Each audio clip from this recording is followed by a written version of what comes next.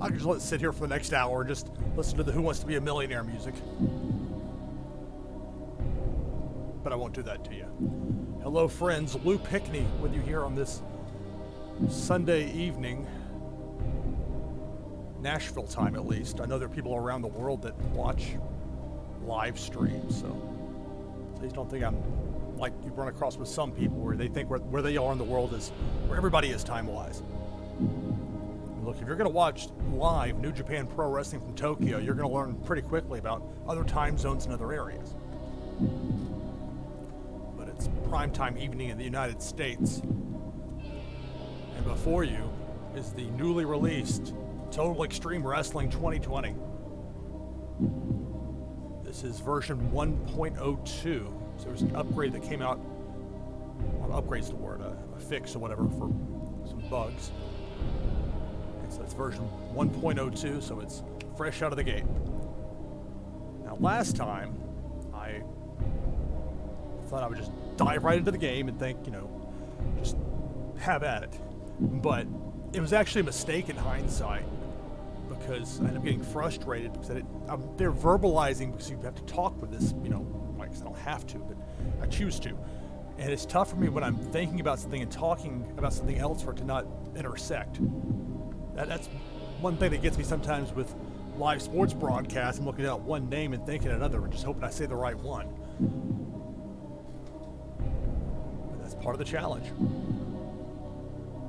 There are some play-by-play guys that are so smooth, though.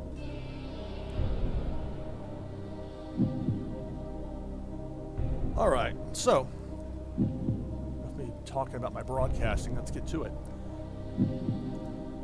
So I'm using the Killing the Business 2020, which is, I gained a new appreciation for the work it took to create it when I got made some edits to it earlier today. And look, I know how deep this game is. I know how this series is. That's part of the appeal. I mean, it's just a remarkable array of options for you. And this is really no different. Part of the problem, I compounded having to get everything set up with OBS Studio so that the right screen showed up the right way. And there was some trial and error with that probably would have been better off actually done before I went with the live stream, but can't unring that bell. But ultimately, it gave me reason to think about it. I was going to go as All Japan Pro Wrestling, and I don't know that would have been my best course of action the more I thought about it. I love All Japan, don't get me wrong, that's not anything negative, it's just for what I have in mind, it's more for what a Western audience might want, in part because I'm part of a Western audience. I love Japanese pro wrestling. It's many times it's as good as you're going to get, period, around the world. And not always, of course, but it's easy to watch now with the streaming services. It still blows my mind how little it costs. And not that I should complain about it or whatever. Not that I'm complaining, obviously, but it's like $8.50, $9 a month for New Japan World, depending on where the conversion rate is from US dollars to Japanese yen. And you've got that entire catalog. Like I'm still not sure what I'm doing with my TigerDriver.com website. It's like part occasional wrestling blog, part listings of best matches on New Japan World. And to their credit, they've been adding a lot of matches from the back catalog. They had Kevin Kelly, who's done such a great job there. They've had him doing some voiceovers, similar to what New Japan on Access TV had in the beginning when you had Mauro Ranallo and Josh Barnett doing the studio voiceovers. But in this case with Kevin, these matches go back decades. But Kevin works exceptionally hard to get up to speed on everything. I learned things from New Japan broadcasts because he's on play-by-play and because he put the prep work in. I try to make it clear to the students I work with on high school football broadcasts and hope there's more of those this fall. I promised the audience we'd see him in August of 2020 at the end of last season when I signed off after the game up in Knox Catholic. And we'll see. Hope for the best, but safety of the students over everything. The way I see it. I mean, I love sports, but there has to be a right way to do it. Anyway, we didn't come here to talk pandemic, because in this world there is no pandemic, as if everything had gone smoothly. So let me go ahead and do this. It's a brand new one. I checked before. There are a couple of things I'd forgotten to take Don Callis out as an announcer with Impact, even though I'd switched him from the main broadcast crew.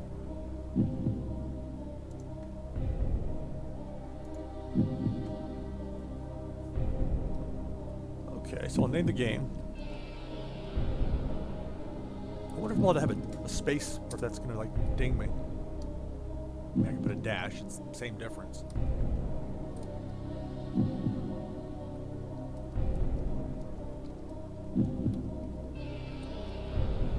Let's see, that's 7 characters.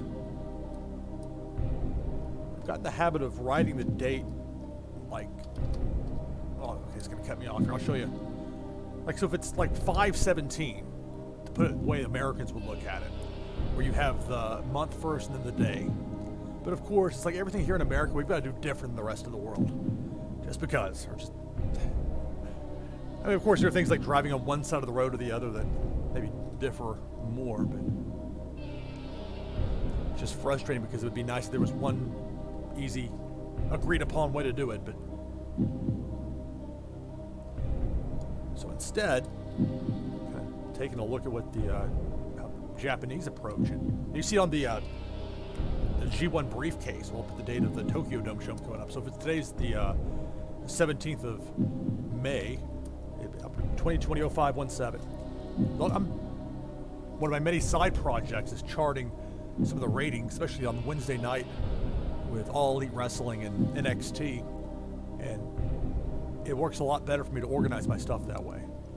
Anyway, this isn't me giving the tutorial about how my sorting system works. Let's go ahead and get to it, shall we?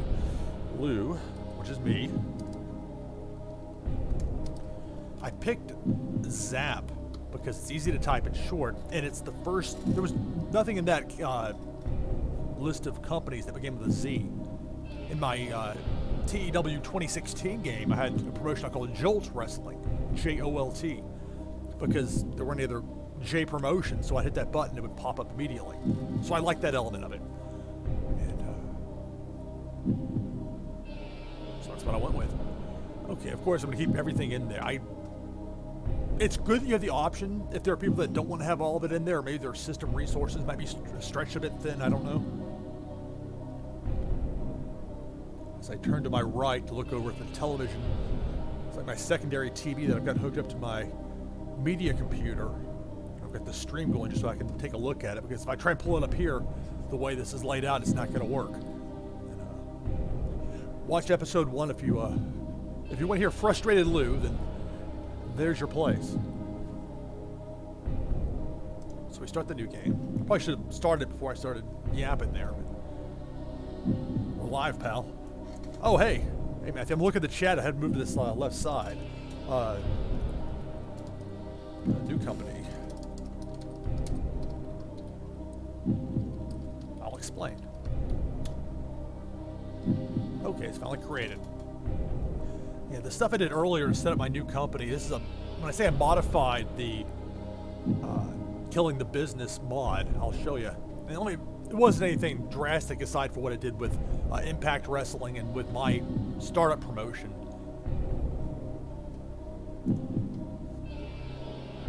And this is the particular skin that was designed to go with the Killing the Business mod. Really good job by the people that did all of this. Alright, so that's me. That's really me. There's Gary Wooder, and he's the one who designed this Killing the Business mod, so major respect and props. I didn't have that cool font like he has, so mine's looks like this. But I mean, it's there. And then I don't know who this De La Vega is, other than I saw him in the episode 1 that I was setting up.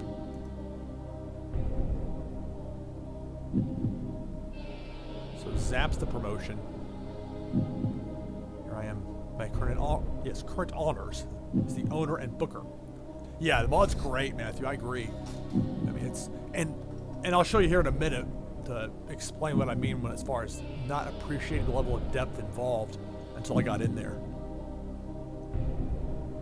This series has always been relatively deep as far as particularly the newer incarnations, just because there's been it's finding a niche, and there are certainly people out there that, and I'm one of them, that really enjoy that. You know, it's like booking your own promotion without any of the money or the headaches or herding cats of trying to get wrestlers in. I can only imagine what some of those independent promoters have to go through, or, you know, smaller companies, that sort of thing. Just the sheer travel logistics, even the larger companies. With this, all for fun, and if it doesn't work out, it's not like I have to, you know, lose my house. All right, let's see. I'm really based in the southeast.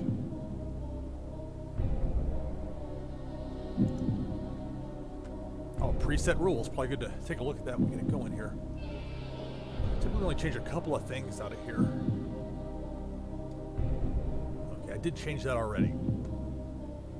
I don't like the whole left off show complaints thing, because, and I mentioned this in the last broadcast, but if I'm going to run like a spot show in a smaller market that I'm slowly trying to build up, like a 500 seat building, I'm not going to bring my aces in necessarily, especially if I have people that are popular in that particular area. That was something in the mod I was playing in TEW 2016. Have some guys that were like over in Canada, so had enough time for the TV there to get me popular enough where it made sense to actually run there as a one-off, and so I had the Thunderverse. I'm hope at some point they'll come out with an updated Thunderverse for the 2020 game, but that's all, of course, its own, you know, separate world. It's not. It's some of it you can tell they're clearly based on certain people, but this is the real thing. So let off show complaints and the dirt sheet. Always enable that. You know we're gonna read the Observer. Come on. All right. I even wrote my own bio there, like it's Wikipedia or something. I don't know that I'd want to have my own Wikipedia page. Buddies of mine would rib me and get in there and all sorts of unsavory things about me, potentially. So I guess we'll play as this character. Or do I have to use your talents? Okay. Well, as I explained when I was initially trying to play as All Japan, episode 1, out of the gate, baseline of at least 2 for all or each of these 6 potential talent options.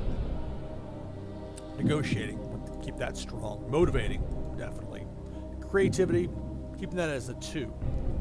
Because the company that I'm running, I'll get to this when I get through this part, I'll show you, it's based very much on the way All Japan Pro Wrestling is run from a product standpoint, only I'm bringing it to Canada and also Nashville, and I'll get to that in a minute as well.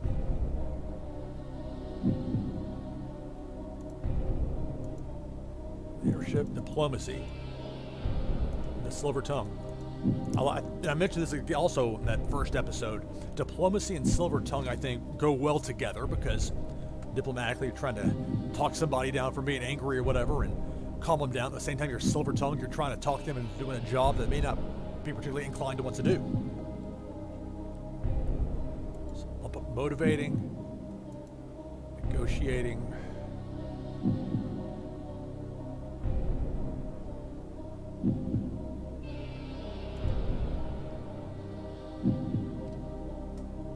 I hope I don't get sick of the Who Wants to Be a Millionaire music, but it hasn't happened so far.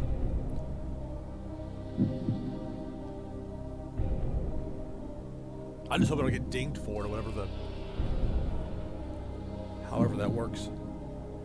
But if I do, then, you know, so be it. So I'm leaving creativity there. Leadership, I Could bump that up. That's kind of...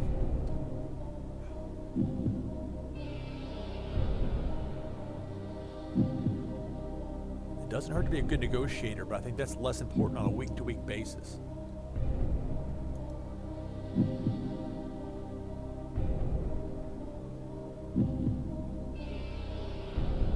Could go 5 with the leadership.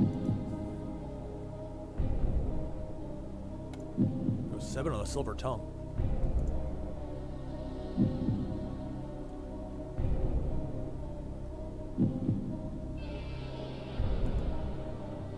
Maybe that's the best move. Ultimately, if I can't negotiate the top talent, get them to come in. And I will be targeting the top talent. I was looking through the All Japan roster when I was in episode number 1. Everybody there's on a handshake deal.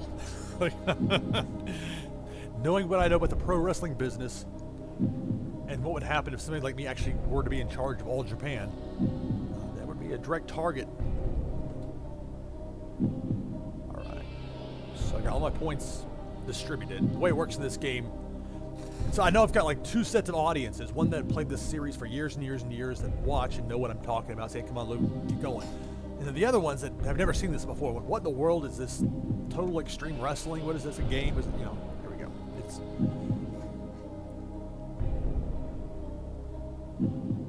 It's actually a lot of fun.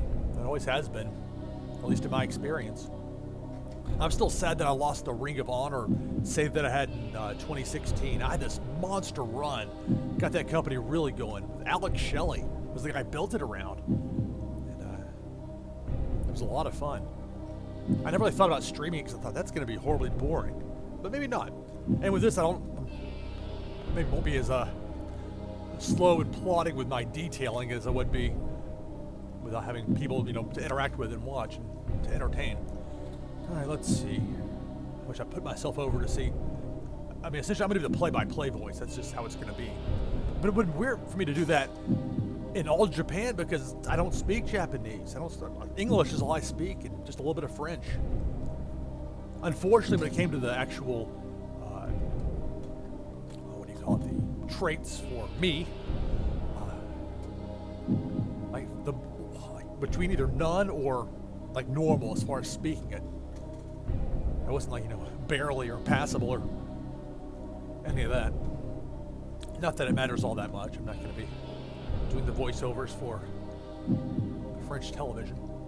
Although, funny enough, there's actually the chance that I might need to have some support out of Quebec. So, but that's neither here nor there at the moment.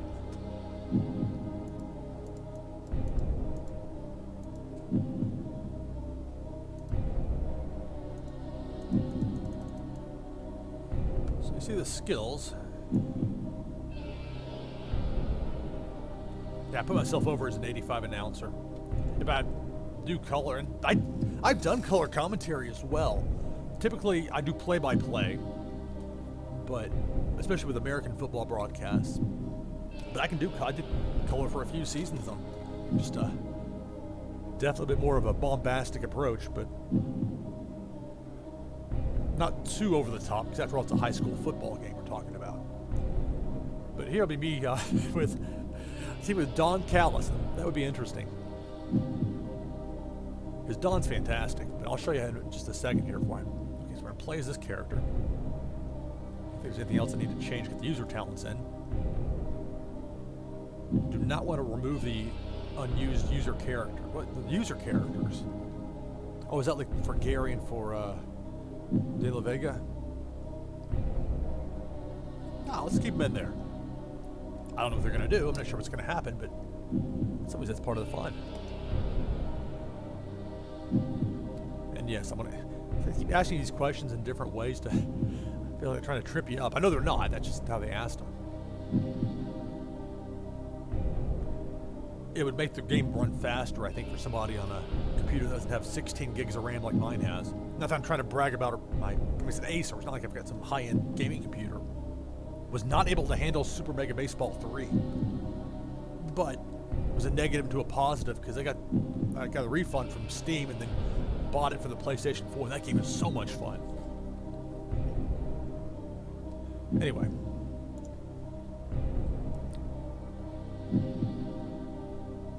clear one. That's meat. You can see the detailed work on the company logo there. Had like 2 minutes to throw something together in paint.net. Although it's still better than that logo WCW had before it died. But that's not exactly a tall bar to have to make it over. So let's see. As you can see there, under no figurehead, this is going to be straightforward.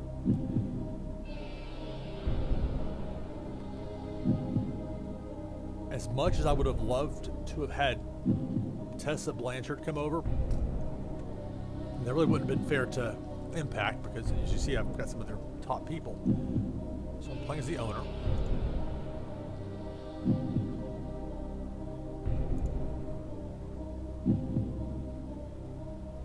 Because what was once Impact, the former TNA, rebranded as Knockouts Wrestling. It still has the Impact logo, but I found it was kind of a hassle to get the ZAP logo in, and then the picture of myself for the little box. That was enough of a hassle. When I got that in there, I'm like, okay, I'm leaving it as is. And I'm sure I'd probably add it easily, but you'll know who I'm talking about. It says Impact, because that's the company that became Knockouts, and even wrote its own. I created a canon for it. His first paragraph is what was in there from what the mod had. So, what's that was going for? All right. So, it is right now May 17th, 2020 in real life. So, I did with the thought that, okay, I'm starting my brand new company and we're going to go live as of June 1st, because that's when it'll start me in the game. And the idea being that Impact, I mean, that's such a tainted brand, just the name, which is too bad, because they've got a good product now in a lot of cases. They've got some talent there, and that's why I did what I did. So, set them up as like a all-women's company. I gave them I signed a few extra along with who they already had, as far as there weren't that many women on the open market. It was like with Rachel Ellerling just having left NXT, because this was updated so recently. She was out there, so I immediately threw her on the roster and added a couple others. But I'm letting them run it. This is like the computer can handle that. So they got the Knockouts, and then I revived the Knockouts Tag Team Championship. So we'll see how they do. In that aforementioned TEW 2016 game I had playing as Ring of Honor, turning Impact into a women's promotion worked great. They started making money. But that was before a lot of the women that I signed. Like I had Io Shirai and Kairi Hojo, now Kairi Sane, that would not have been just sitting out there in the open market and weren't in this game. So a little different now, but I don't know. So it's pretty straightforward. I'll read it. In May 2020, Impact Wrestling announced it was going to rebrand as an all-women's promotion under the name Knockouts Wrestling. Some of the existing contracts were obtained by Lou Pickney's new ZAP wrestling promotion. Anthem retained the rights to the TNA Impact history, with the former men's titles all being retired as of May 31st, 2020. This was, for NFL fans, would get this. This is the Baltimore Ravens.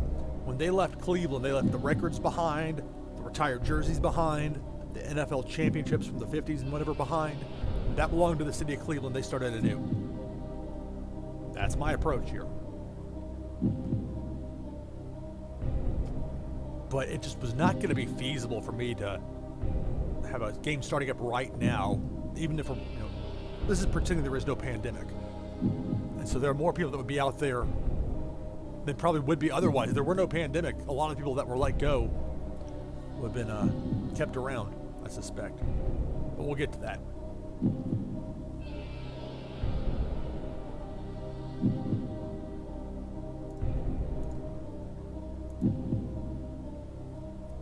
So, no owner.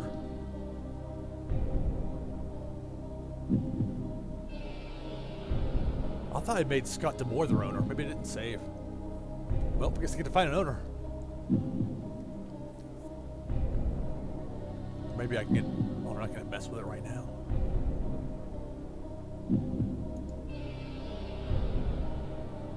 So I guess the roster's right here. I can go through this. I mean, it's Elegant, of course. He can go.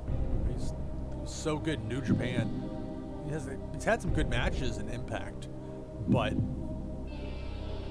because of the relative lack of visibility that product has compared to what it had, you know, when it was on Spike, certainly, and even on Destination America. I mean, I've got Access TV, but that's because I've got Dish Network.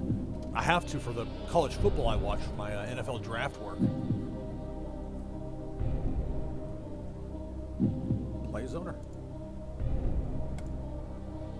That's me. That's my $500,000 logo I created.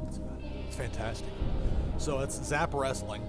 And again, I mentioned this before, but just I picked a name that didn't already have a company that began with that letter. So no, when I hit Z on a list of companies, mine's going to come up first. Because by chance I learned that play in 2016 with Jolt, because Jolt Wrestling was the only one that began with a J in that particular group.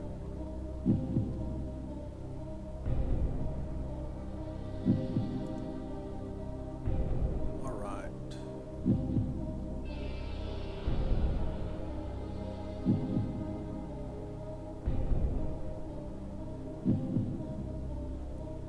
I like the way this layout looks.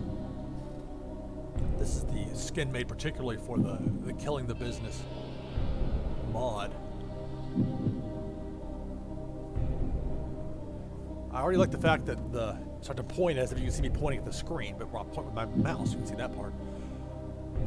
And blue over there, and this in like salmon or pink or whatever it is. It's not blue, so it's like it's enough of a difference that I think it's a positive, because I was like getting overwhelmed with the wall of blue rectangles. What am I going to go with where?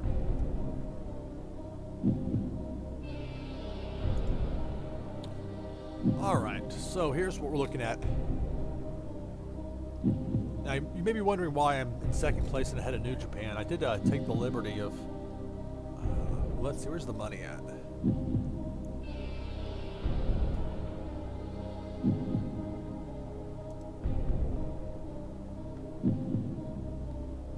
So there you go. You got Ethan Page. I really liked his work in Evolve. He was there at a time when they had a lot of talent, and he was able to still stand out. The match he had with Darby Allin at that Highlight court in Orlando. Most people probably don't even know what Highlight is. I'd never heard of it until I moved to Tampa in 2001. Like, Highlight? What in the world? And the Highlight court is really not ideal for pro wrestling. The granite walls are, not going to reverberate back with the sound, but the high vaulted ceilings you have to have for it.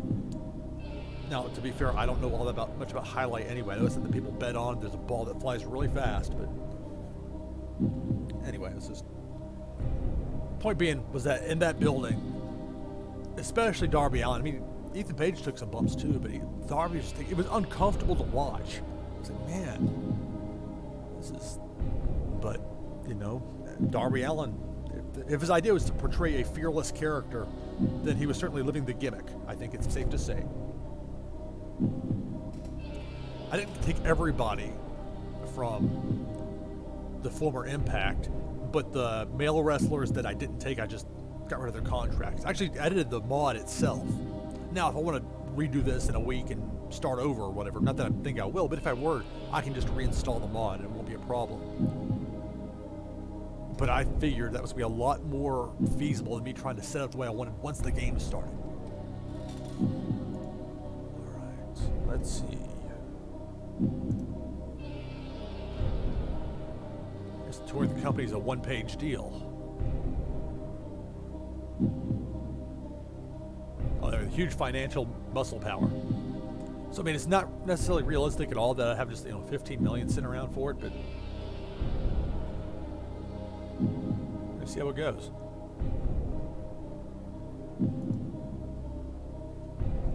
How much money did WCW lose that one year? Like 2000?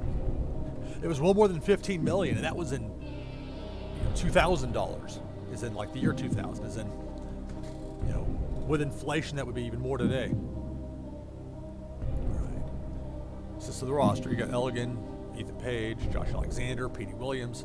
I mean, some nice name talent you can see there. You know, you got Sami Callihan, Eddie Edwards. I really enjoyed his work with the American Wolves with Davey Richards. But he's excellent on his own as well as a singles wrestler. Moose. I felt like there was like a lot of potential for Moose to really break out before he signed with Impact, and then I don't know what since then. But I mean, he can still go in the ring, of course. I got both the Dave and Jake Christ. Rich Swann. Now that's the way I'm going to probably push hard, because let's see. I hope these attributes are accurate. For the record, myself, Lou Pickney, makes no claim or any knowledge of anything to back up what's listed in there under attributes that somebody might find negative about themselves. So please, I didn't. That's the tough thing about having a real life mod.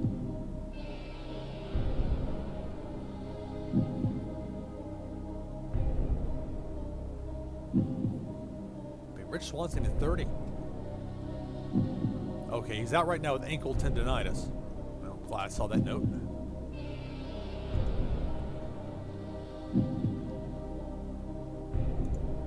All right.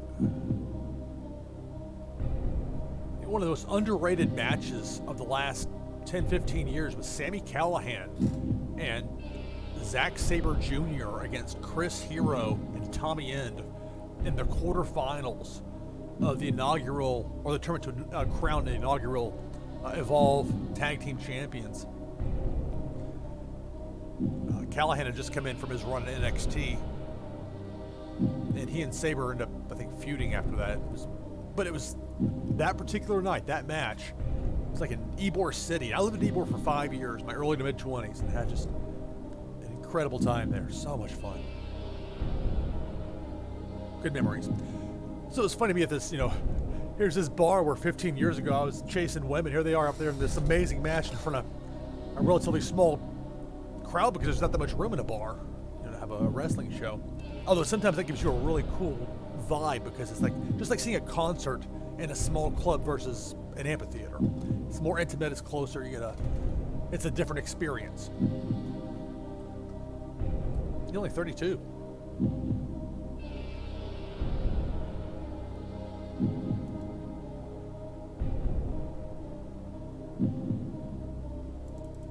Some of the older wrestlers I didn't bring over. I did bring over Ken Shamrock. I've heard that the new Ken Shamrock book is remarkably candid for somebody to have been involved directly with it.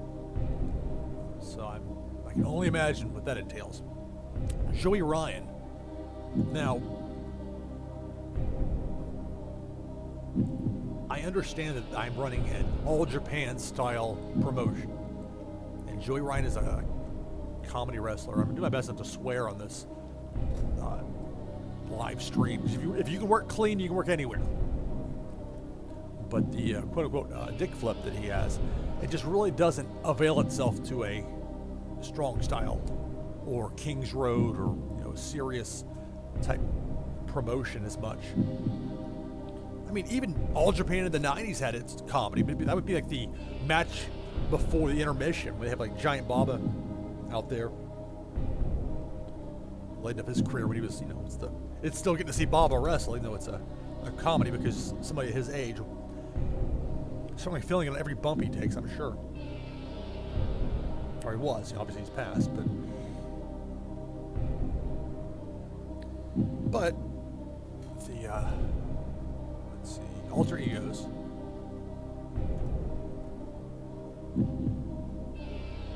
There was something with, I guess they started him as like almost like a right to censor character, which is normally I would say don't go near something like that. From sound like a WWF retread thing, but a little different with him because of a character that, while it's certainly unique, it makes it difficult to market in a lot of ways. I think it's something that's like the opposite direction of it, where he's not doing that, which is actually probably the smartest way around to do something like that.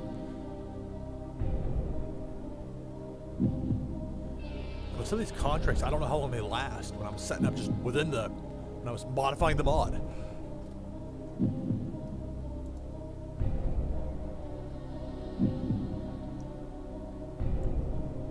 And there was, I brought over Tommy Dreamer.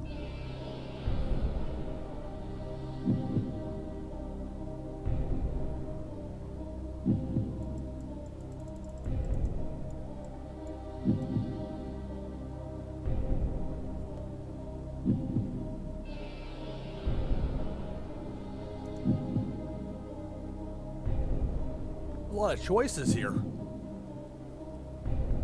Remember the Pick a Path, Choose Your Own Adventure books, like in the mid '80s. If you want answer one, if you're going to turn left, turn to page 56. If you're going to turn right, turn to page 71. Feels like a lot of choices. Although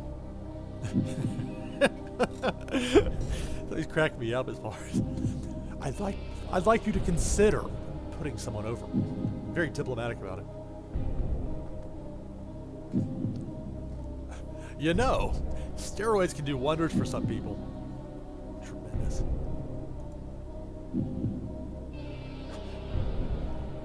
They cover a lot of bases here. I think you should change your style to psychopath. I think Tommy knows his business. It's been 30 years in the biz.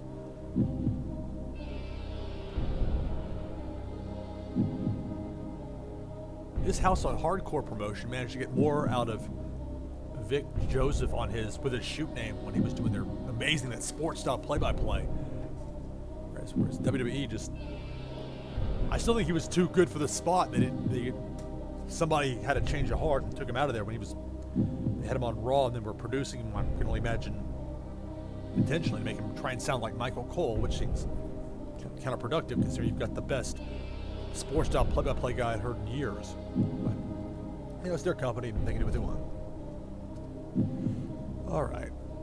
So Dreamer, I was thinking more of having him work as an agent. And I remember when I was setting up, it showed him that way. But maybe this is not the screen to deal with it. I'm not sure. It's funny having like people I know in real life, like Brandon's a friend of mine. Brandon, Tolls is the way you say it, but for whatever reason they call him Brandon Tolley as far as his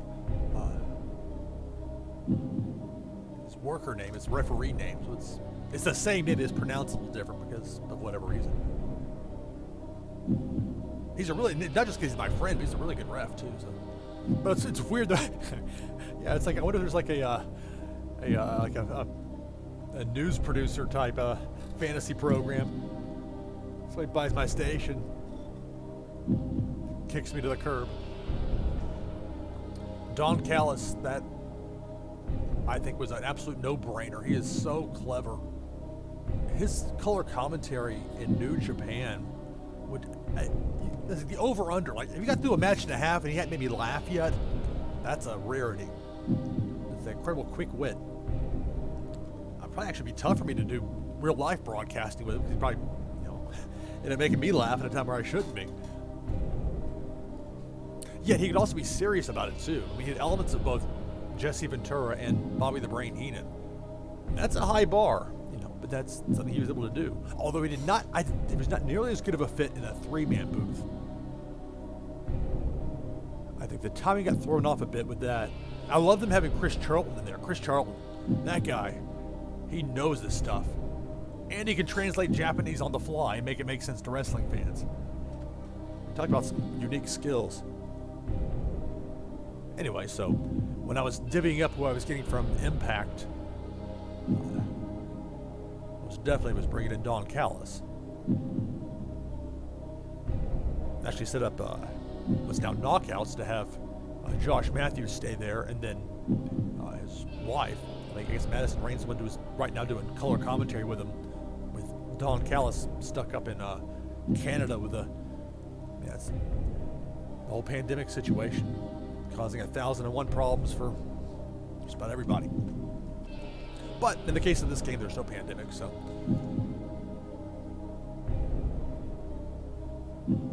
Those handshake deals. Now, sometimes I'm not sure, like with a written deal, Maybe this isn't the page to pull that up. This is more like just a general overview. Alright. Oh yeah, here we go. It's finally got the 15 million I gave myself to start with. But, I mean, if you don't have that kind of cash, even without a pandemic, you gotta have some money up front that you got able, because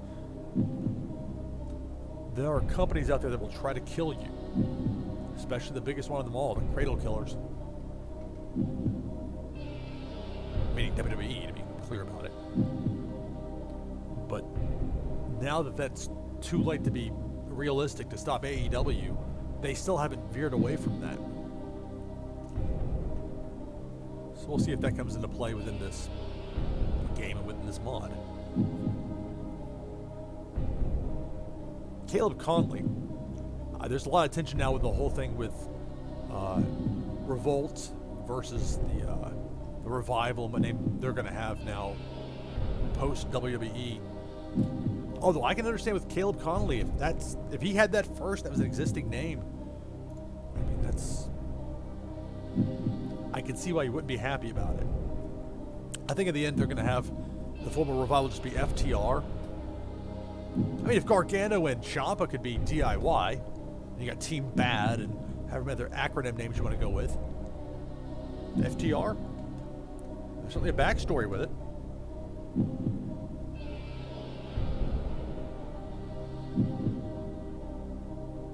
So that's why I'm ranked second in the world despite being a brand new promotion. They've got a ton of cash. Maybe not realistic as far as the way this game's set up, but we'll see.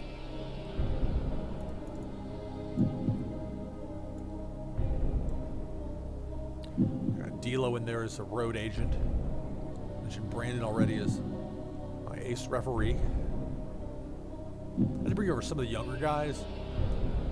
If I were going for older wrestlers, I wanted them to have at least some semblance of popularity, because that's, while the promotion setup, it's more your ability in ring, because this emulates the way it's set up for All Japan Pro Wrestling, where it's like 65 with the in ring versus 35 on the overall popularity.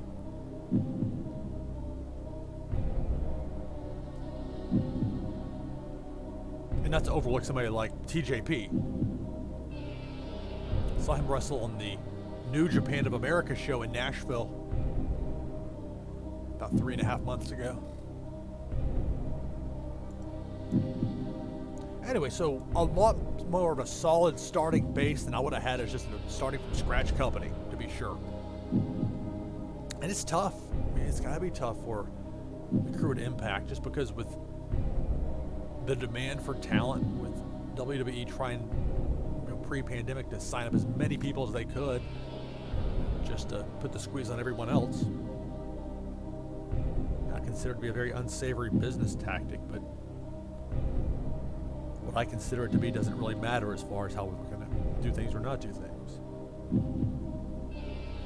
All right. So the size.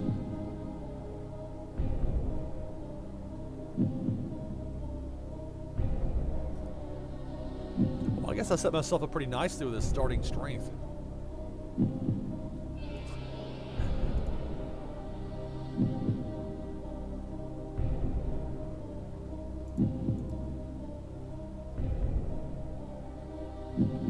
Some of this I set up kind of arbitrarily. So maybe it's realistic, maybe it's not.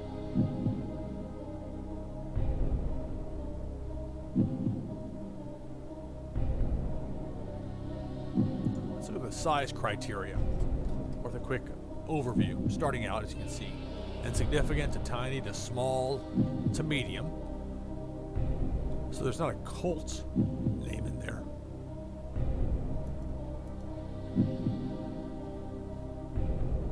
But it's the same idea as far as different levels for different, as far as popularity goes, different thresholds. I like to look at Canadian domination, because if I weren't Ontario, if I went with like say British Columbia, which I thought about British Columbia, but you also, it's like playing Risk. You have British Columbia and Alberta. All the with Ontario. The trick with Quebec, of course, is the French language potentially being a barrier. It's always Manitoba, but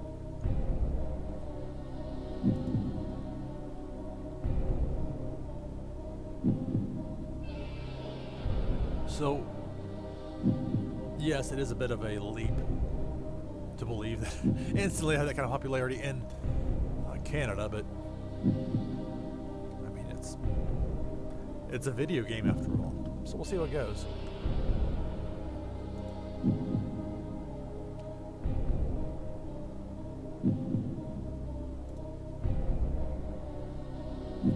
Well, that should be something I can remedy as far as the lack of tag teams. We got Dave and Jake Christ.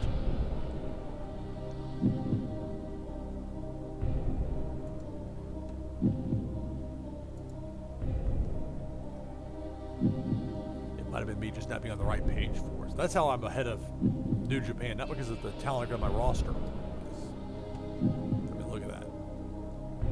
Stacked. Unless I can convince them that I'm some sort of a Canadian affiliate that's not encroaching on Ring of Honor territory to try and get into that alliance.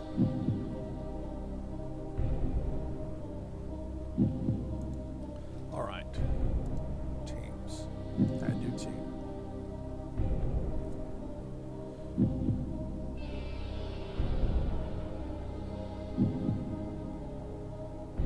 So I've got some latitude as far as that goes.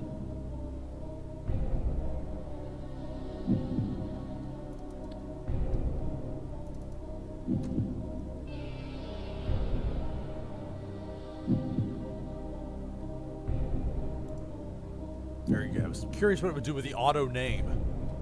Irish Airborne, yeah. So Dave Christ and Jake Christ, the Irish Airborne. Now, do I need to save this? I mean, I'm sure I do, to one degree or another.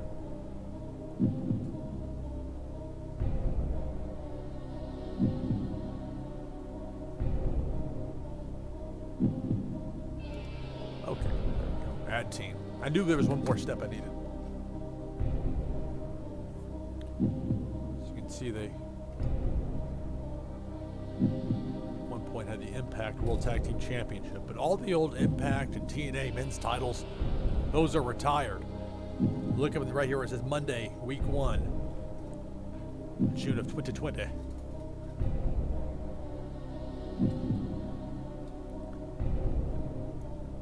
Let's see, another new team with Willie Mack and Rich Swann.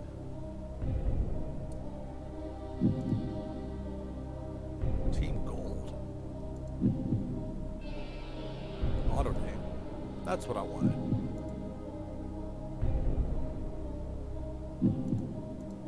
Are they really? I would think more individual. Okay, individuals. I see it over there.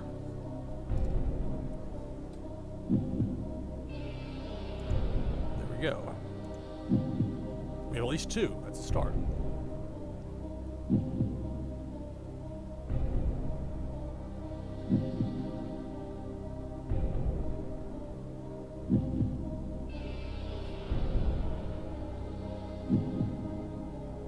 Which iteration of the Rascals? I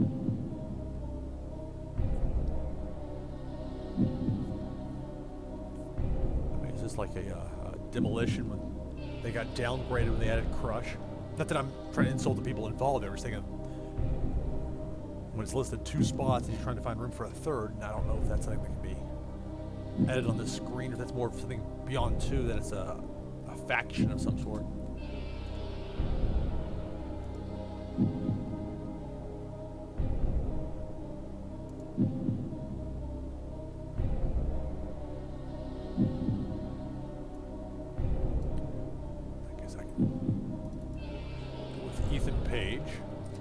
Josh Alexander. Didn't mean to overlook them when I was just got distracted by the Rascals dominating the list.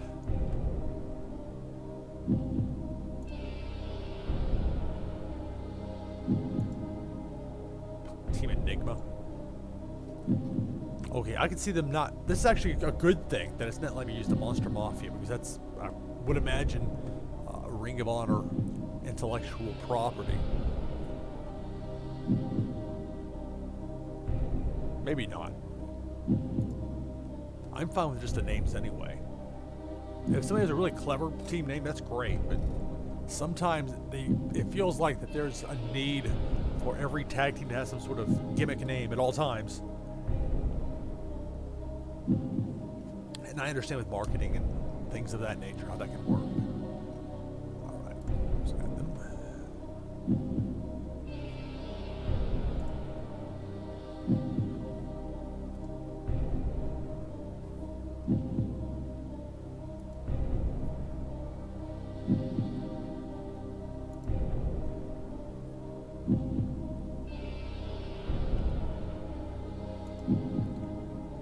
Let's see here, the office.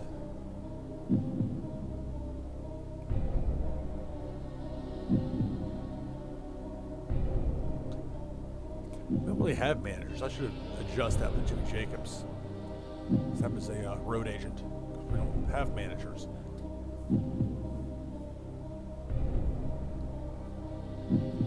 Do I right click on this? Yeah. That'll play.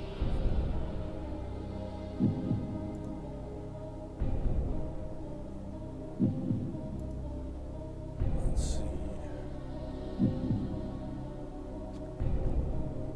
2 away from looking amateurish. I guess really 3, because 2 would put right at 26. Although typically I'll end up with a lot of guys under my roster the way I've played this game in the past. A lot of them was just on a pay per appearance basis, which to me makes sense if you, especially when you're smaller trying to get larger, and you've got some wrestlers that might not want to sign as exclusive with you, but if they're working 2 or 3 other mid-major promotions that can add you in on the mix, then that's a good thing. It's a win-win.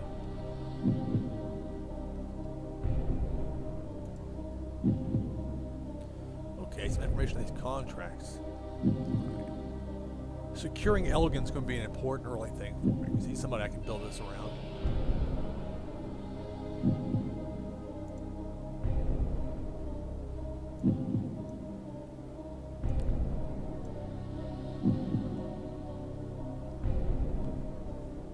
So I guess everyone has less than a year to go with their existing deals the way this is. And I don't know if some of this is actually a reflection of reality. Although, how could you know with some of these contracts or private companies? And while a legal document can't be copywritten or whatever, or trademarked, that'd be a copyright. But just because that doesn't mean it's gonna ever come out.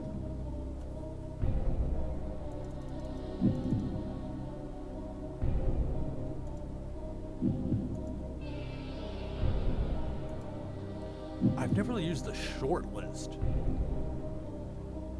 I presume that's like a list of wrestlers I'm looking at bringing in.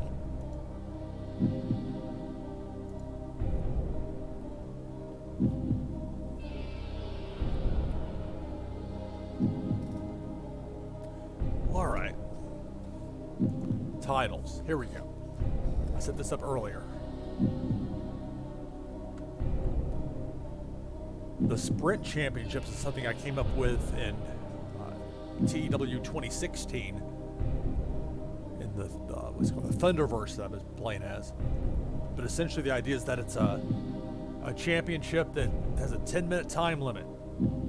It's somewhat like the Smoky Mountain Beat the Champ TV title, only this is this beautiful belt that I think it's some of this is a little bit of having to be buying into creative fiction, because I'm not actually buying a wrestling company and doing all of this, so I'd have some latitude. Plus, there were a limited number of belt designs that were going to fit what I wanted.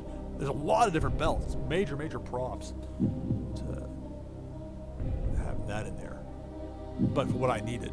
So I just go with the idea that that is a belt that was obtained from Lucha Underground, and now represents repurposed, repackaged, the Sprint Championship. Sprint being like it's a sprint to the finish. It's all not unlike what they have in CMLL. They have those matches at 10-minute time limit or less. only this with a specific championship. Because I think there's a very strong place to have a secondary championship in a promotion. One thing I did change from All Japan, I got rid of the junior heavyweight stuff. That's no baby faces, no heels, no, one side of the junior heavyweight divide, the other. Nah. Or at least that's not the idea I'm going with now. But the catch is with the sprint championship, you got to be able to defend it every week. If you're out injured, you got to vacate it. And not like in a Sami Zayn, take as long as you need to come back. If you're not feeling comfortable coming to, these WWE tapings in Florida, feel free. And then they took his title. Now, there can be exceptions. If I feel there's a strong reason to hold off, or if somebody's going to be out for like another 2 days and I can book them on like a weekend spot show, then okay, maybe reasonable. But in general, the idea is that it's defended every week. It's less than 10 minutes. And you can work in time limit draws that aren't going to make the fans too angry because that's part of it. The element of time is just so poorly used in the world of pro wrestling. I mean, to that end, it makes something like the Sonata win over Okada in last year's G1, that beat the clock finish that was so good. But that's like the exception as opposed to the rule. It really disappointed me at first that AEW didn't use an on-screen clock, because they treat the time limits like they're, as they should, that they're important. But then I got over it because it's their. I decided, look, it's not my role to try and make over AEW and tell them what to do. They got some really smart people in there. Tony Khan knows what he's doing. He knows the business. Although to some degree, it's like he knows the business and he still decided to get into it. But thank goodness he did. For as bad as things are now, can you imagine if AEW didn't exist? All other things being equal? And we had a pandemic? How many more would have been released, I wonder?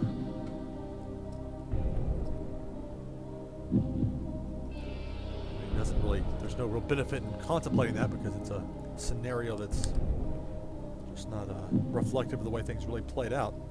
Thankfully, AEW is a consistently entertaining product. It was a lot of fun when I got to see them in person when they had Dynamite here in Nashville.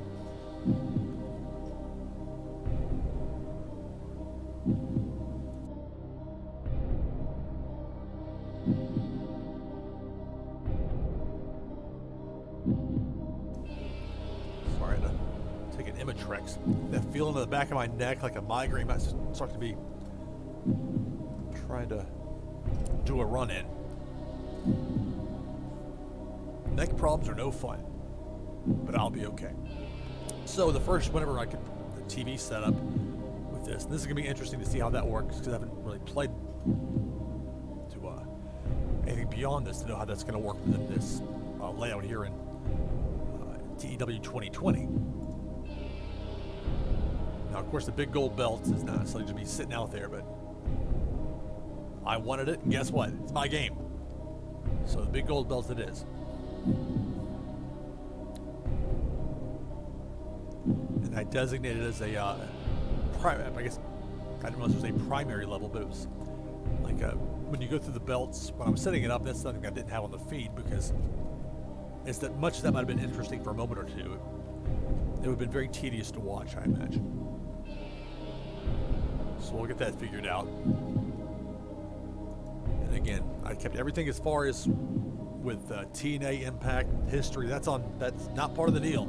These are just basically contracts I brought in, right as in storyline, or in this case in real life business, not real life, but in the game, the change that's made. And that way, because I'm not going to have women's wrestling with ZAP, and that actually makes a lot of sense to do that in conjunction with Impact rebranding as Knockouts Wrestling.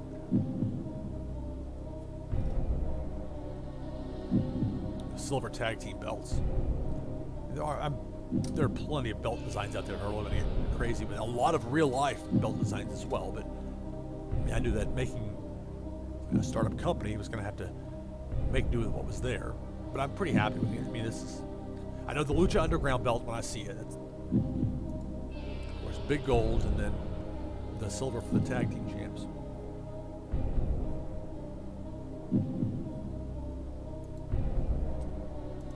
There's stables. Maybe this is where I can do the Rascals.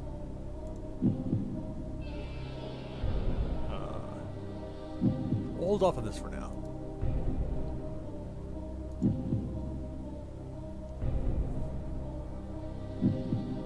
Alright, so that's the main screen. What's financial advice from Hiroshi Tanahashi.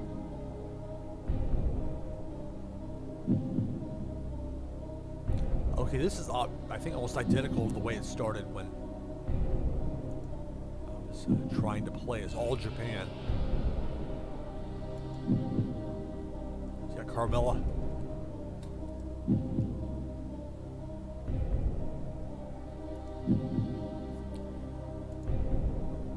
So nothing in the news, but it just started.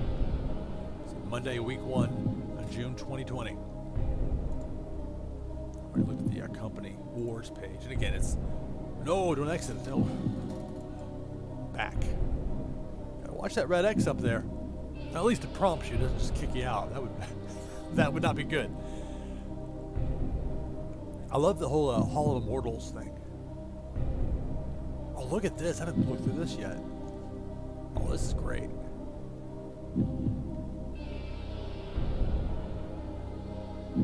I even dig the logo over here too. Nice work.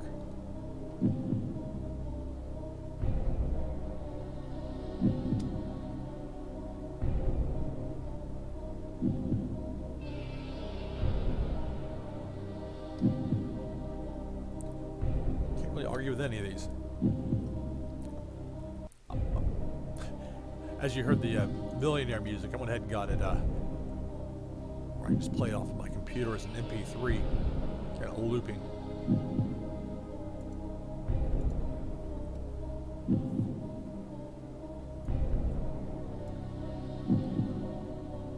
Achievements, World Wrestling Entertainment.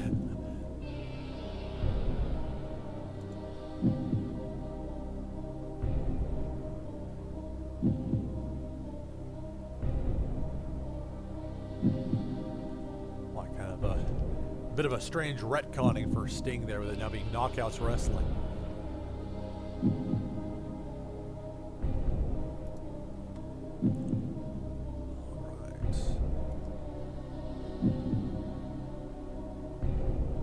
This is interesting.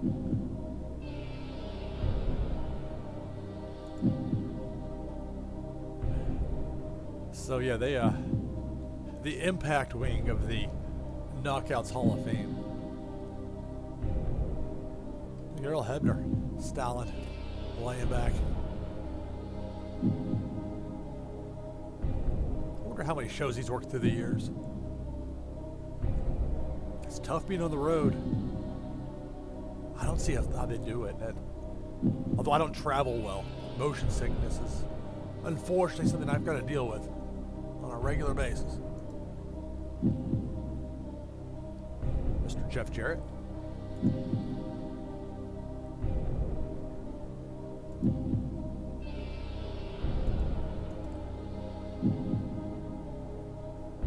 Oh, that's cool. It's got them with their TNA Impact names as opposed to the Dudley names that.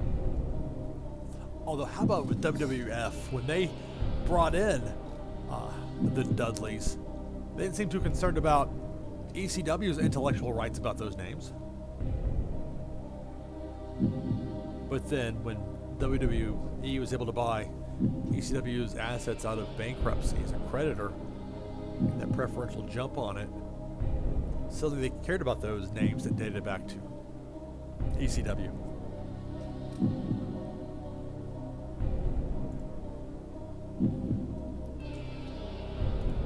Annual awards.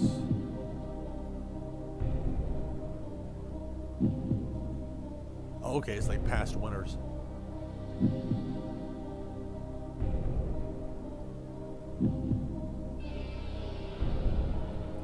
New Japan guys getting snubbed. Unless this is like by a country by country basis. No winner. Some scene missing stuff here.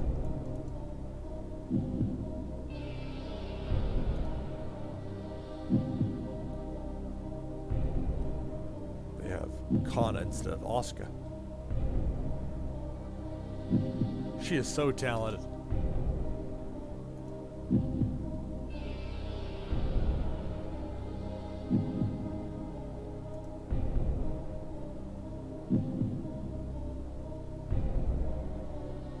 What the deal is with the no winner stuff?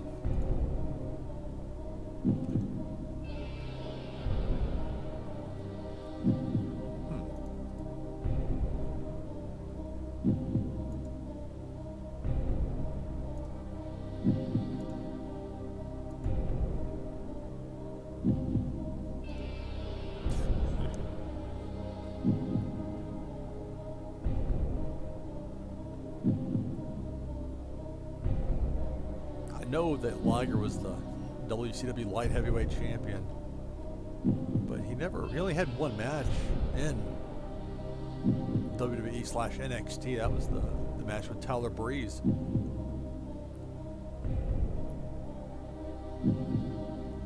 But he was WCW Cruiserweight champion and a lot of other belts in a lot of other places as well.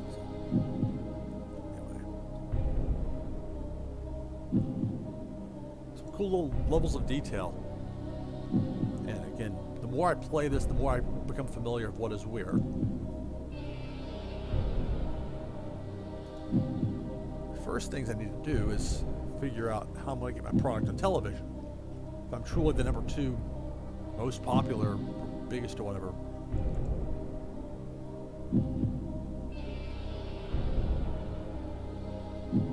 because I'm a brand new deal, I can have a lot of options. Availability, and those are some wrestlers that are working for multiple companies. And I imagine it's the same in 2020 as it is in past iterations of this series, where if you have 2 or 3 companies that a wrestler works for that happen to be all running the same night, it's the biggest company of the whatever it is that gets the first crack at them. That can be fun to use if you really want to stick it to a competitor that doesn't have a lot of people under written contract, when it's just PPA, and you're above them in the pecking order. You intentionally book a show like heads up with one of their pay-per-views, and you just like have instead their top guys work a spot show for you.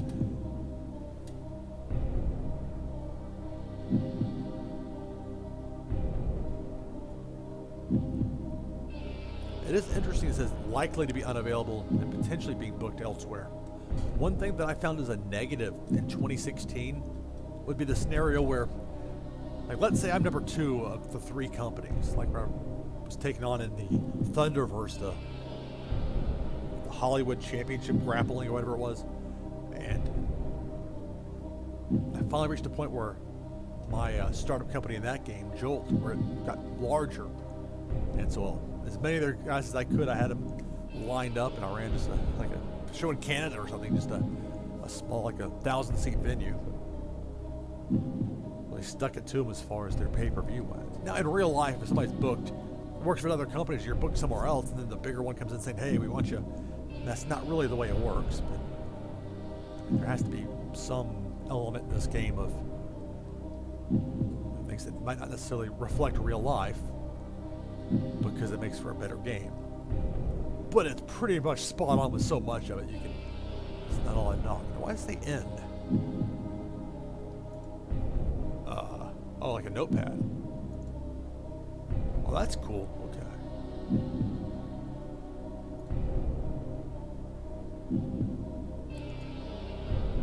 So we're add new event.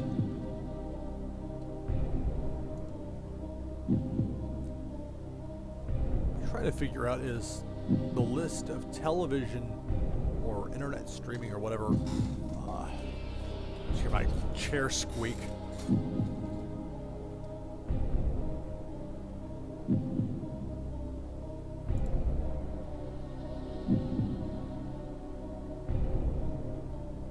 If I know the level of interest there's out there for my particular product, I can better ascertain what the best course of action is going to be as far as events go, television, etc.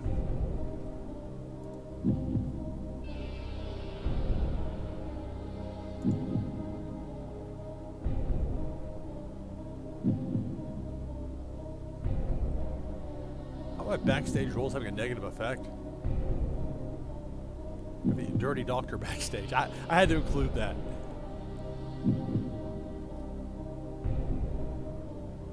You take your Winston's outside Marlboro.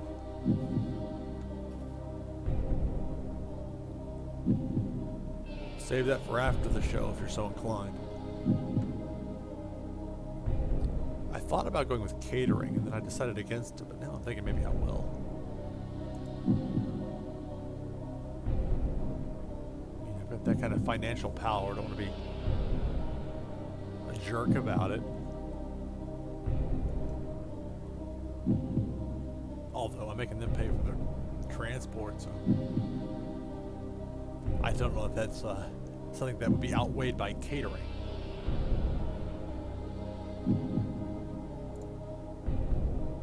Oh, hey. Give them catering, and suddenly it's a positive. People like free food, especially when it's good.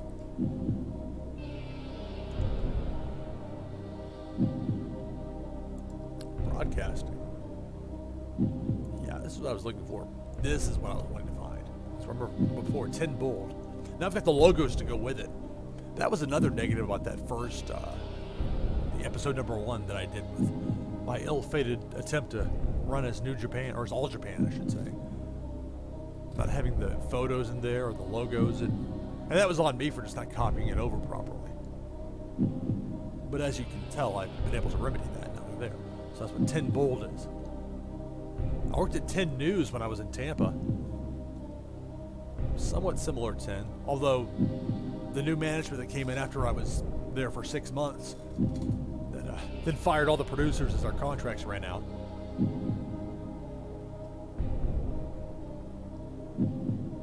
Anyway, they changed it from the 10 that was more like what you see with like the Channel 10 in Miami as well, kind of that similar look, and then the 10, the redesign made it look like something you'd see like on a NASCAR side or something, but you're never going to please everybody when it comes to, especially when it comes to changing things. So let's see. So the search needs to involve this very important line right here. We'll negotiate. Because if you're not going to negotiate, I don't even take into consideration right now. And so that pared the field down a bit. I like having standalones within a certain, like within a country. I don't want to get a booking where it's like I've got like 4 parts of Canada and 3 parts of the Northwest U.S. because then you're trying to really piecemeal it around to cover the rest of the country. And the U.S. alone, you know, the 1 or 2 provinces in Canada, or I don't know if it's done by province or how exactly it's set up there. The Northwest Territory.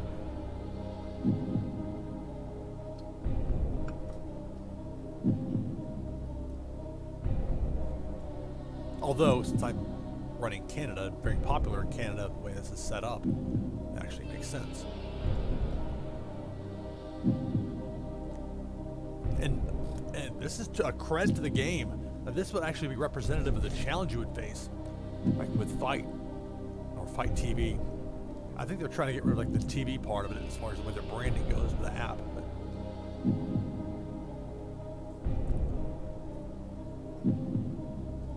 But if you want to order like an AEW pay-per-view domestically within the United States, Fights, maybe you can order the pay-per-views to them, but like if you want to watch the weekly show, they've got it without commercials on Fight, but it's not for the U.S. audience or Canada either, because the idea is that these are markets where there's a paying television deal, and they're paying that money because those advertisements, people like me that watch almost nothing live, I'll have like in the background, I'll have the CNN paused, I'll have it over on the other channel, I'll have it like MSNBC for their A block, and I'll pause the other one, I'll go back, so I just dodge the commercials. And again, you got to remember, I was a TV news producer for years and years. And I'm thinking my bio, that's all true, by the way.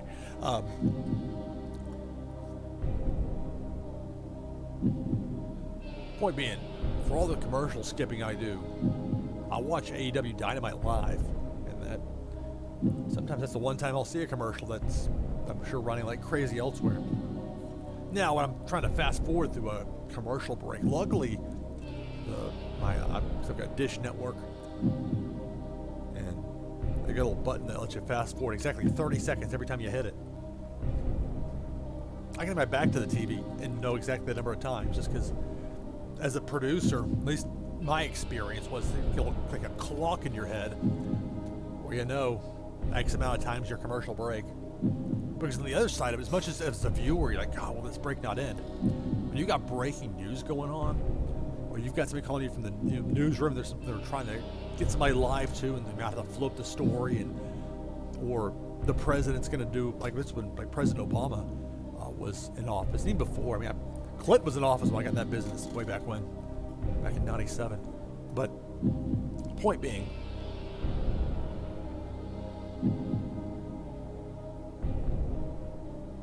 I'm just looking at the different companies listed here. Point being, I've got a pretty good handle on how long a break can be.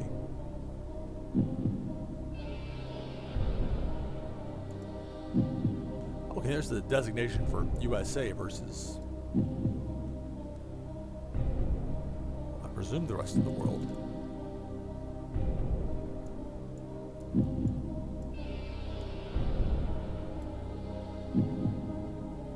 Now this would be more for events. Maybe not, we'll see.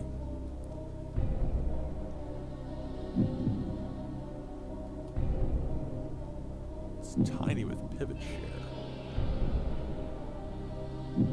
And over here, this information that previous iterations of this series, you'd see this in one form or another, but not necessarily in that spot. But there's more room, the way this is a wider rectangle versus the smaller boxes they had prior that were rather non-conducive as far as trying to get information up there on the screen in a way that you can read it without having to squint or whatever. Just jump on with WXW. Oops. Accidentally hit the number lock button, and my own keyboard stooges me out. This keyboard's starting to get toward the end. I've got letters that are starting to wear off. Like the letter S is almost entirely worn off my keyboard. I use it a lot. I mentioned Channel 10 in Tampa before. It was like when I first started there in April of '01. There were keyboards there where like the letters had started to wear off, and because they were about to get some new computers, and they did, and then we had all nice new everything, and then it gets a lot of use in a newsroom, that's for sure. You're not watching this to be tell the best of TV news stories.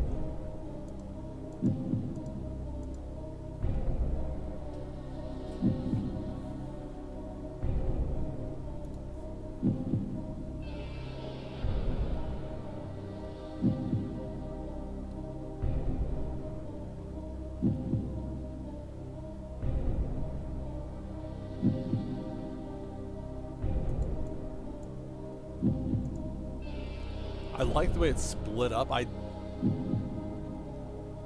can suspend disbelief for the whole thing with geofencing or geo-blocking. Not a fan of it, but there are ways to get around it. Beat the bouncer. That's one.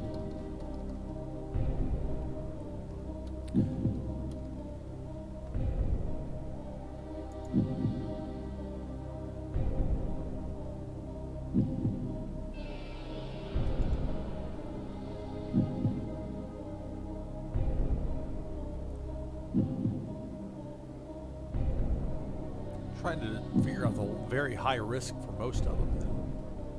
Obviously, the larger ones, it's more money, more expectations.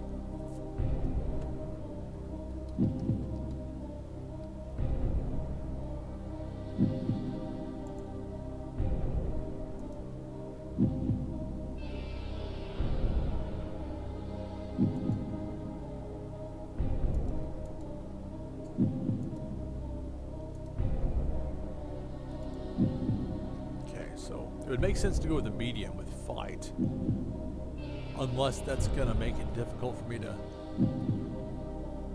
bring in new fans versus people that might catch a. Although it's not like it's got a bunch of major American cable networks clamoring for my services, or even out of Canada. It's not like they've got TSN listed. I thought we'd go with fight.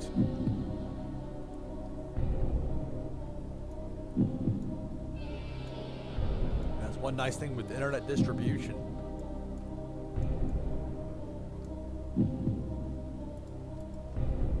You don't have to worry about it being limited to people within an area where the big TV money is. But the problem is that big TV money is how a lot of these companies can make so much. There's that demand. Like I mentioned, like watching the commercials through AEW Dynamite, where I really don't do that with anything else. Even like with the NFL, National Football League games, with the NFL Red Zone, I can have that on my main TV, and they don't do commercials. So people like me will pay a premium because that's a very valuable service. And on the other TV, I can have the Tennessee Titans game on, or if they're not playing, like, you know, the national game, which is usually like the Cowboys or Eagles or Redskins, the Giants.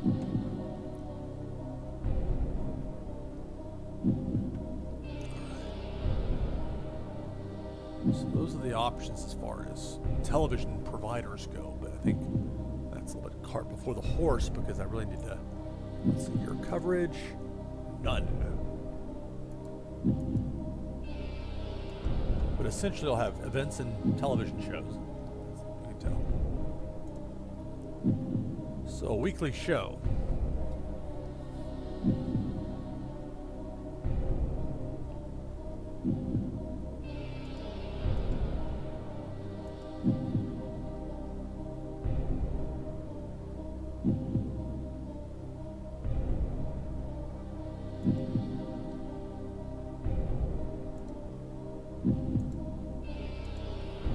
I think Thursday makes the most sense.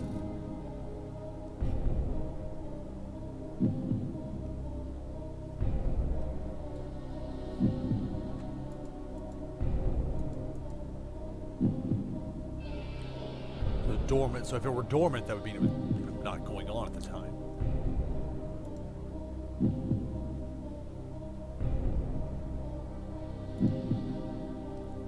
I didn't really create a logo for my show. I didn't get to that point.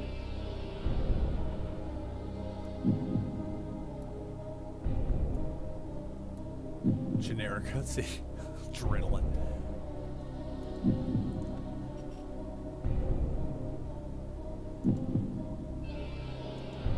Heat.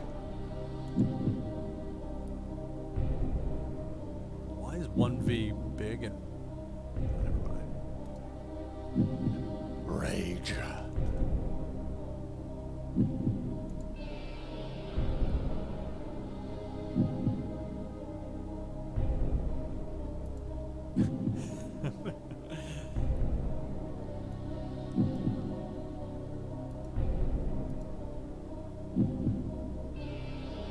Sin Limite? Is that like Mike Sempervive sitting down with Dave Meltzer? That audio show from the Observer website? No, I'm not going to steal your logo, New Japan, don't worry.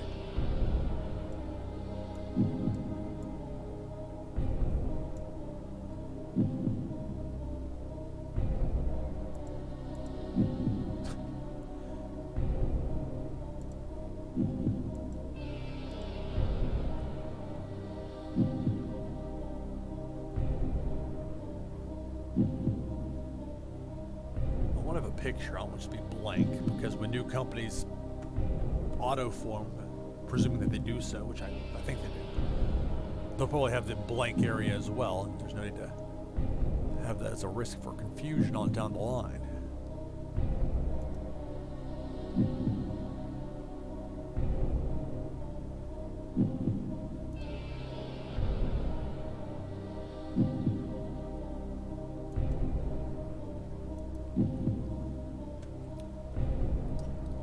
ZAP Wrestling.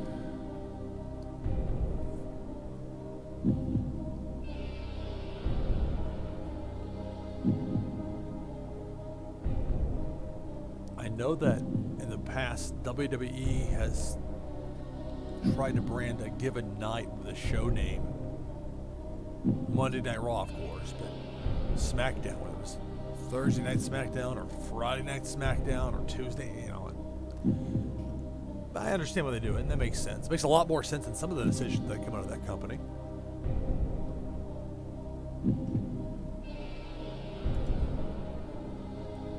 But I'm going to have to have longer matches.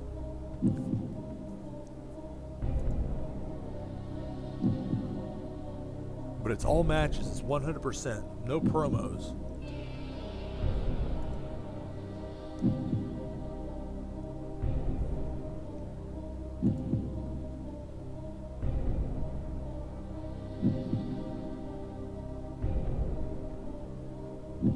ZAP's the name of the promotion. The show's going to be just ZAP.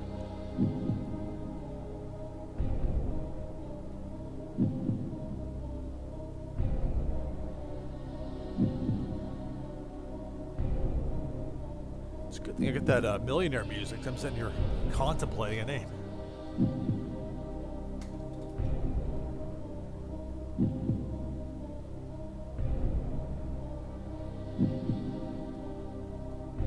You know what? This is adrenaline. I can't think of anything better at the moment, so. Let's put Championship Wrestling. Where's the help you spell it properly? Which I should be able to do since it's spelled right there on the screen. Don't need a dictionary. So 2 hours weekly.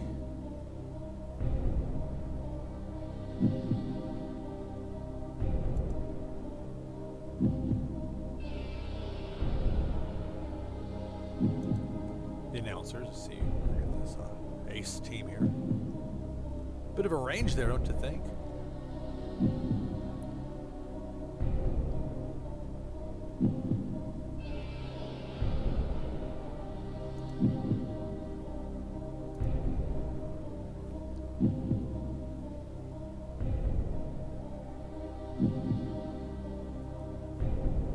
Normally I'll list the play-by-play person first. Even in times where I've had gigs where I was doing color commentary, it's the play-by-play and then the color guy, and that's because sometimes you'll have more than one person on color in the booth. I talked about that earlier in this broadcast. I don't like it.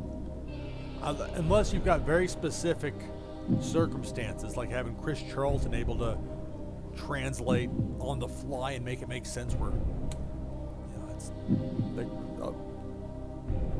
mix of abilities he has that makes him absolutely perfect for a spot like that.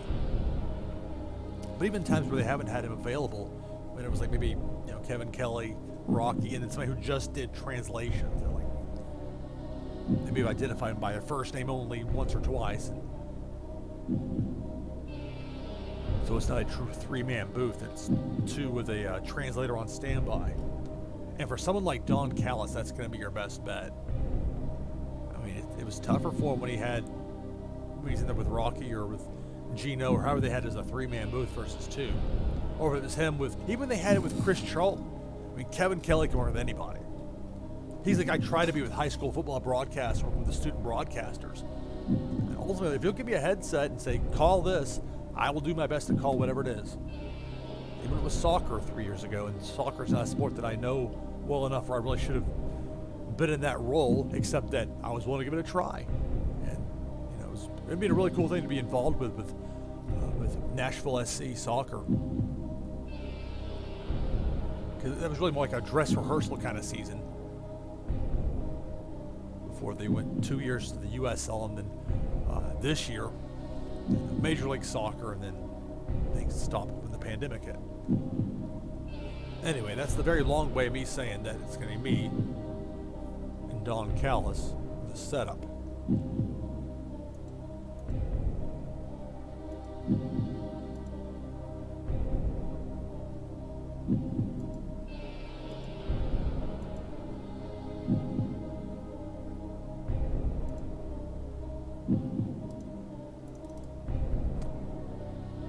save a few times. Maybe we just need to X out.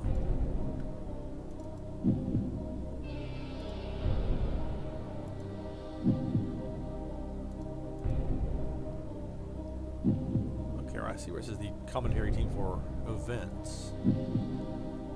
Modify the TV show. No need.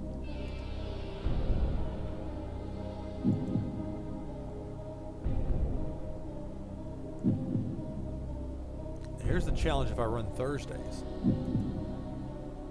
I gotta run AAA, I gotta worry about New Japan. Although I don't know if that's just, it bounces around on that. Although AAA runs that a lot. I just reconsider.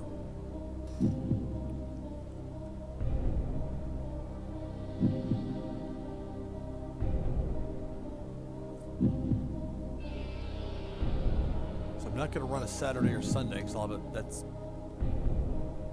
probably if I run a pay-per-view, I'll use that somewhere in there.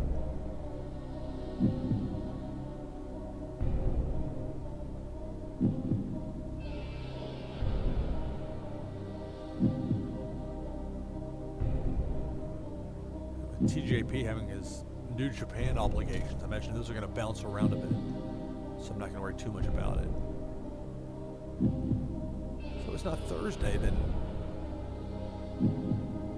I know there's SmackDown, but I don't know if that's going to affect me. I mean, it's not like I've got any WWE wrestlers that would be sharing on the roster with ZAP Wrestling. But then I don't know what effect that might have as far as turnout or viewership, any of that.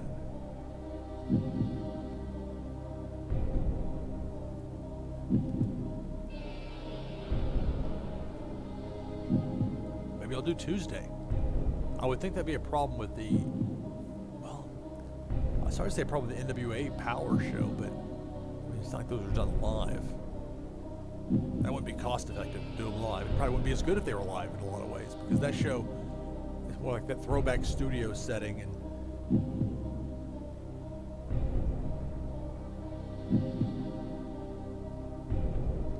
so yeah, luckily that's me. The show hasn't started yet. He's gonna have to modify and say Tuesday.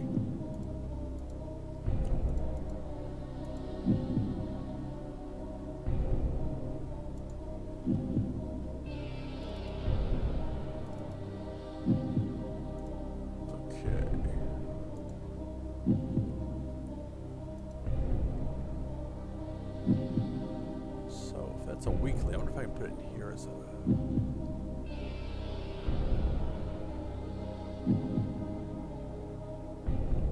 I guess it presumes that it's a weekly show.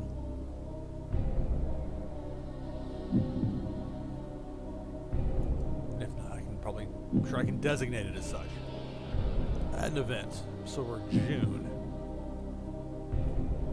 I think it was very smart for AEW to go with the 4 major big show pay-per-views, and not talking about Paul White, 4 basically quarterly pay-per-views, so that you actually have time to build properly. So many people, unfortunately, have been influenced by the poisonous effect of WWE, thinking that more than a 3-week build is just too long to wait. Whereas if you build slowly and carefully and plan it out and think, you can, by the time you get to it, it's a big deal. Anticipation is a powerful force that has just been lost so much by the modern American pro wrestling content, or product in general, the content they're in. And not to paint with too wide of a brush.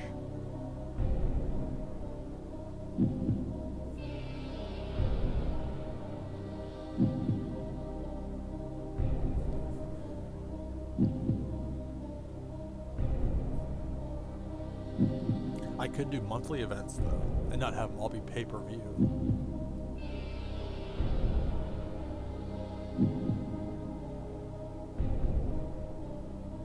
But I don't have to make that decision at the moment. Go for middle of July. I think that would be a good idea. Intent. Throwaway.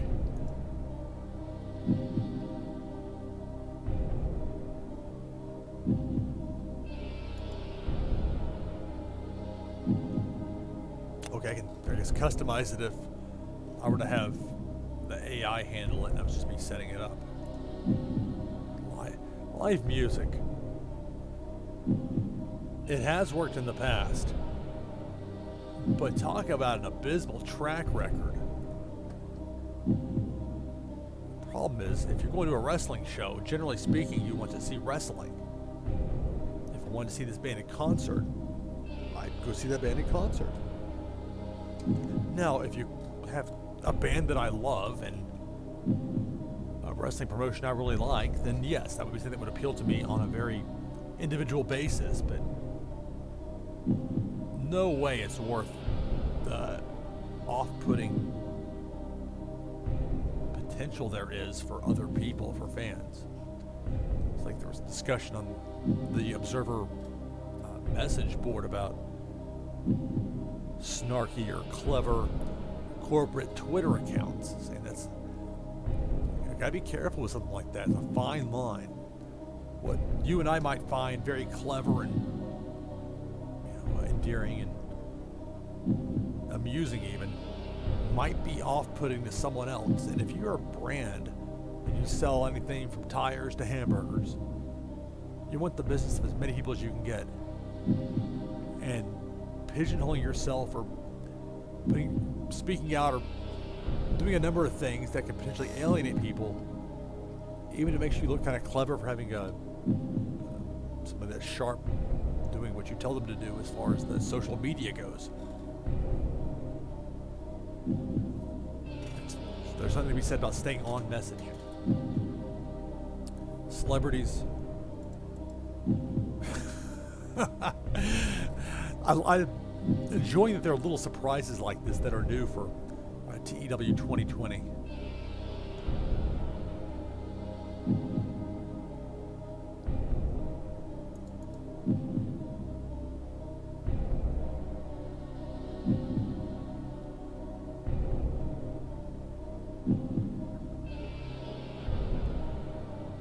They seem that we don't have the capacity to attract even a B-list celebrity, however you want to quantify such a thing.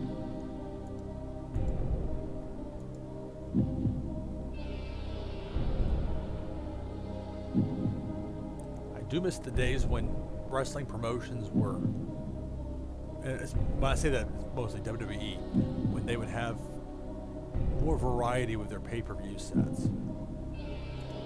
Easy for me to say it's not my money to spend, right? But as a fan, I'm telling you, that was one thing that, for all the problems that WCW had, they had some clever and creative set designs. I thought was an area that they exceeded considerably, in many cases, over WWE. I mean, where they have like the In Your House, that's getting all the attention now with the, talking about it's 25 years of that. I was at In Your House too in Nashville, in that amazing Shawn Michaels versus Jeff Jarrett match.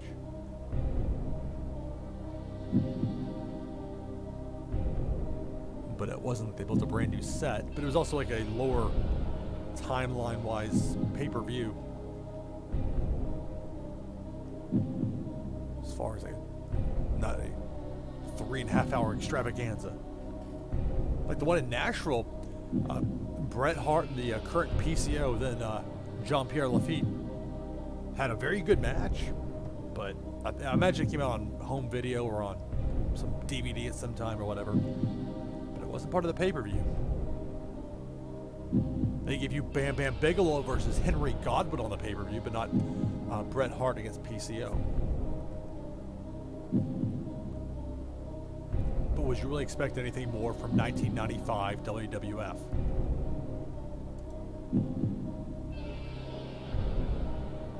Let's see.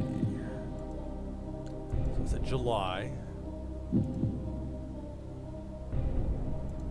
We'll tentatively book Saturday, although I don't know if I'll run into competition for that night.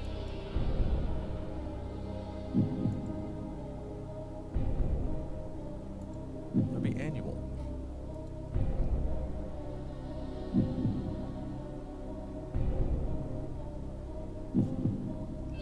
Guess I'll come up with a name off the top of my head.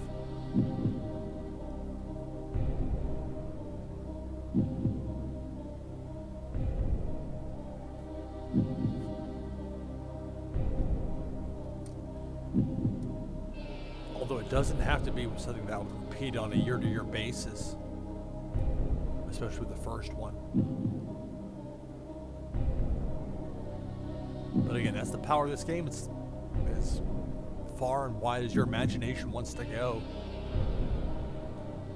Again, it's a certain subsect of people that are pro wrestling fans or enjoy these types of games. But luckily for me, I fall into this category, and this series certainly delivers. I can only imagine how long it took to go through and just to check everything. It takes me a long time to play this game because I'll go through and think about every little detail and try and make it, the news producer / take charge side of me that wants to make it right because that's the way I think it should be. So we'll stick with this for now.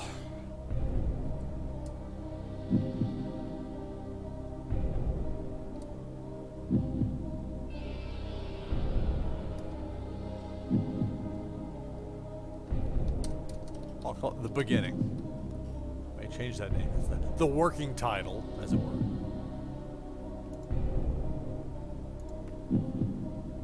Whoa.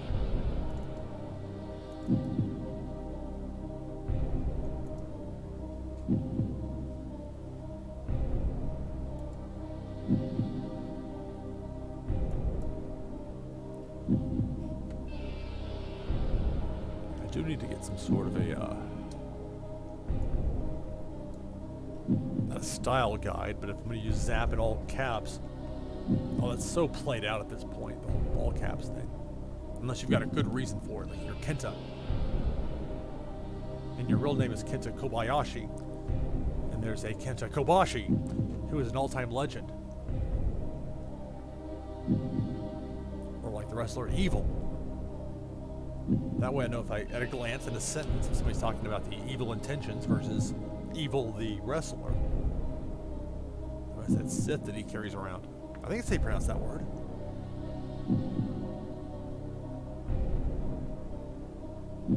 The big Grim Reaper looking thing. Mr. Watanabe. Let's see. Here, we'll go 3 hours. It's a pay-per-view.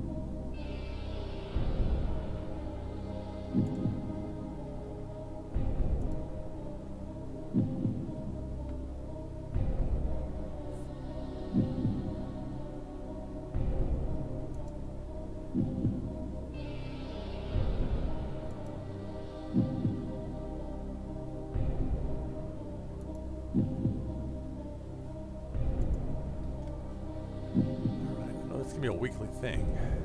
Let's see.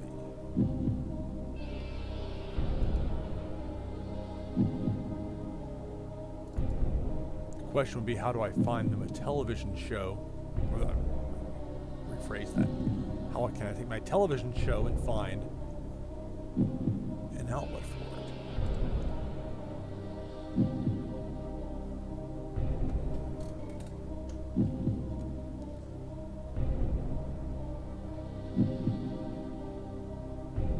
Buzzed at me.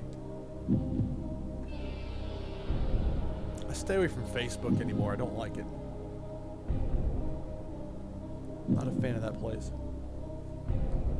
But I took a photo because I have this purple mask that I found on Etsy. Because I've got a giant head. It's not, if I ever did like HGH or make my head even bigger, it would have been just disastrous. I just have a... I'm thick-headed, I don't know, but like I have to get a hat off the rack or one size fits all adjustable. It does not fit all on my head.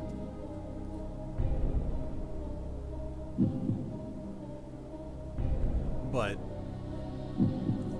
and like normal sized cloth masks, forget it. I'm trying to rip my ear off. Like, no thanks.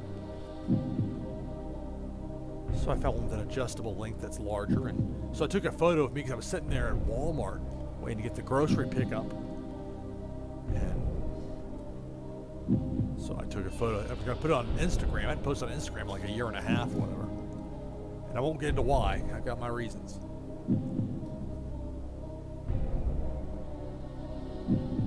Anyway, so I went ahead and probably been better off just not doing it, but I said, okay, I'll share it to Facebook as well. So now Facebook's like, I've got to get my phone and turn the settings off to, or adjust the settings so it's not constantly bugging me about stuff that I don't care about.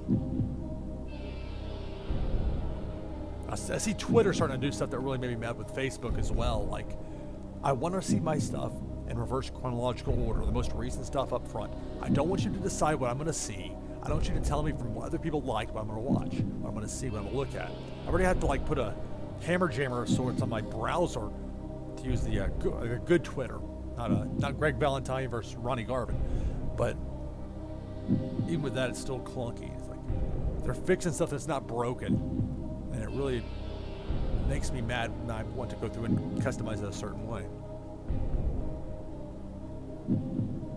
And I realize the solution is like, well, you don't have to use those sites, but or you go through and just not be lazy and go through and turn it off, the notifications on that particular thing. It's just,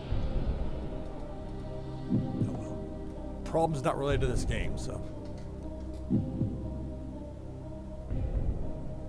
There's a reason sometimes I'll do stuff till the wee hours of the morning.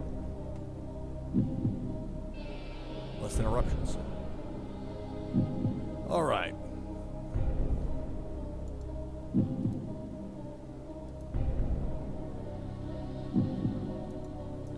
So I have the television show set now, and we'll see about broadcasting.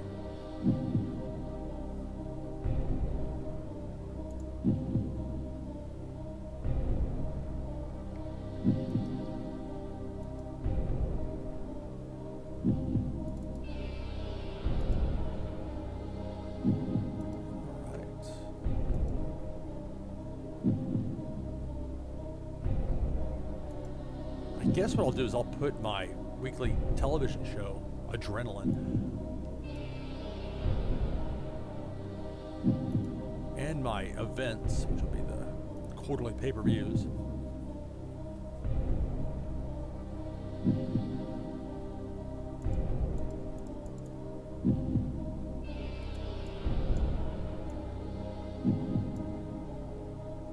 so let's see what happens when I try to negotiate a deal for my television show.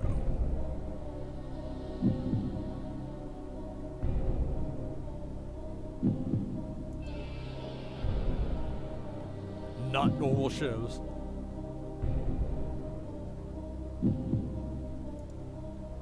So we'll stick with default. That's the... Okay, we're going head-to-head with CMLL. But that's fine. They're going to be aligned with the Ring of Honor, New Japan, Rev Pro Alliance. So I've got guys from AAA. So even if I were inclined to try and strike a deal with CMLL, and even if that whole alliance thing with Ring of Honor and CMLL and New Japan, all that, if that didn't exist, they still wouldn't want to do business with me because I'm doing business with AAA. And if they happen to leave anybody sitting out there that's on a PPA deal, and I can, if and when I can pass them as far as the pecking order goes, then I can really have some fun to wind them up a bit, do a favor for AAA, and mess with the CMLL crew. Now, I don't think 10%'s ideal, but I don't know what they're going to give me. Oh, it's on-demand viewing. How can you not give me the time slot? Unless it's like they also have CMLL out there. Let's see.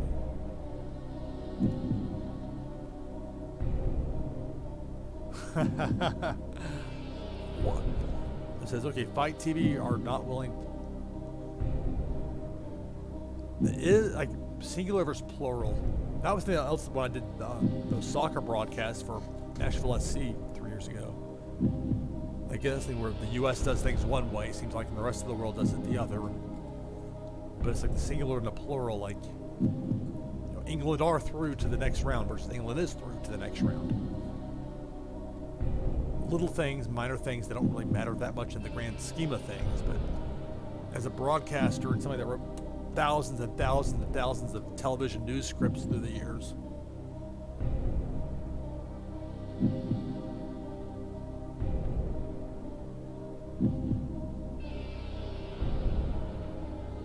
well, I think whatever the case is, I want to get it accurate. Let's see.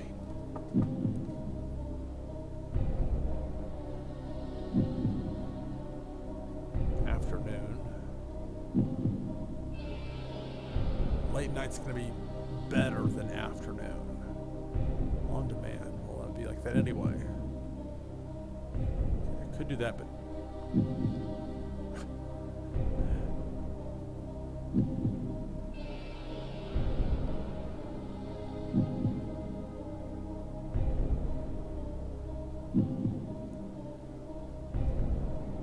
okay, so I wouldn't be paid anything directly.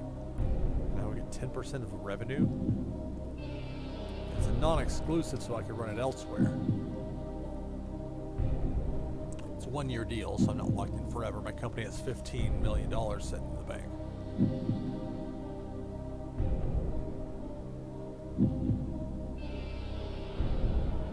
But, I mean, it's important that it's a medium-sized outlet.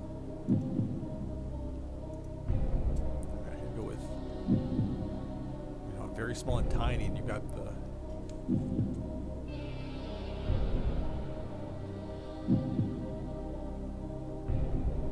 Europe side of things perhaps covered a bit into Russia, but you don't have the rest, and it's tiny. And this is me not knocking on WXW. I've enjoyed everything I've ever seen from them.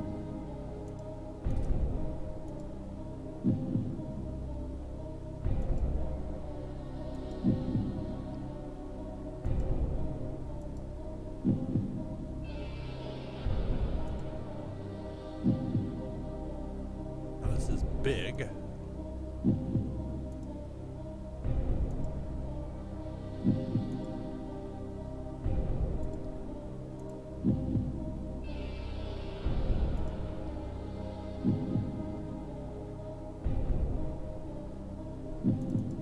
YouTube's telling me that I'm not good enough for that time slot, huh? Okay, so it's about the same as Fight.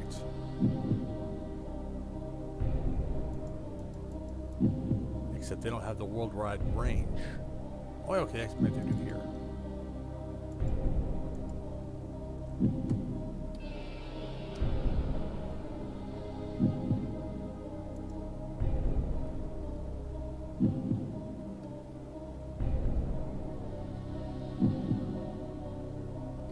All other things being equal, why would I go with Fight if they're medium across the board? Versus YouTube, if they're big across the board. There's something I'm missing here.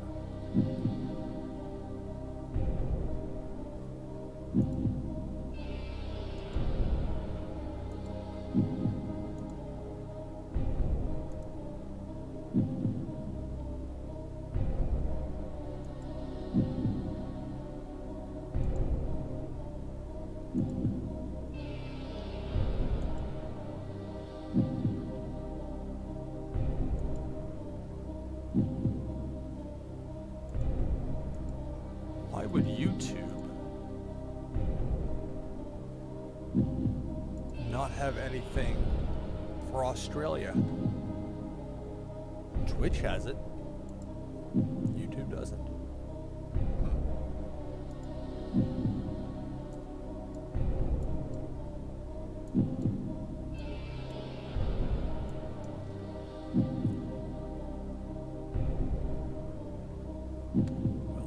Medium versus big, but the big isn't worldwide coverage. And I would rather have that worldwide coverage because I'll be putting out a good product, or I'll go out of business, but I'm gonna do it my way or it's not gonna work.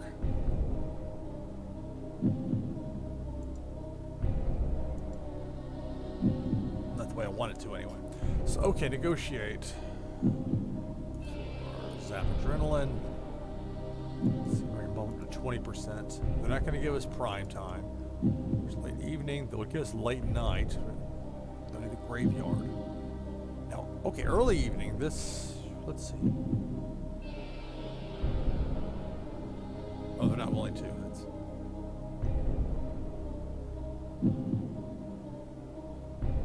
So it would be 33. That's the most demanding as far as the minimum quality goes. That's typically going to correlate with the most lucrative time slot of those that they're willing to give you. And we'll see if they sneeze at this 20% to company thing. Well, hey, should ask for more. But at this point, I think building an audience is going to be more important. I mean, it is a little bit off base as far as actual popularity goes because of how I set it up initially.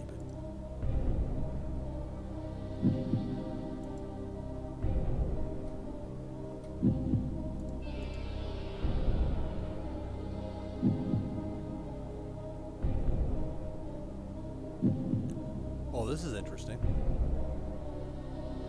Okay, I could do it here, but they're not gonna accept the deal unless I do an exclusive, although they will give me an exception for my website or my network, which I don't have.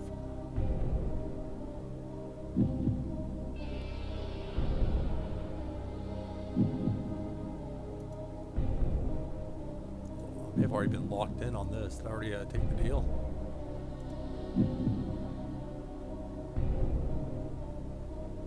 Yes, I did. Okay, I can deal with this though, because at this point, it's not like I've got a bunch of other large network television outlets clamoring for my show that doesn't actually exist yet. So let's see, negotiate. Adrenaline.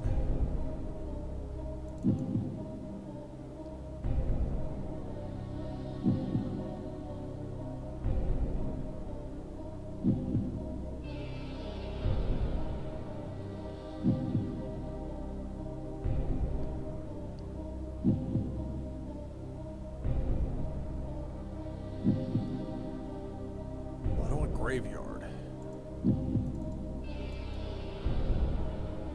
It's a 1-year deal.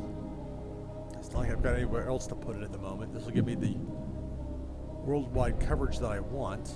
I guess I could find something separate for the USA. Maybe I should be able to with this. But it's on tiny.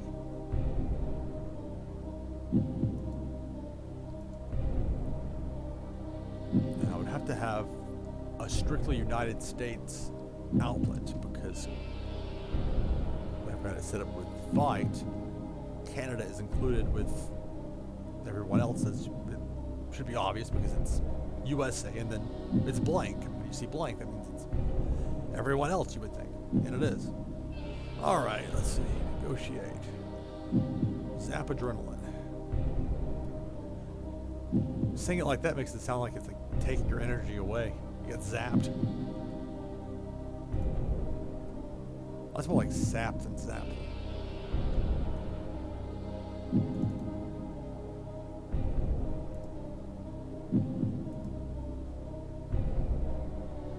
So 40%. Oh. I guess let's see.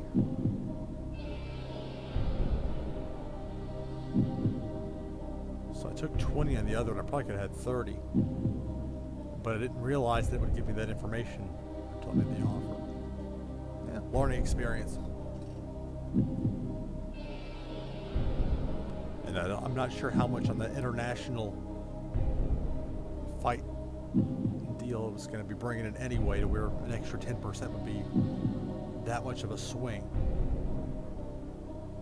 It's good to know for the future.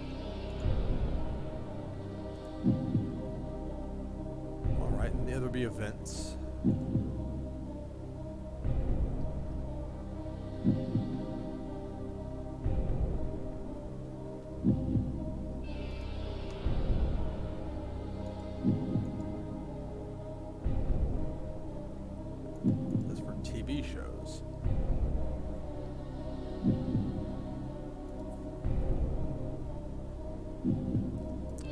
some TV.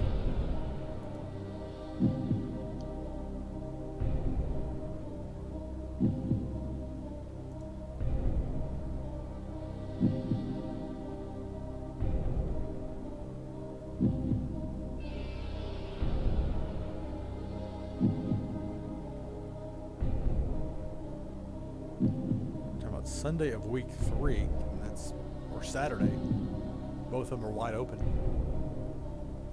So that's good.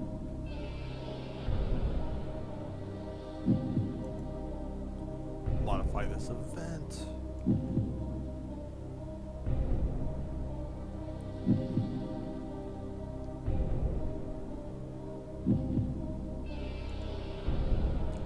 I'm not going to call my show Crimes Against Humanity. But a terrible idea. Alright, so I've got the event, and now it's a matter of finding a place that'll carry it. Broadcasting.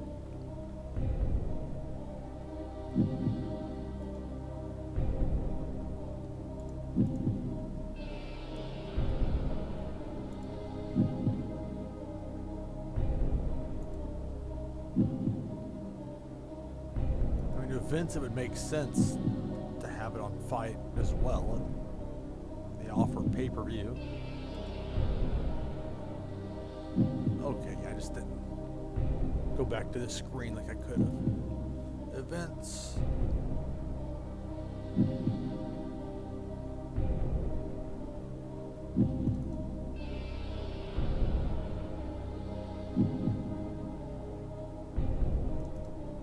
See how much I can get percentage-wise. They'll stick at 30, no more. We'll go 40.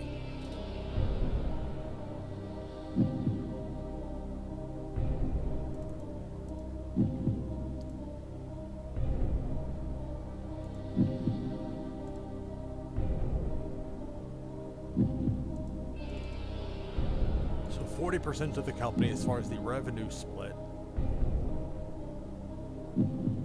Which these are my big events, so it's not ideal, but it's a 1-year agreement, and then after that, hopefully be well established enough to find something a bit more, let's say, lucrative.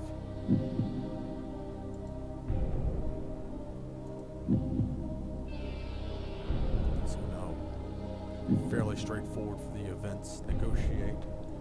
New deal.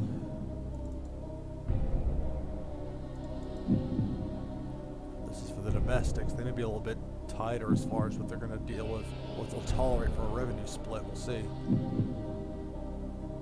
Aha.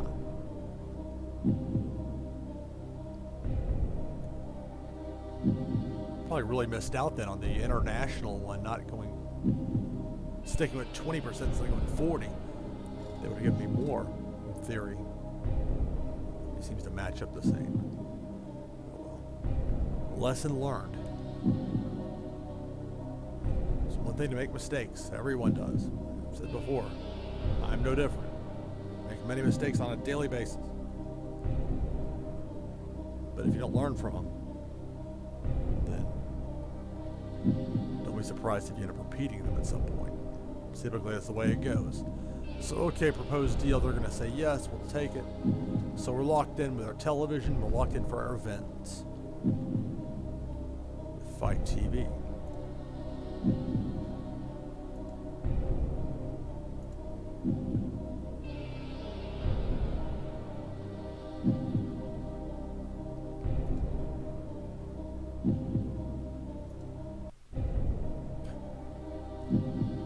That music jump.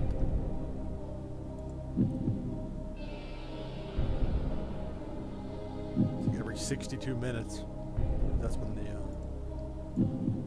loop ends. Winamp. Winamp's an old program, but I've not found an MP3 player that I like better, which is strange because it can be a bit of a memory hog. But Anyway, I like it. It works. So as long as that's the case, we're going with it. So, okay. Too soon to renegotiate. Okay, now I'm gonna have to extend it. Okay, so we're gonna stick with that. I guess I can exit out. See, there we go. Worldwide, medium exposure, coverage for everything. In some ways, it's like, why put a television show out there that's building towards a big pay-per-view event and have that show on in the market where that pay-per-view event is not available in any form? Not just being cruel to your fans.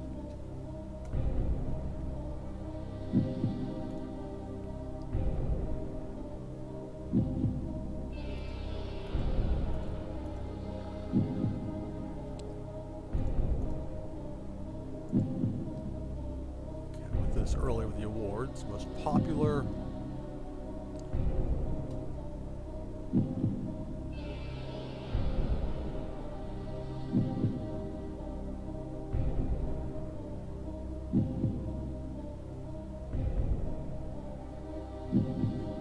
think this was the one I was looking at earlier. It had Kota Ibushi below Jay Lethal.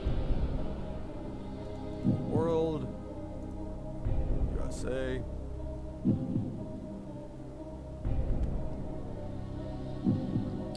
Undertaker.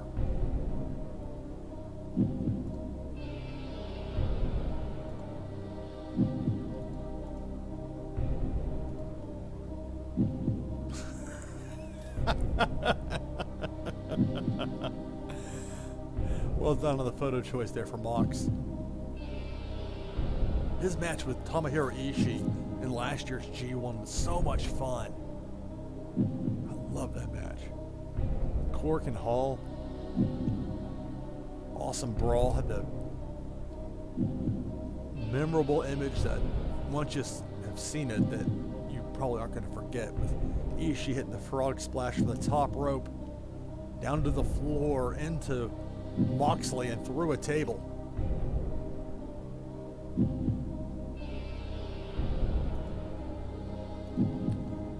So he's with AEW, of course. Let's see.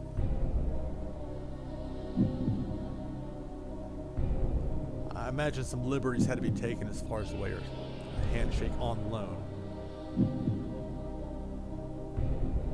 But I don't know of a better way to have done that. That's probably what I would have done as well, because it's not truly an exclusive that in real life he has, because of having the caveat that he can also book himself in New Japan Pro Wrestling, but only New Japan shows in Japan, or at least not ones in the US or Canada. I'm not sure how they feel about Australia. Neutral site. Singapore.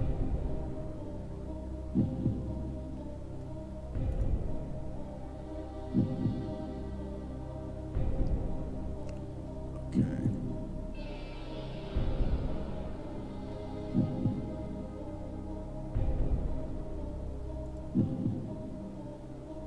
Paranoid, want to make sure I have it saved. Well, when I just click here.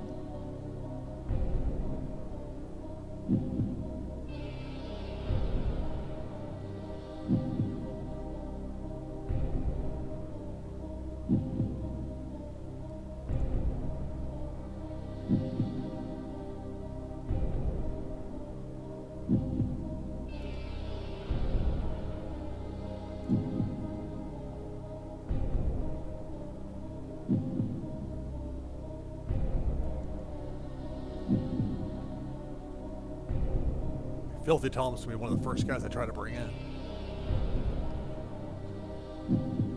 And not to take him away from MLW.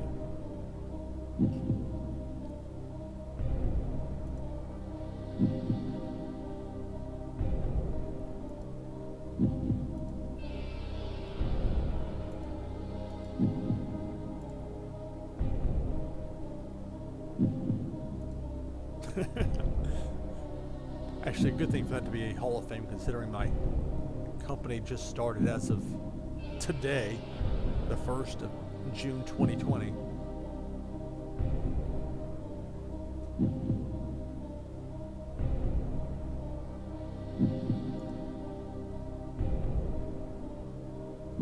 Crazy Steve over. So I probably skewed things a bit by setting up ZAP to be so popular, but it's one thing to be popular, it's another to maintain it. But that whole thing is kind of part of the fun anyway. I mean, a lot of this is the what if ... and then seeing what happens. And that's as true with Fire Pro Wrestling World as it is with Total Extreme Wrestling 2020. At least for me.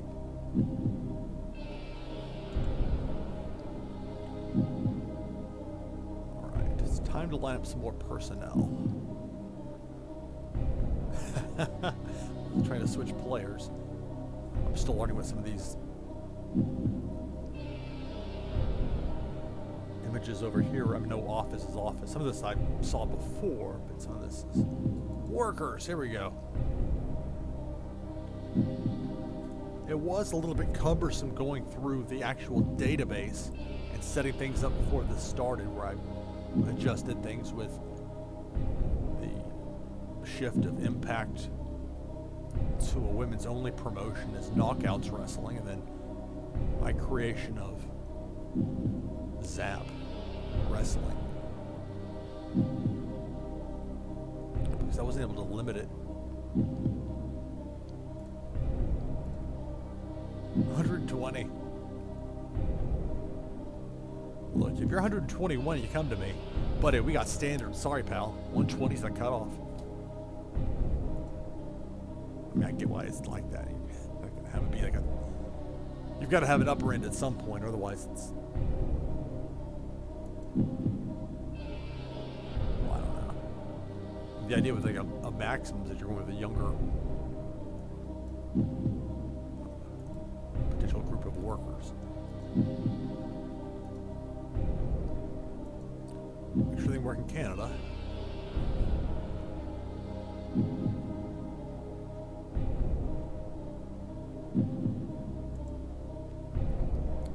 This part's new as far as, and this is a good thing.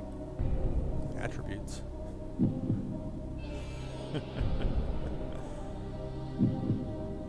Prickly.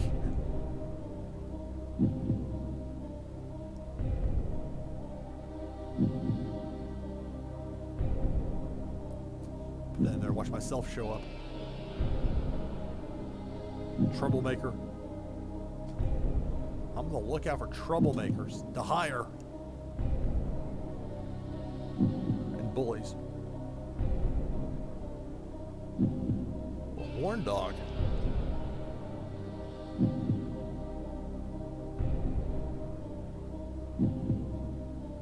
Checkered past. There are a lot of attributes you can go through here. This is... It's either all brand new or it's stuff that I missed in the last iteration of the game, and I don't think it's the latter. Unapproachable. Highly strong.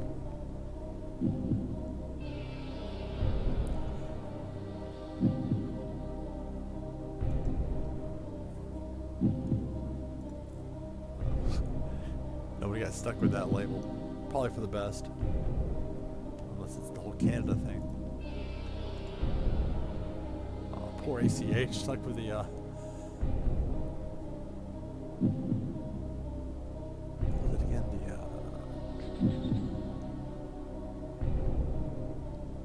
is that the prickly?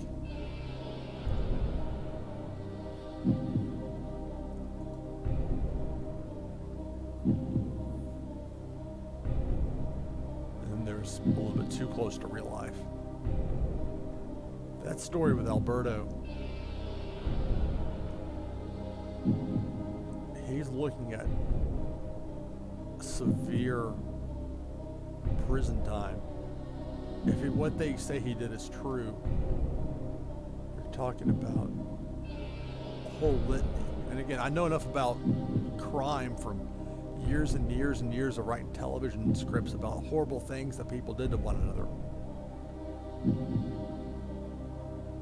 And along with that, you get the idea of how long some of these crimes tend to be punished with. I'm talking about false imprisonment and kidnapping. Other stuff I don't want to get into here on the feed.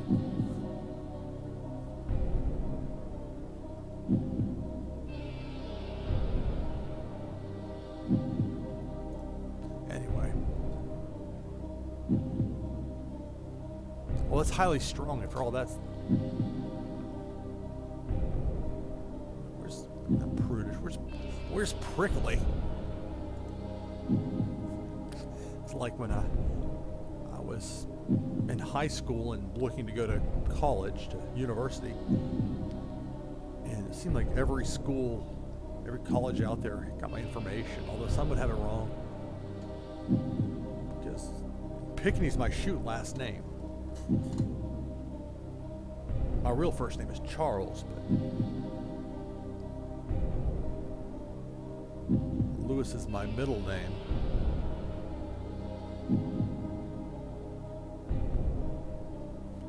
It makes it very confusing.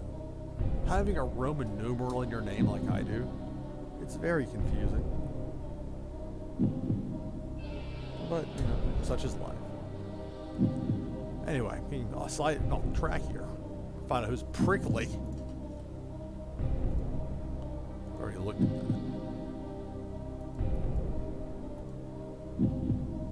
Well, I need someone who can work in both Canada and the U.S., but Canada's going to be my area of focus. I could have just made it the Southeast, but then I'm joining a very crowded market versus Canada. And there's some Canadian cities with some great fans that care a lot about pro wrestling. They don't nearly get served the way they should as far as their level of engagement and interest and all that.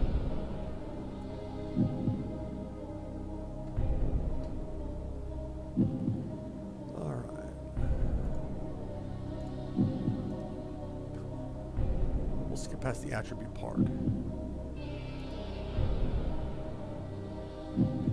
With a double negative, the not negative influence. Yeah, that's not truly a double negative.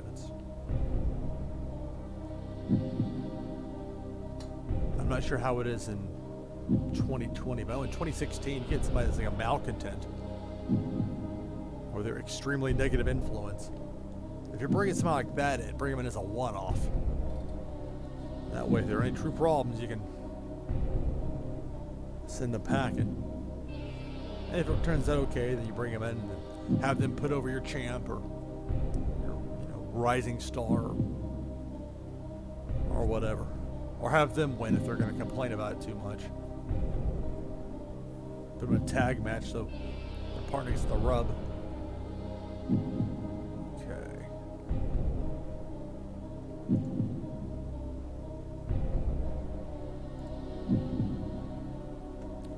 Alright, so my choices here. Akibono, no.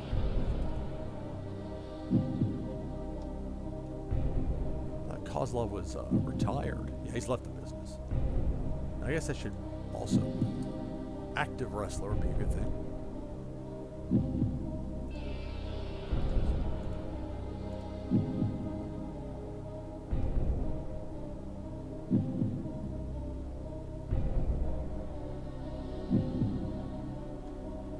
Not particularly well known in Canada.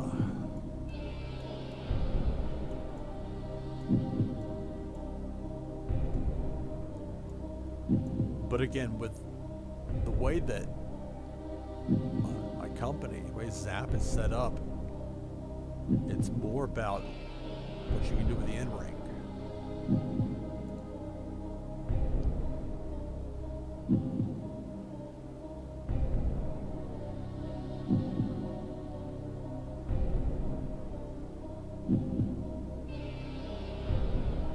Babyface and heel really doesn't matter. I'm set up.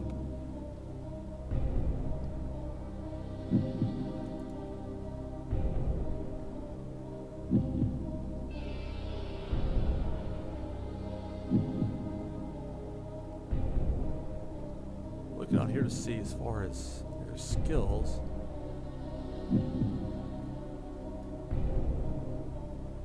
Guess there's no way to look at his like top 10 best matches,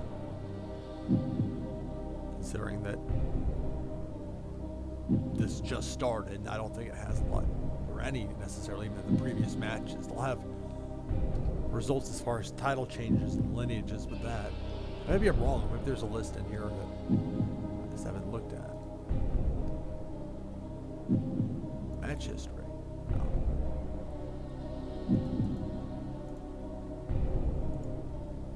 I mean, there's no way to put all that information in there.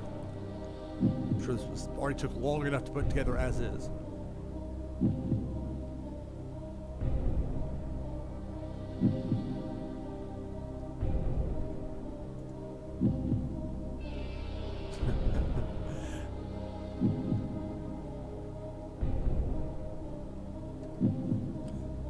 With a different voices for different things. I like to consider moving to be based closer to ZAP versus I'd like you to increase your size. And the less subtle you know, steroids can do wonders for some people. Career, booking, in-ring. Well, I'm less interested in playing Q&A here, more about trying to find out where he falls into some of the personal info. They're big about the sexual orientation in this game. I hope that's all in there accurately. I don't want to portray somebody as something they're not.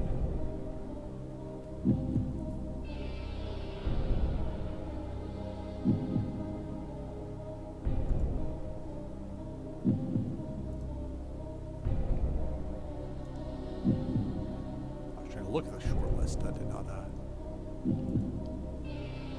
what I wanted. Let's see, top 25 matches, but that's not in there.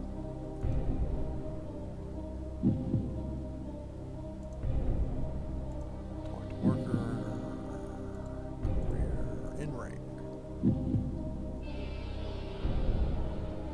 He's a brawler. I want to change that. Let's negotiate, eh?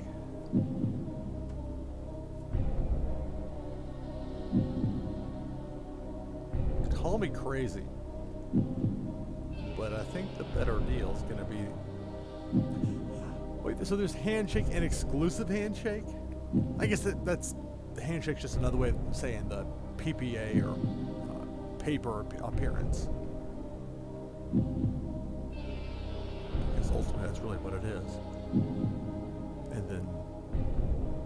you can have a written... This is different as well. This is actually a good thing. At least I think it is, the way it looks. Because you can have a written contract and have it be binding and all, but not make that be exclusive as well. Meaning other contracts may reach with other companies. To the handshake.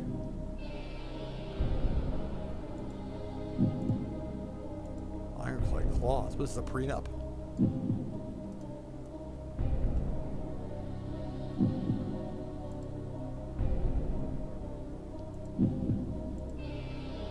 Look at that.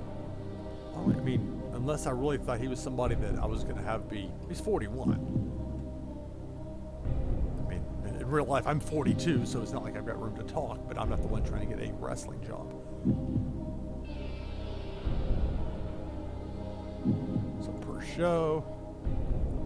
And you don't have to offer him a guaranteed downside. I am a big fan of not having to do that.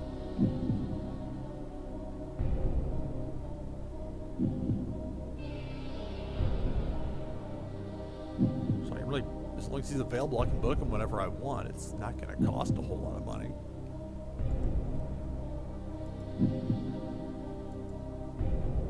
Because there's some unknown, I don't want to go just completely off track. Give him an Undertaker style really long contract. But I mean, he's 41 right now, so we'll go 2 years. Oh, he wants that merch. Well.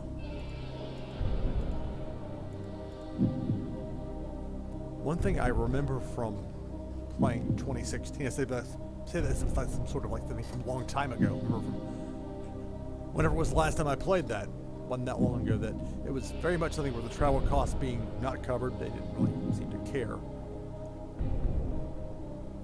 But it's a PPA, it's a handshake. Let's see. Well, that's reasonable.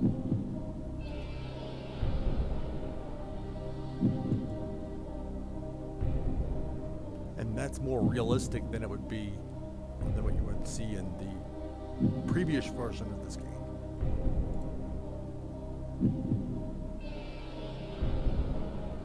Kind of bossy there for somebody that's sitting there by the phone doing fight.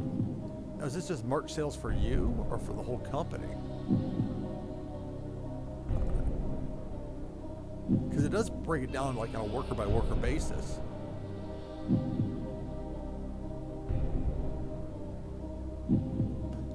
I like the way it's like expenditure. You know, vertical letters.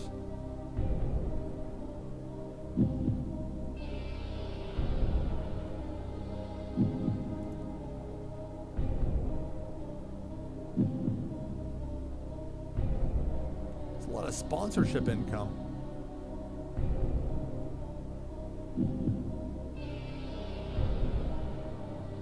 But I still have some deals to work out.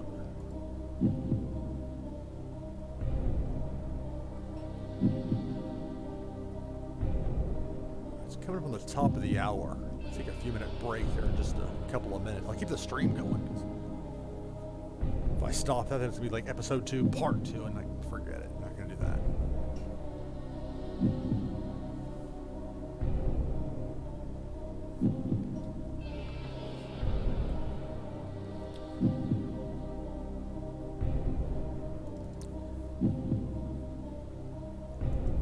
See how this goes with this 5%. Okay, this is gonna be just for his stuff. I'm okay with that. If that's what that really is. And that's something that's directly the same as from 2016. It didn't need to be changed. That's not a complaint. That's actually a positive. They didn't feel the need to fix something that wasn't broken. You'd think that would be an obvious thing, but not always the case. Good grief, dude. Okay, 10%, but don't push it.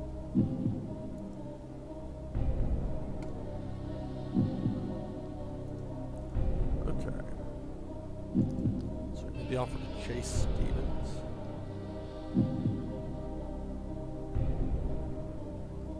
And there's some things where I'll just have to figure out, like, okay, this is where it has the age of the given wrestler, and over here's the experience.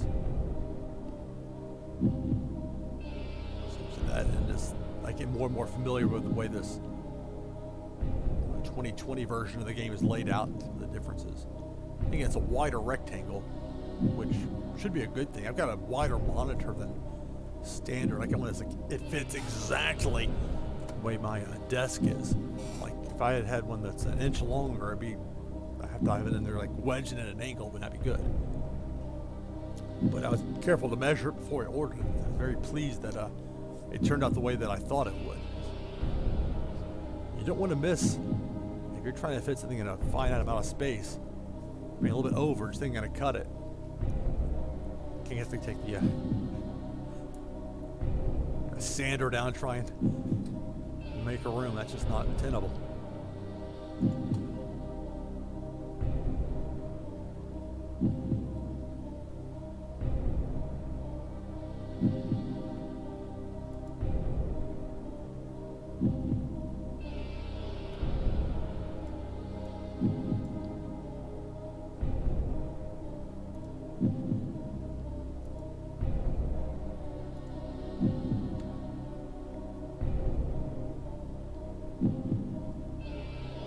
Based in Ontario, it's kind of a no-brainer. Oh yeah. 39. So that'll work.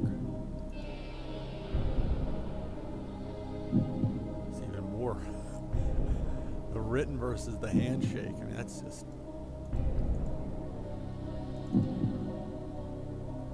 Although...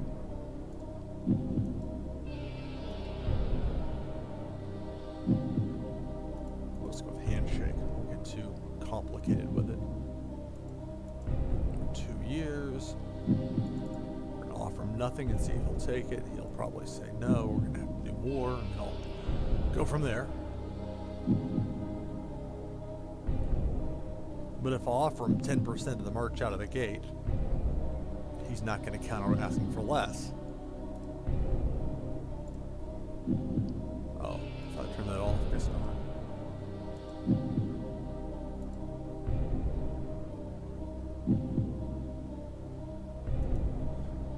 Okay, 5%. We'll say this. He'll say he wants transport.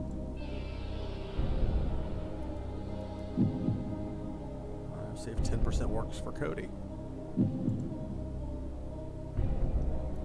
Well, it covers travel costs.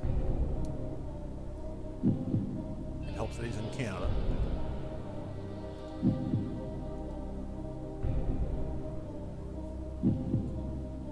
It's like Makabe, like Togi Makabe in New Japan Pro Wrestling.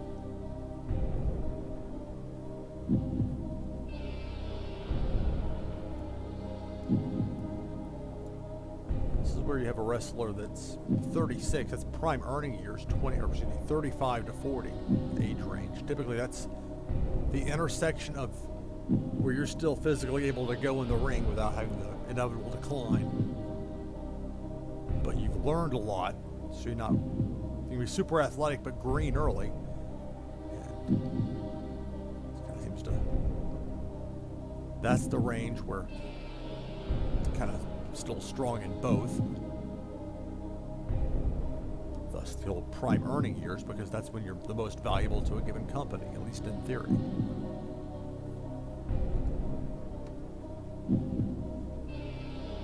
so again, the advantage of being a company that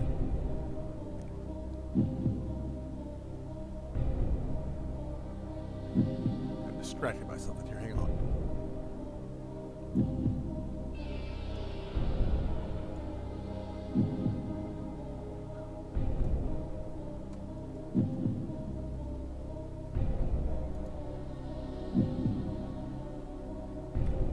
Saying the advantage of being in a company that is based on work rate more than name value is more. I just need to make sure I get good workers in, as skilled as I can find. Although ultimately we're talking about like 30 or 40 bucks a pop for, they'll sign a 2-year deal for that.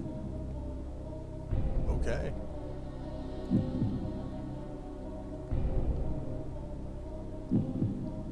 Too high because his popularity isn't all that high, but he's 36, and if my company does as well as I think it will, that'll be higher, and then he'll be 38 and can sign a 2 or 3 year deal with me or somebody else and make some nice money, or maybe he won't, and then that'll be that.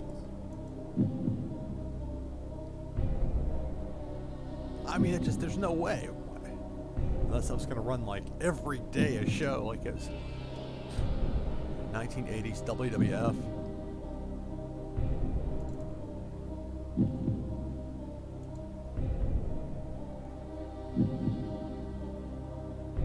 There's a clear difference between the two, but you're talking about and versus no, as opposed to yes and no. I didn't really have it under and after not goofing on the concept. No way, I'll get per month. I have to remember to pull that down per show. 89 bucks.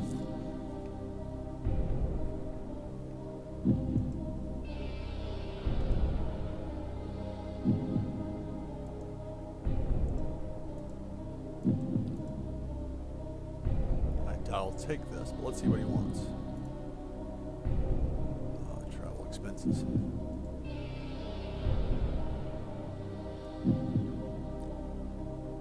based out of British Columbia, so it's not like I'm going to have to fly him in from Australia or something. Travel costs.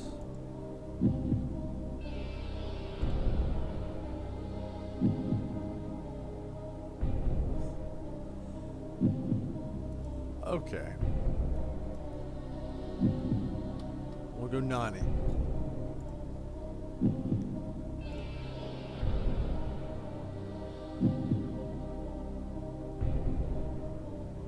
You know, you could have laid this out here before, pal.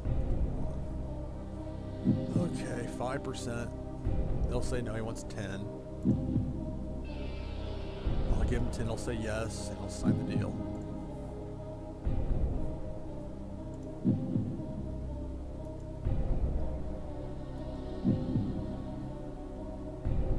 He didn't actually know if he was going to do that, but maybe look smart. Or sort of smart.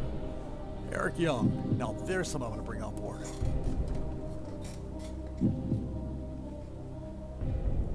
Let's see.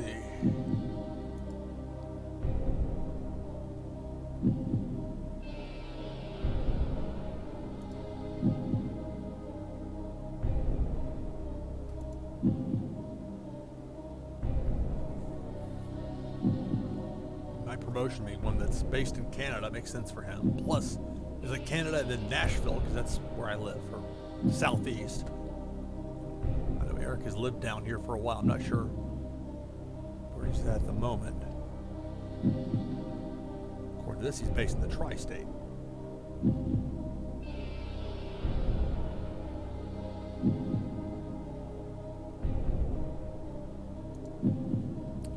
Alright, so nothing as far as the chemistry, which is not at all surprising, because that's, again, this is day number 1. Alright, let's see. Negotiate. Now there's more of a serious range.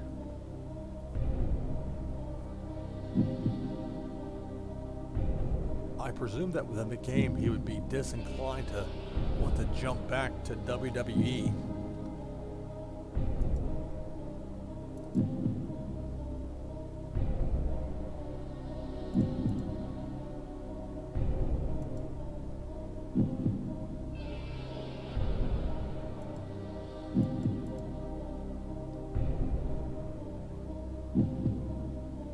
Somewhat surprising there's not like a year and a half. Get to that 1 year mark and then it's, unless there's something not. There might be something hiding at the bottom of the menu, but there's not. We'll do 1 year.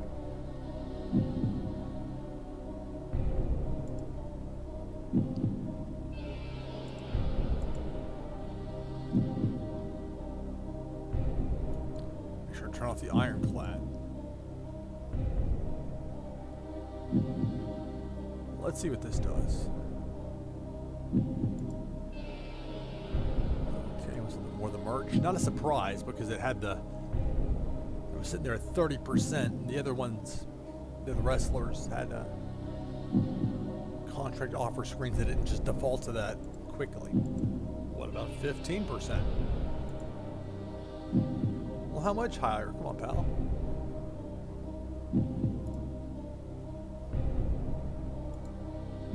Driving a hard bargain.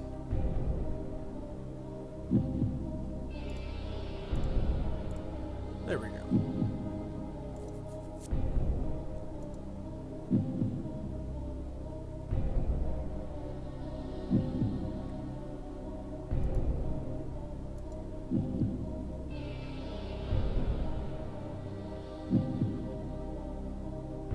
There is an added value with this game as far as learning about wrestlers who I might know about just from seeing their name in the Observer at some point, or might not know about it all.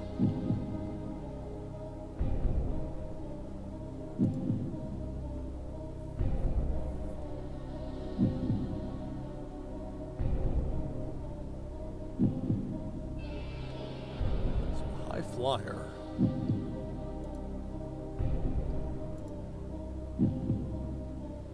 Over in Ontario, over in the U.S.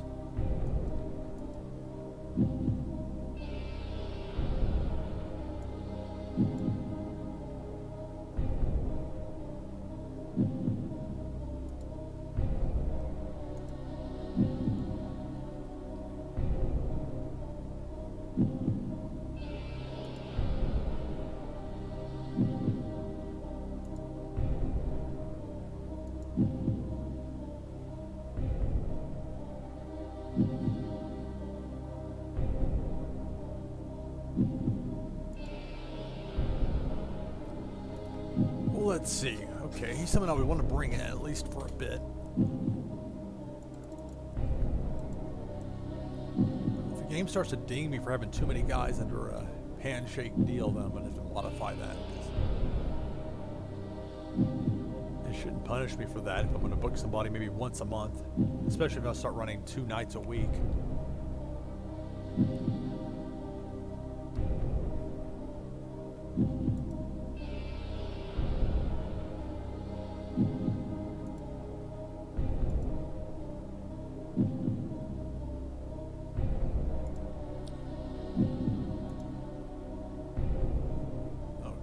Definitely want to go handshake, no iron claws,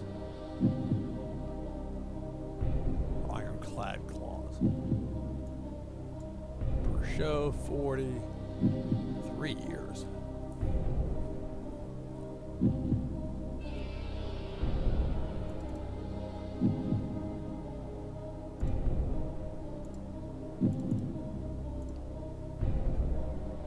Let's see what he says about this offer. I imagine he's going to have a few counters.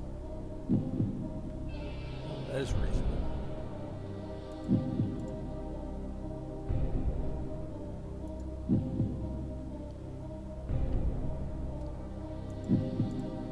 I bet you makes it go to 15 before he'll say okay on the merch.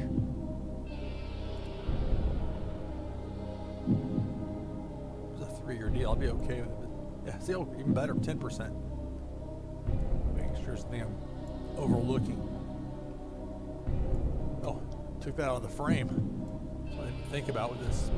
Try to protect the area where this, where the game box is, that which in turn displays what you see on your screen.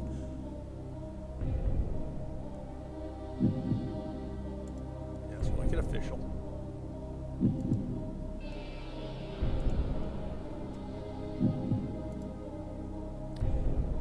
Gama Singh Jr. was one of the guys when I was going through and deciding who I was going to take from Impact to bring on board with ZAP, as Impact became an all-women's promotion, as Knockouts Wrestling. Singh was somebody I didn't choose to pick up. His in-ring's not that bad. He's over in Canada.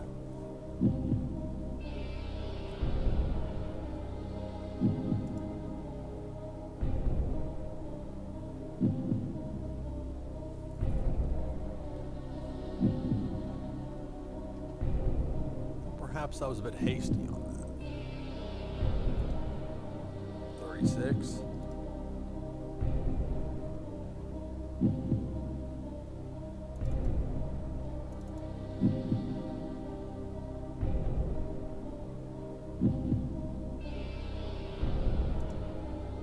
Go 2 years. 600-ish. No. Without having to do a downside guarantee. Really is as astounded as he looks here. I mean, all that through there, that's...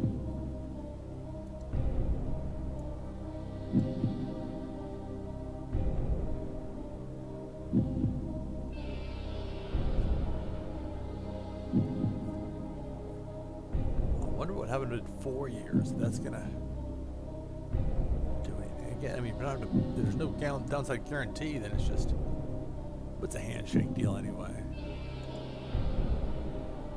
That seemed to work. Okay.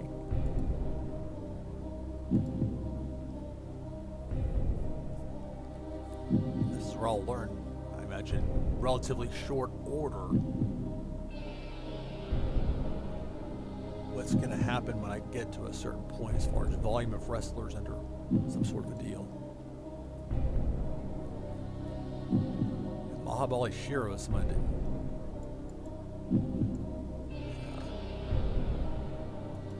Here we go. No Way Jose. Now here's somebody I can bring on board. One of the unfortunate wrestlers who had themselves cut in the midst of a pandemic by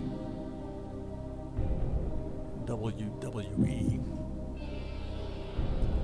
Popularity, not as much as far as Canada goes, certainly, but I'm less concerned about that. $40 a show.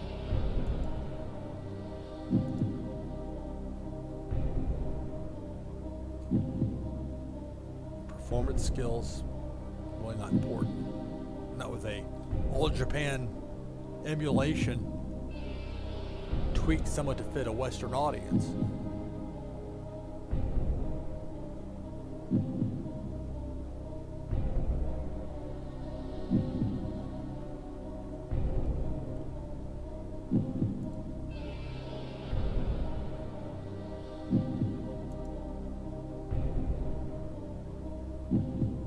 That's an absolute steal.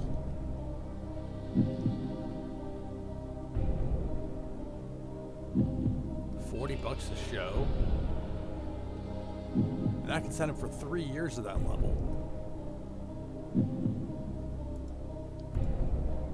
Now, of course, somebody can come along and offer him a better offer.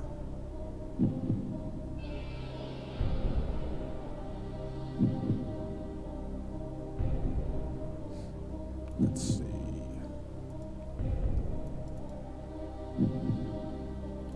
I'm sure he'll want to be compensated for his travel costs.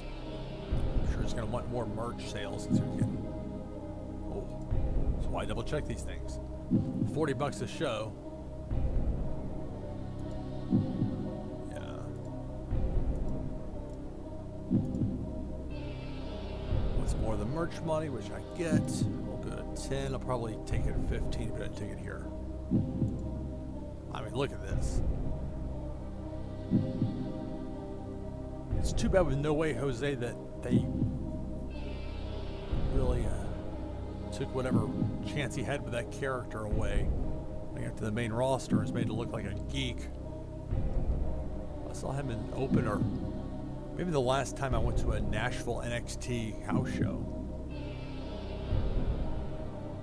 It was in the opener. It was the conga line thing. I don't know if they had the conga line actually at the arena. It was being a house show or live event, to use WWE terminology. Anyway, I think it's a really good deal for me. And if you get something better, it's not like he's under some sort of a secretly frozen contract. I'll have to give him a new name since No Way Jose was his assigned WWE name. Of course, you got Primo and Epico were just released in real life. And this is up to date. This mod was on point. I could use another tag team. And while these guys just never got a real shot as anything than like a lower end tag team, which in WWE is not much as far as being treated as anything important, or even as like an individual. They had how many gimmicks, but yet Epico and Primo were never presented, at least from anything I saw, anything that really definitively spells out one from the other. And some of that, I'm sure, is the intentional layout that almost dehumanizes the way fans see wrestlers.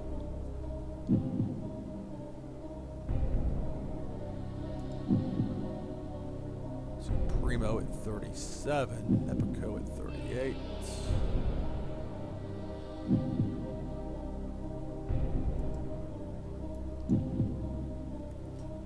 I wish there's a way to negotiate with both. Like, let's say you're talking like a 1990 mod, you're WWF bringing in the Road Warriors. I'm about to sneeze, so stand by for silence. Or if I say that now, it's going to like not do that.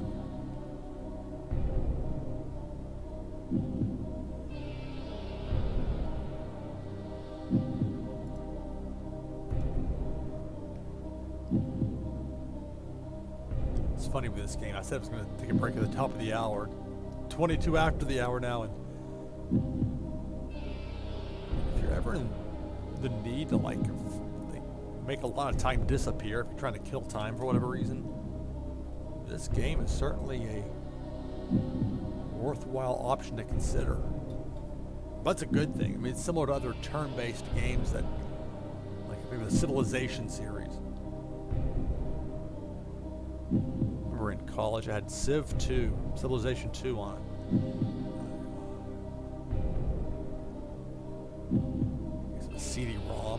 I was going to say DVD, but that really wasn't the case. But it allowed you to really like make endless copies of it. It was surprisingly easy to that end. So I had some of my fraternity brothers that borrowed it. I think I single-handedly undermined Phi Kappa's GPA in Evansville, circa 1996. Sorry, guys. Actually, it's more 97, I think, but that really has nothing to do with any of this. So let's go negotiate. 140 a show. Considering they were under contract for how long and they finally got to be free, I think they'll be more amiable to... Let's go with 1 year.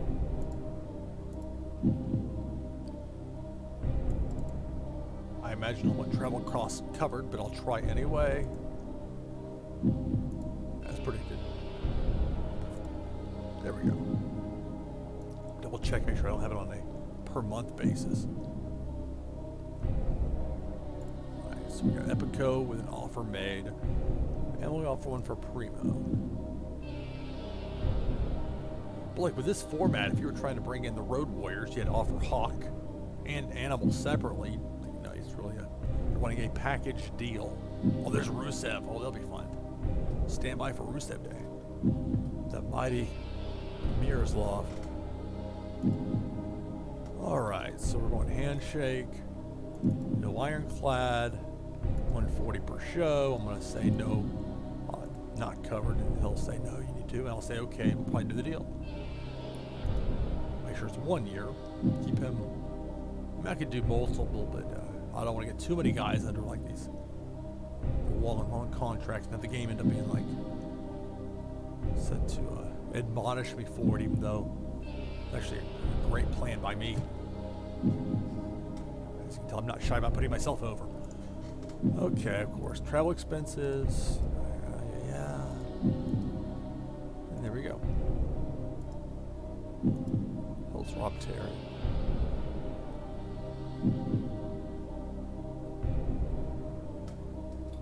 I don't know that Rob Terry is going to fit what I'm looking for. That dude, that is, I haven't seen him lately, but I know seeing him in TNA, dude's got a physique. Now, here's somebody. Now, if I'm going to offer somebody a huge written contract,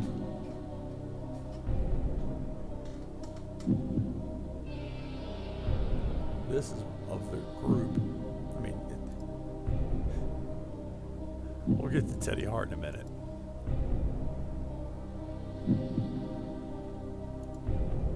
Oh, that's cool. It's got the WWE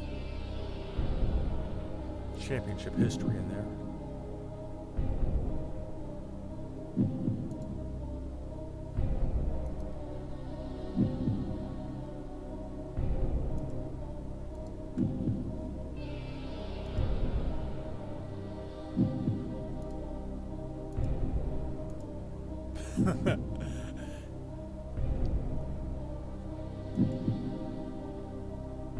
Definitely not going to go with the Rusev name since it's a WWE owned name.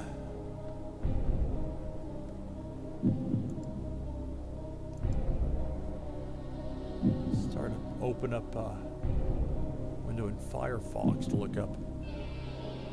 If I'm going to put his full name in, I'm going to make sure I spell it correctly, but for now we'll go with Miro, the mighty Miro. Well, it sounds like I'm talking about Mark Miro, though, and so that's not quite what I'm going for.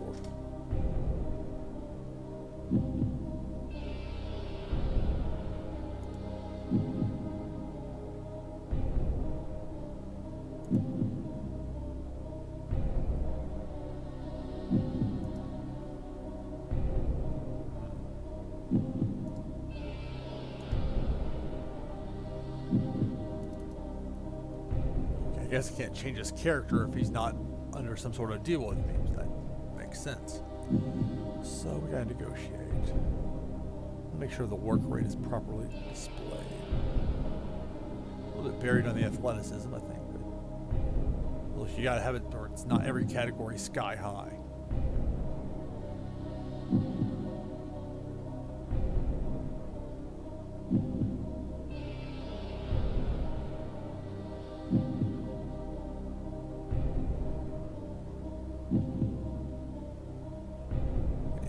perhaps as important as anything super over, including Canada, but super over in a lot of different areas. All right, so he's 35 here. 35 now, since that's modern day. Negotiate.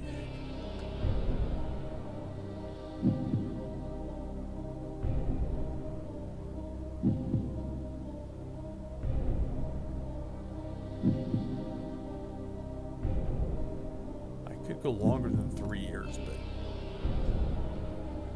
I don't know if that would be a good idea.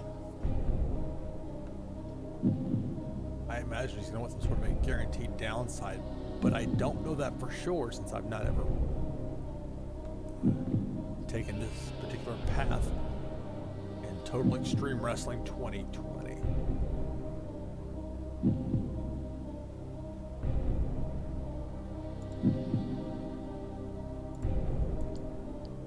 They'll say it's, how long we want the travel costs. I want him to sign, and I'll pay a premium if I have to, because that's somebody that I can have as a major player.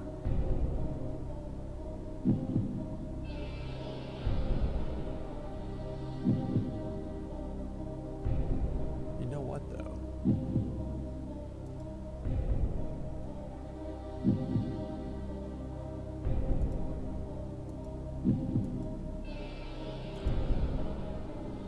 Exclusive written in 5 years. Let's see what he says.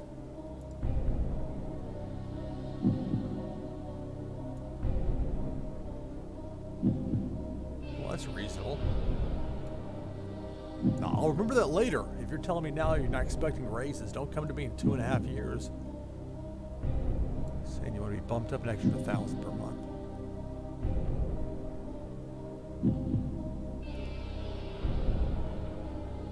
I've went 4 years. We still want that. You know what? I don't know. Or set the last demand. Oh, this won't like mess things up too bad.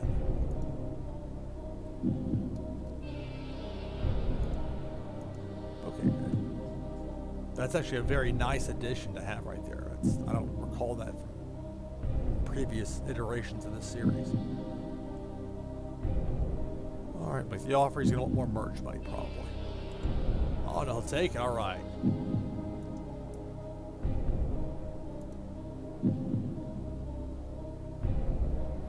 He's got the bicep injury, of course.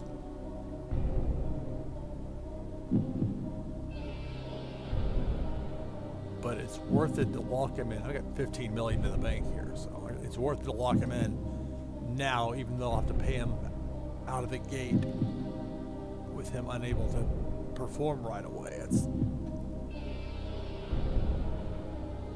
long term.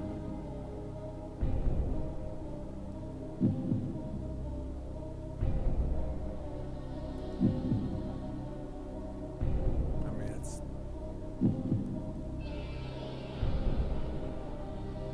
he can brawl if I want him to. The progression of brawling. Like I said, we'll show you how over time things either developed and improved or regressed and degenerated and dropped, or just stay in the middle.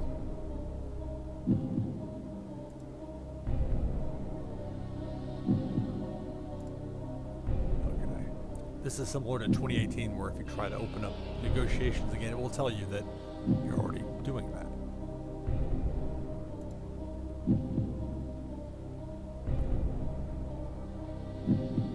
Would be helpful if there was some sort of indication here, but typically if you're going to negotiate with somebody, you'll probably remember it. Because at least if this game is similar to how it's been in years past, you're going to get your answer relatively quickly, at least usually.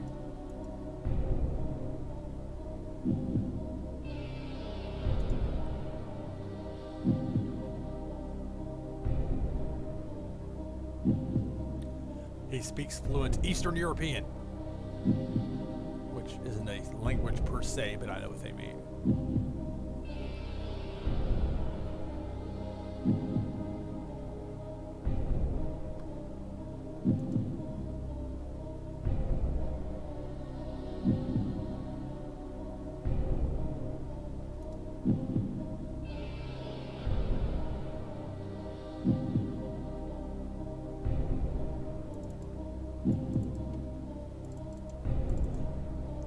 like one of those computer games where you're not sure what you're supposed to click on. So you kind of go a little pell-mell with it as far as...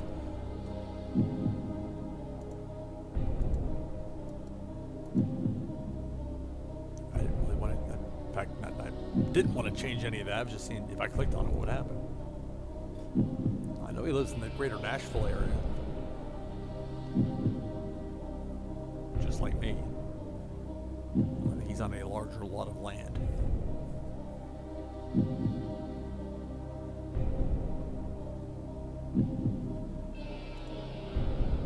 Okay, that's cool. It's got his background here. So the ending is...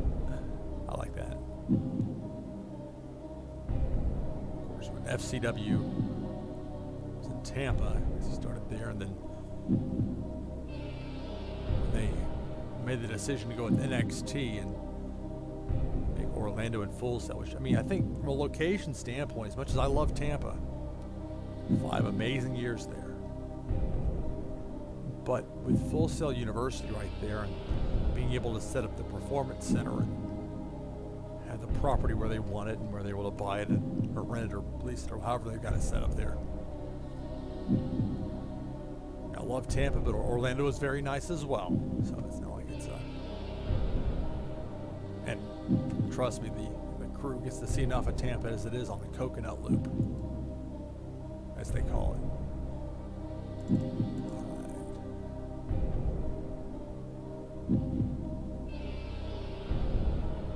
I think it would have a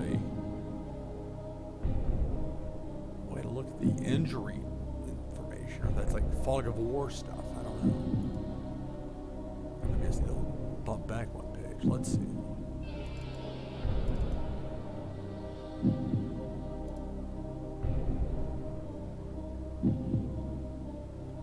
Like in 2016, you would fairly easily find it where it would say, so-and-so is out in 45 days. Now this might give you more of a range versus an actual, let's see, maybe I need something here.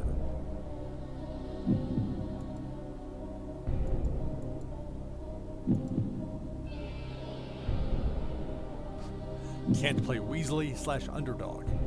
That's with the 1-2 combo.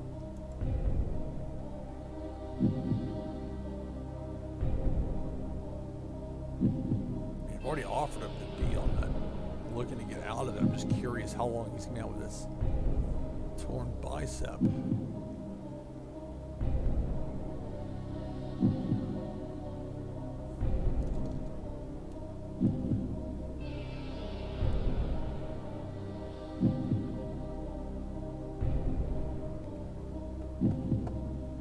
Well, we'll just have to wait.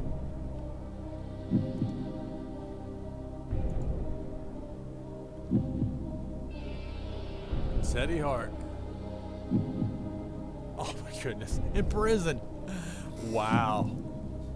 I mean, it's true. He's locked up. But if you saw any of the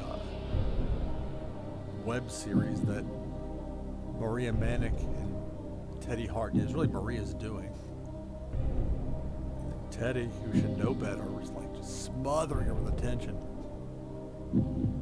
Not like in a good way either, like you could tell her contempt with him was growing by the day. Now most of the actual reality television is so much of it's a work, or it's contrived or whatever. Now they will send around cameras with people and they run something, like Breaking Bonaducci kind of just amazingly fell together for them.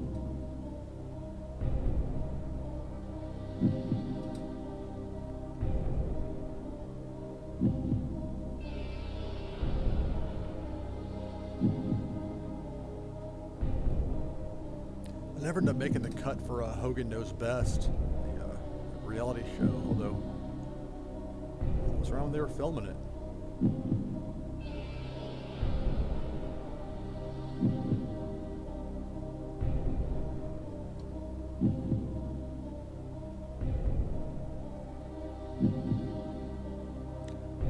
All right, let's see.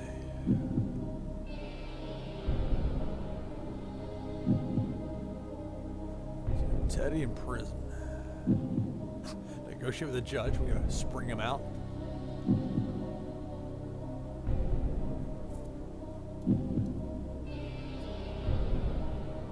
I wonder what happened to his cats. Because if he's still incarcerated, he got enough trouble that, particularly somebody from another country, I mean, it was Canada, but still, the way they look at it as far as criminal activity alleged or otherwise.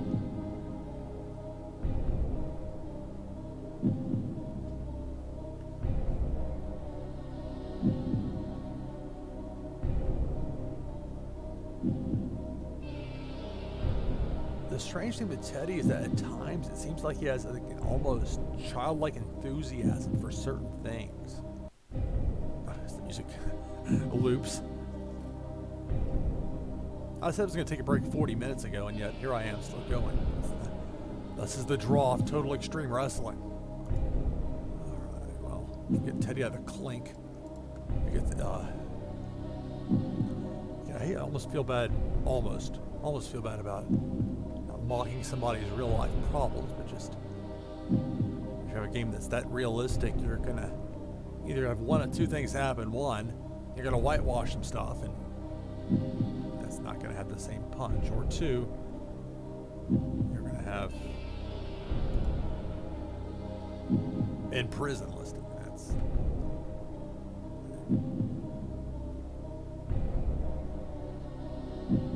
I can deal with hurt feelings, but I don't handle being intentionally misled very easily. That's the way of making me angry. Because it's an insult to my intelligence, just like it would be to anybody else. Let's see what the news is on Teddy Hart. Probably for the best that it's empty.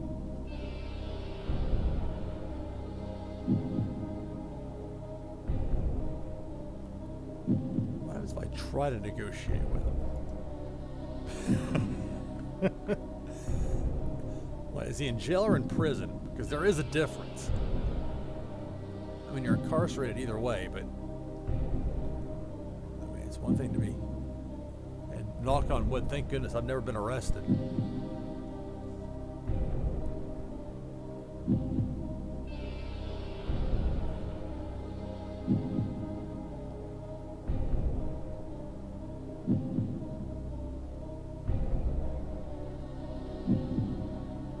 The closest I ever came to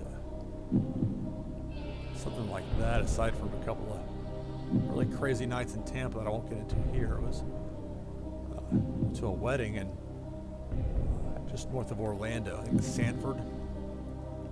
And I learned a very valuable lesson that weekend. Do not bring crazy to a wedding.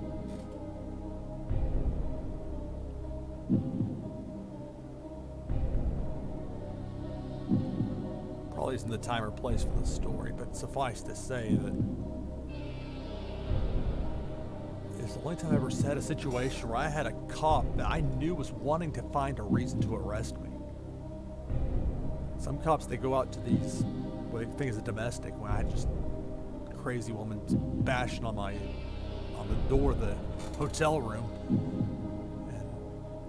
And again, I'll gloss over the details, but suffice to say that, I mean, the cop was like trying to antagonize me, like trying to like mock my voice or trying to throw me off. Like, dude, really? I know how good cop, bad cop works. I've written, like I said, countless stories about how it works. But sometimes they go out on what they perceive as a domestic or an argument or something. They want to arrest somebody if at all possible. But, you know, I played as cool as I could. I was calm. And in the end, I didn't get arrested because there was nothing to arrest me for. I felt bad, though, because I mean, Adam and Amanda, the couple that got married, they ended up getting divorced later, but this was 2008. And, of course, Amanda was, like, upset. She was crying. I felt so bad. This is the night before her wedding. These people have been nothing but good to me the years that I've known them. And here I am, bringing a girl that I met 5 years ago in Ybor City over Guava Wing, 2003.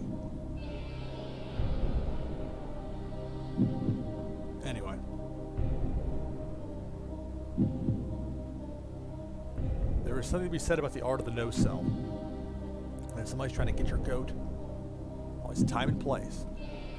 Give me a situation where I can talk with somebody fairly or stare them eye to eye and be looking down at that sawed-off cop that was wanting to arrest me. I mean, talking about Napoleon Complex times 1,000. And I understand, police officers have very dangerous jobs. I've got friends that are cops.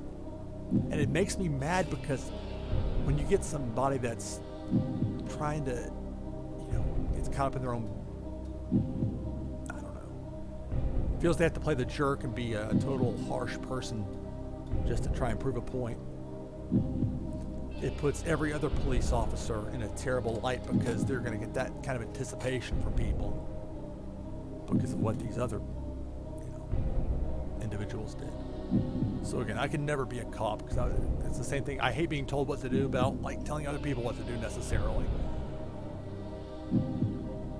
And being a police officer, you're having to watch your back at all times and almost have to, like, treat everyone as like they're suspicious until you see otherwise, which I understand. You know, talking about, you walk up to a scene, you watch live PD and you see what happens on a, you know, on a nightly basis, at least in the United States.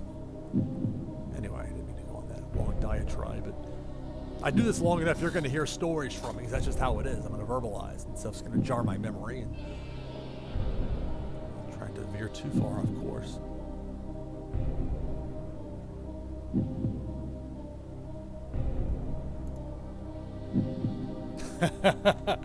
Yeah. HH2 News, yeah, it's I'm with you. All right, so Teddy Hart is incarcerated, so I can't.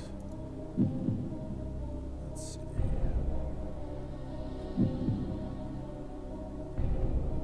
He's 41. He's not that popular as far as this goes.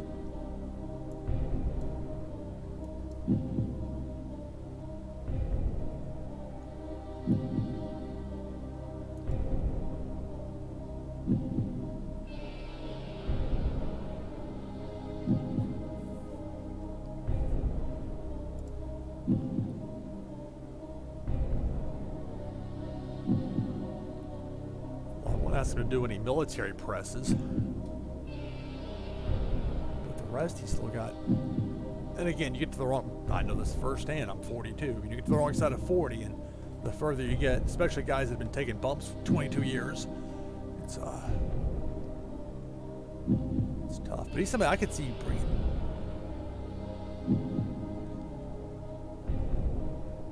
It is pronounced ducks, like I hope that I don't want to get his name wrong. I mean, it looks like it's obvious, but you don't know how many times I've looked at a football roster and see a name that I thought was obvious that was, in fact, not obvious. Dukes. Okay, that makes more sense. I thought there wasn't something quite right about that, but I couldn't quite pin it down. So let's see. Talk to him. This is an interesting new way of being able to talk to people before you make them an offer to find out, just presuming that they'll do what I want versus hoping versus actually asking. You know, communication can be a positive thing.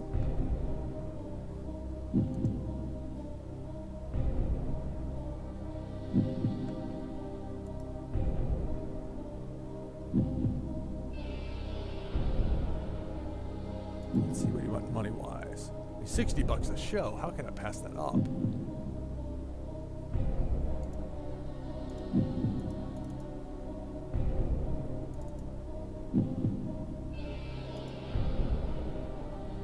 We'll go 1 year, because then 3 years might be a bit.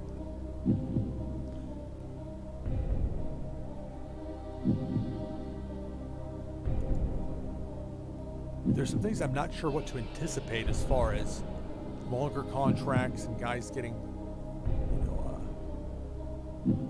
perhaps tired of the arrangement early on into it. Then you've got to handle, you want somebody that's disgruntled, sitting around griping and bringing the party to a halt for 3 years, or how much all that might actually affect things within the game. It's for me as much as a learning experience as anything. Okay, well, my gut said to do 1 year initially, so we're going to do that. Let's see.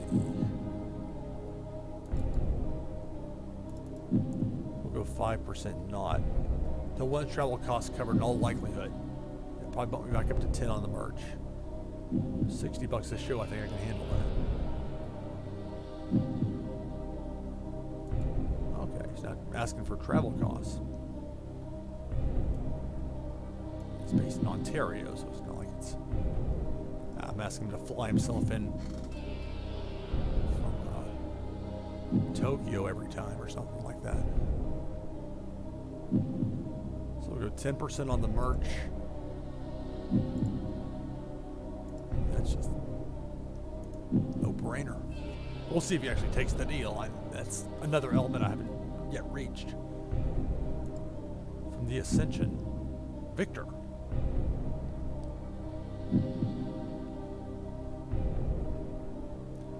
I know with the Ascension that one of the two was a considerably better worker than the other.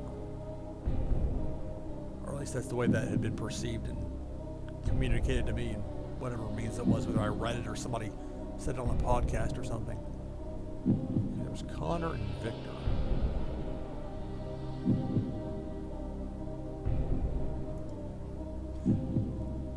Yeah, the music for now, it's the Who Wants to Be a Millionaire background music.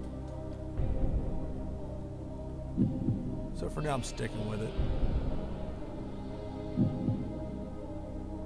I don't want to burn anybody out on it either.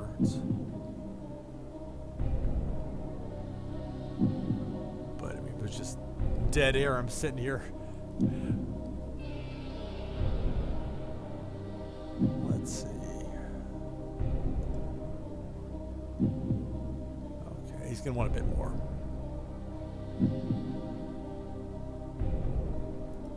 Well, it's popularity. I mean, I like all of that, but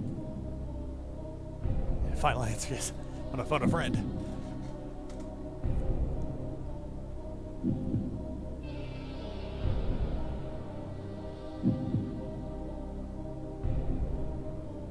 I was looking for music to have as something, or it had to be music, but something that has background. You know, I was contemplating a wide variety of things. But for now, at least, I'm sticking with it. If people get sick of it, let me know, and it's easy enough to make it disappear and change it out.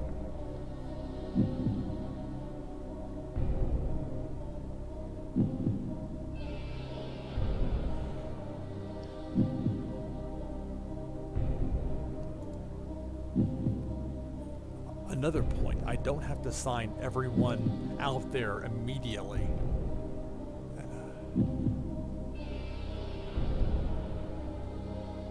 Because this is, I mean, the promotion style is basically was cloned from All Japan, and then I modified it just a little bit.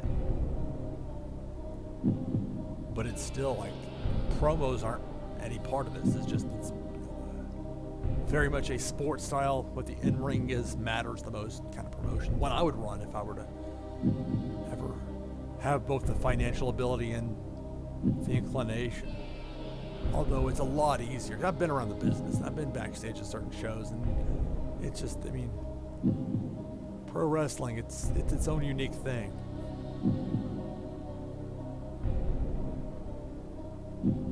But it's easier for me to sit on the outside. Not that I'm not gonna,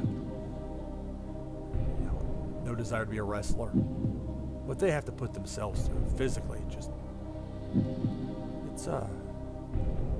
it's incredibly demanding. Yet at the same time, because of the work nature of pro wrestling, because it's not a competition to see who's gonna win and lose in the way that a shoot sport would be. But then it's just like it disregards all the, anytime you get potatoed or you take a knee to the head, and are you dizzy, or you're going to lose your spot if you take time off because you think you might have a concussion, and if you're in serious back pain but you don't want to lose your spot and you got to make that next show 300 miles down the road, you pop out a couple extra soma and you make it through the next night. And then maybe one of those times you don't make it. Anyway, that's not to cast any dispersions on Victor. Just thinking out loud. So he just hit the market.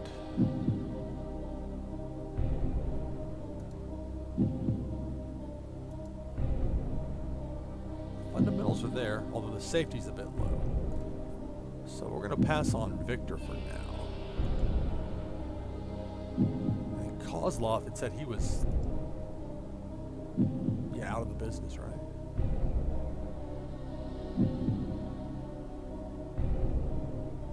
What is this major movie star stuff about Kozlov?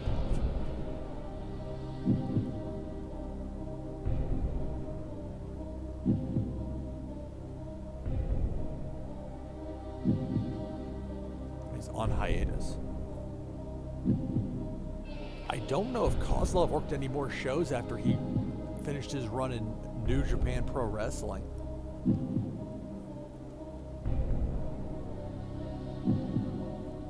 He's 48 years old though, so I mean,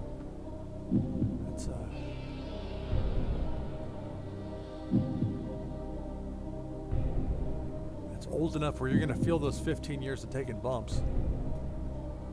Wish I could break somebody in that down. Don't have to be unemployed per se.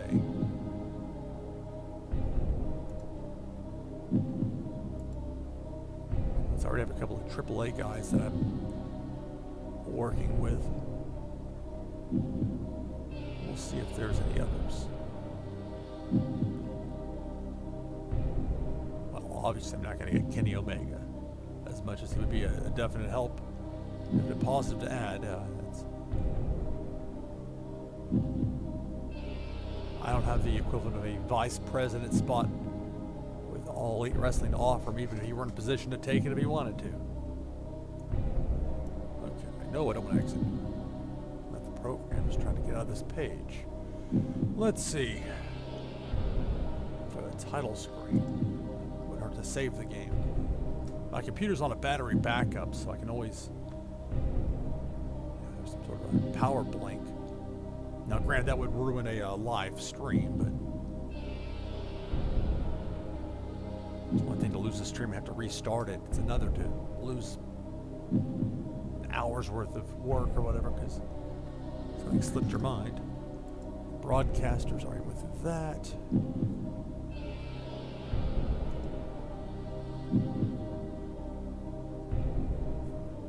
Here's my schedule.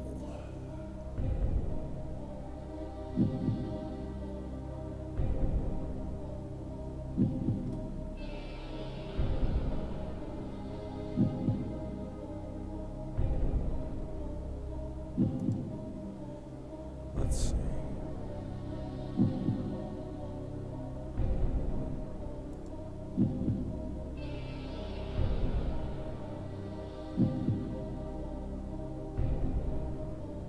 And to explain for people that have been watching from the beginning, it's been streaming for a while now. ZAP Wrestling, something I made up as a company to work a deal with Impact Wrestling. Had Impact turned to an all-women's promotion, rebranding as Knockouts Wrestling. And I did that in large part because in TEW 2016, I was able to do that while doing a career mode as Ring of Honor, and it worked out really well. But a lot of the core group that I brought in to have work for the all-women's version of TNA, Impact, whatever. No. I was able to bring in Io Shirai. I was able to bring in Kairi Hojo. No, Kairi Sane. I was able to bring in Ronda Rousey as well. That may not have been the most realistic thing, but it's a video game, and inevitably you're going to have some level of something in the game that does not truly represent real life, at least usually.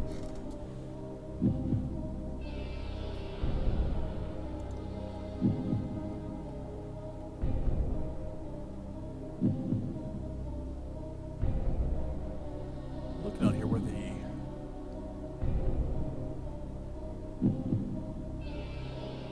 I say the push, but I don't know if that's really the way to put it, where they're slotted as far as main event, upper mid-card, or mid-carder, etc.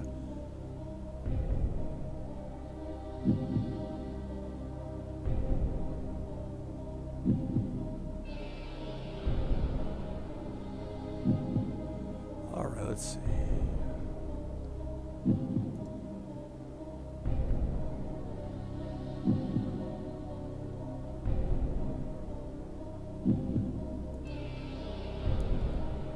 But as far as starting the new promotion, the way I set it up, I said this before, it's kind of like with the NFL when the Cleveland Browns moved to Baltimore, became a brand new franchise as the Baltimore Ravens, left all their team records and history and everything behind in Cleveland, and then they get an expansion team in Cleveland a few years later and kind of pick that back up. That's the thought. Only with Knockouts Wrestling, just retire the men's belts and be strictly a women's promotion. So we'll see how they do with that. Meanwhile, for me, running strictly as an all-male promotion,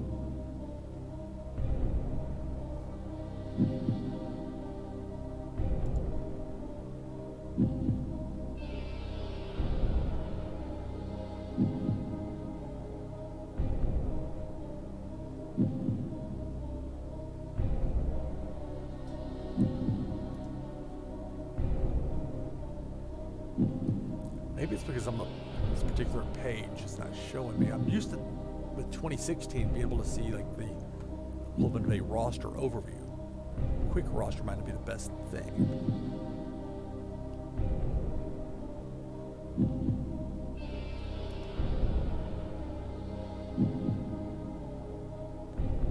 At some point I might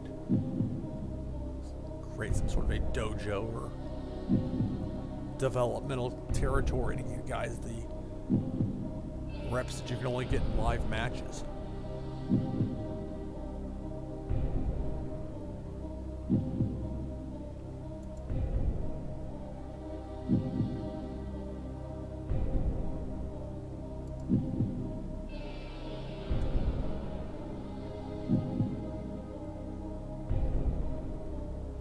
It's Alberta. I'm going to be actually based out of Ontario. Yep, there's the home region of ZAP.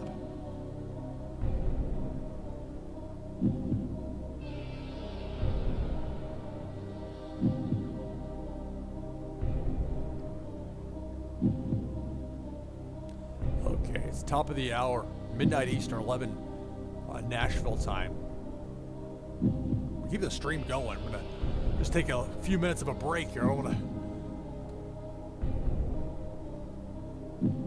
go for so long and then have my voice give out of me or something. So I'll type into chat so that way it's known there.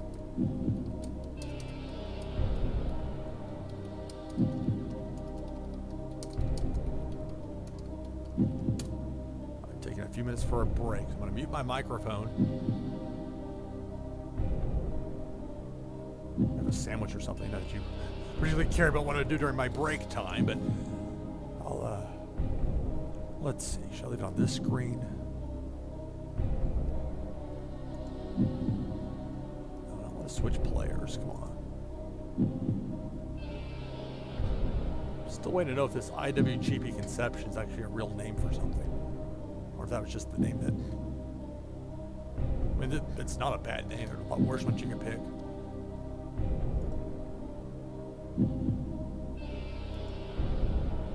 All right, back in about 5 or 10 minutes, and we'll continue on here with Total Extreme Wrestling 2020.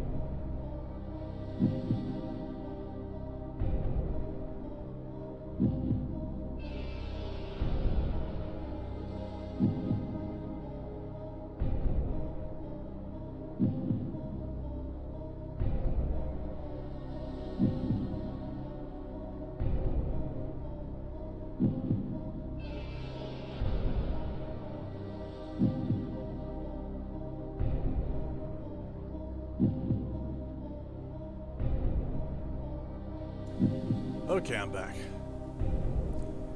So, this is what is now Knockouts Wrestling. As you can tell, AI-controlled.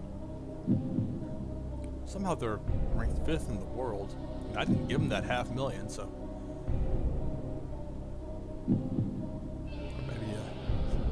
Or maybe somehow there was a certain amount of money sent their way.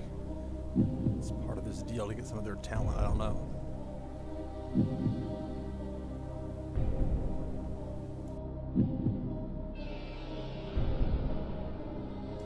Strangest feeling. It's like if I take a break, a few minutes off, scarf down some food, and it's like 30 seconds after I start streaming, it's like, oh, I'm gonna sneeze.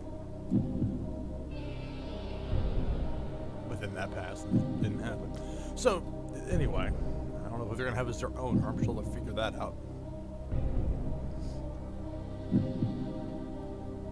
I was gonna put the tag belts because I reactivated the Knockouts Tag Team Championship belts, but I'll let the AI deal with that. My product right here, which is very much similar to what All Japan Pro Wrestling has, to the point that's what I copied over and just made a couple of minor adjustments. I love some of the stipulations though. Fans will be upset by dangerous, controversial, or bloody match types.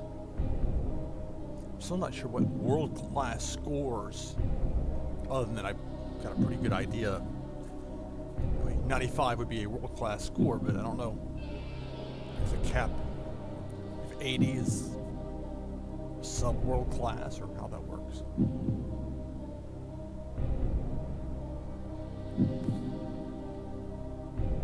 So it's helpful that many of the same traits that All Japan Pro Wrestling utilize would be something I would want a promotion to utilize.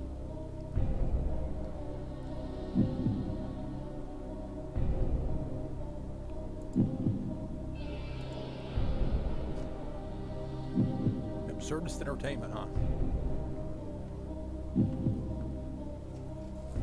Suppose that's one option.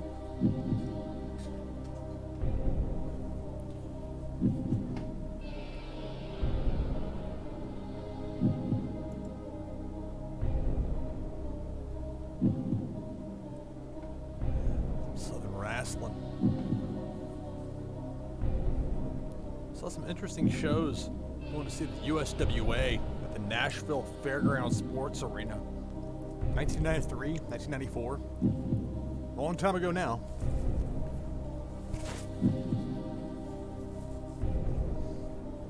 I think with a headset, bump against accidentally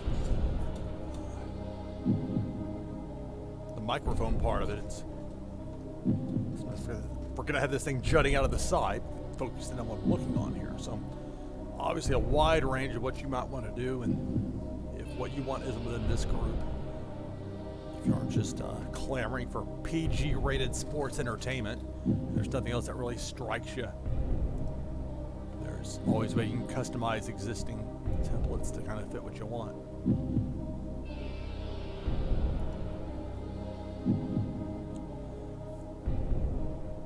So that's going to be computer AI handling that.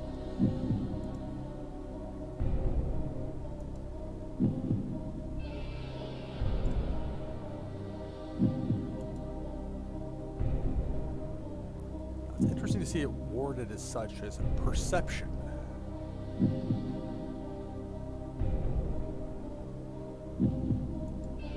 It's probably more realistic than some of the previous games as far as the way that's sorted, but maybe not.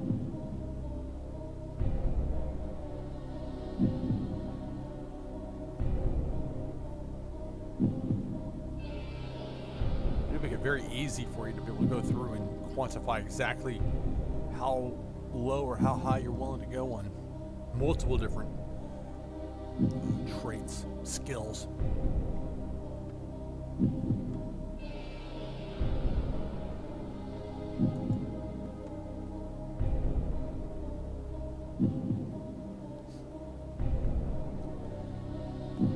looking for something that's the equivalent of the roster overview that was very easily accessed in Total Extreme Wrestling 2016, the last release of this game. With a lot of this, it's a matter of me figuring out where it is, and once I get it, that's probably till I'm less frustrated than I was the first night trying to do this live stream, and that's gonna, I imagine, we'll see if I actually get to a card. It's gonna give me a week of streaming, and although I'm taking a lot of this in for the first time, so it's the same for the viewer, I guess, that at least for those that haven't ventured very far into the game. But it's interesting to see just the wide range of information. I mean, they've got to do something about like the scrolling. But I already got my complaint again on that, so at least it's manageable. I can make do. And I know they have done some retooling as far as the menus go. I know it's tough.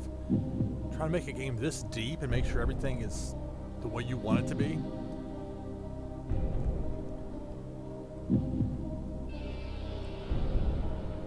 And I was just thinking about how long it takes to play through it. To go through and test all of that, that to me is as impressive as any of it.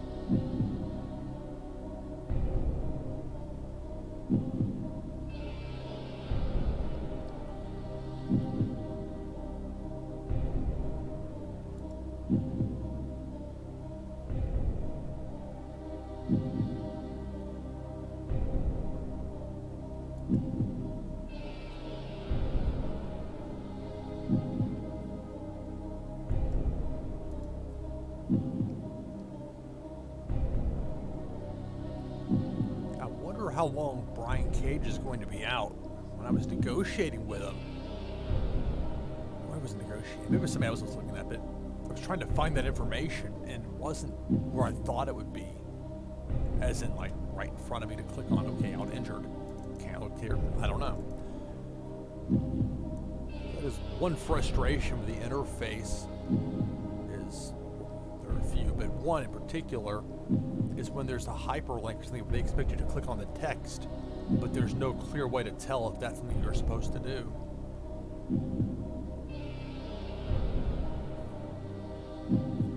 Like, do I know normal morale if I click there? We'll see, it takes me and says, okay, here's...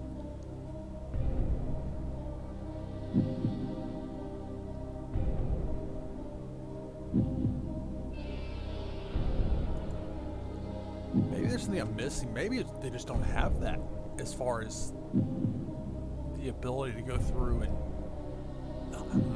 I don't think that's it.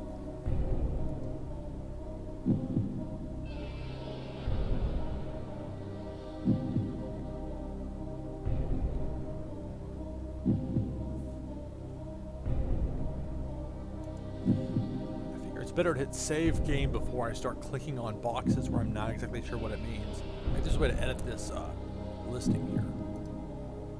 Oh, there's me.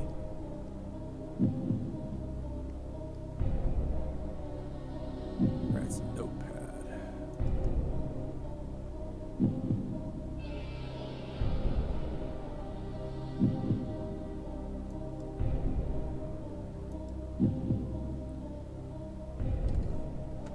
Not a bad way to have the capacity to scroll through several key categories at once without leaving the screen.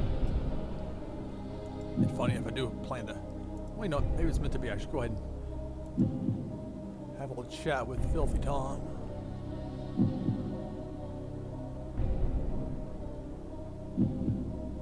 Okay, what is this?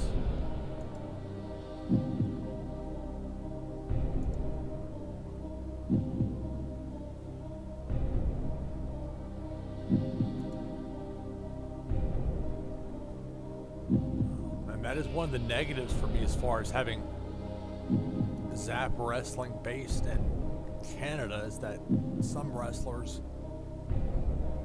will be willing to work or able to work in the States, and that's it. Now, in real life, Filthy Tom flew halfway across the world to go work a one match for him at least, a one-match run in Australia and then back on a plane. Like he's Jack on Lost, flying from the U.S. to Sydney and right back.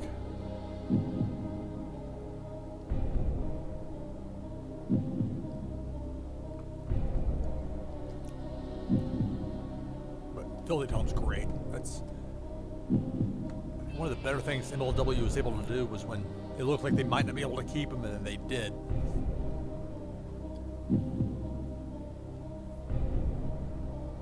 And it's funny because he and I know a lot of the same people out of the Tampa wrestling scene, St. Pete, IPW, hardcore, a lot of that group. So my buddy Aaron Royal worked with them for a long time. For one time, Aaron came by and had Naftali with him, one of the wrestlers from down there. Like, oh, hey, what's up? Just hanging at my apartment in Ybor.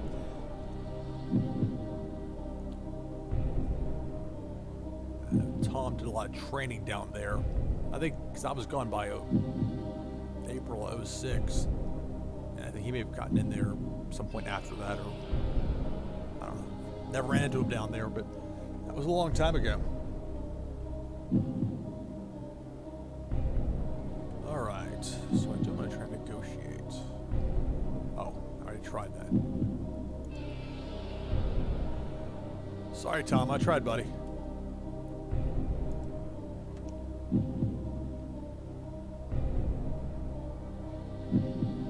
It's kind of like the boss screen, but you got a little bit of extra options as far as scrolling across, and then all these boxes.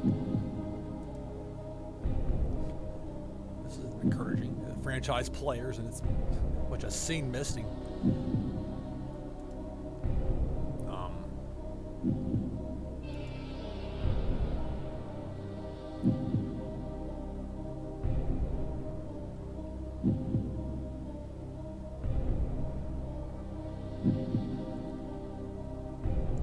Everybody just says Dez for Desmond Xavier.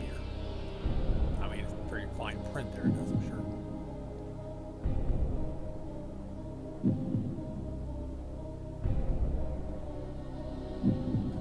At one point, I thought about trying to play as Pro Wrestling Guerrilla, but the nature of the way that they do things at PWG, they've got a system that has worked for them. And it was tough because when they ended up, I guess, tore down or whatever, they lost the ability to have shows in Reseda at that small building, but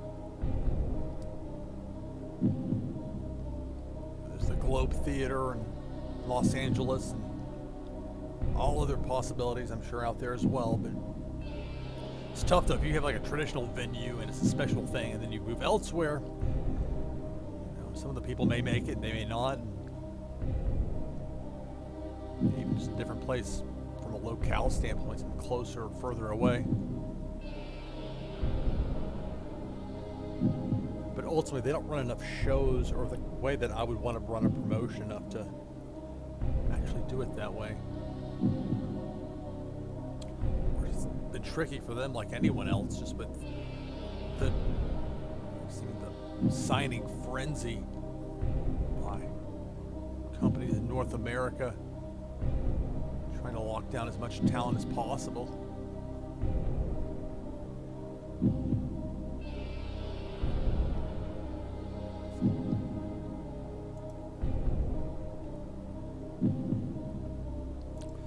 Talking the talk for my purposes is really not a big part at all, considering it's 100% matches and that's it. So I avoid the whole face heel thing, which I'm very much good with. That's why I chose that option. Now, a good promo is really the heart of what makes pro wrestling special, because you get drawn into these characters when it's done properly, at least.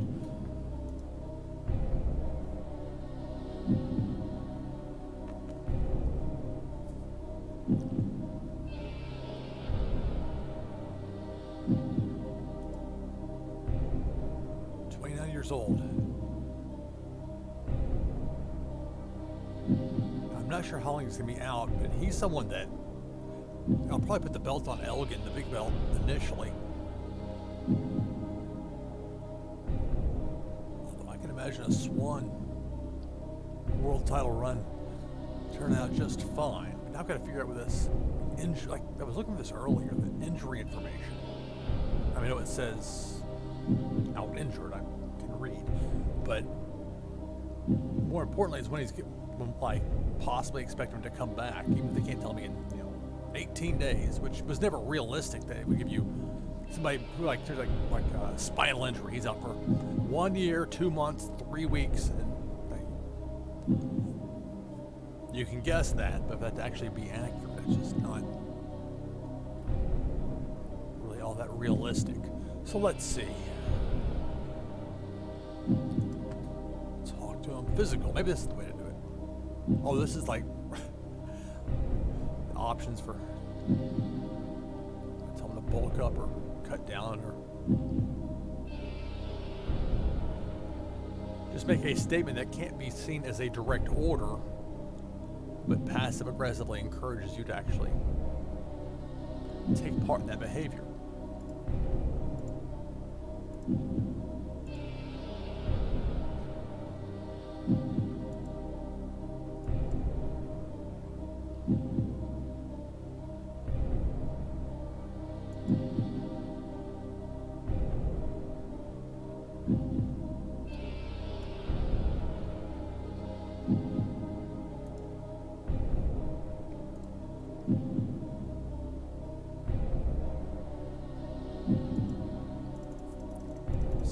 Hyperlink in here or something as far as the out injured.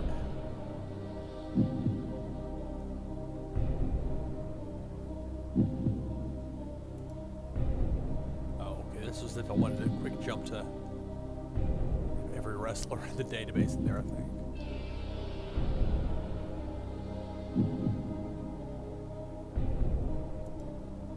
Maybe I need to get out of this screen and look up Rich Swan is just one of my workers, my wrestlers. Okay, we already went through this with Omega. I can't sign him. He's got a written deal with AEW.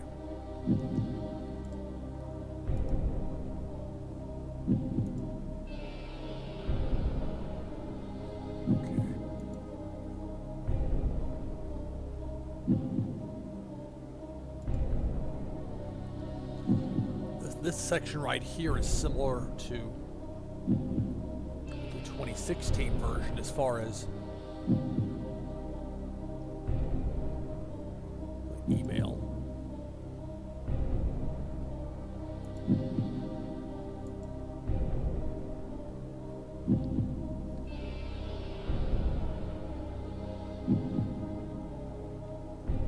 I don't believe I've changed any of this thus far. I think this is how.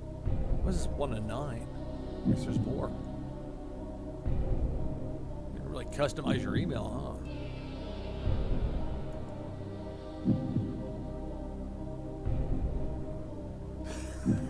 huh? Hey, look. I got a worker posing nude. I got to receive that information.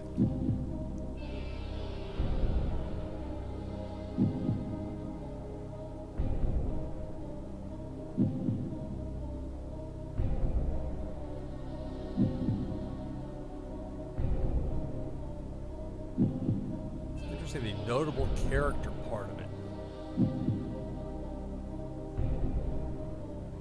So you have what you had in prior versions where it's wrestlers you have either under contract or working on some sort of a deal. This gives you a little bit more as far as you have somebody on your short list. Although to be fair, I didn't really use the short list at all in 2016, so perhaps that's an element that was there, but even if that's the case, I don't remember it seeing presented like this.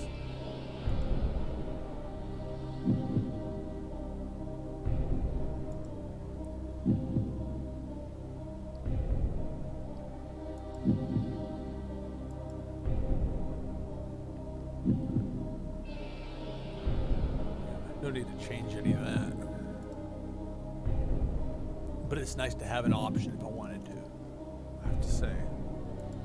Can't wait for these individuals to see if we can strike some sort of deal.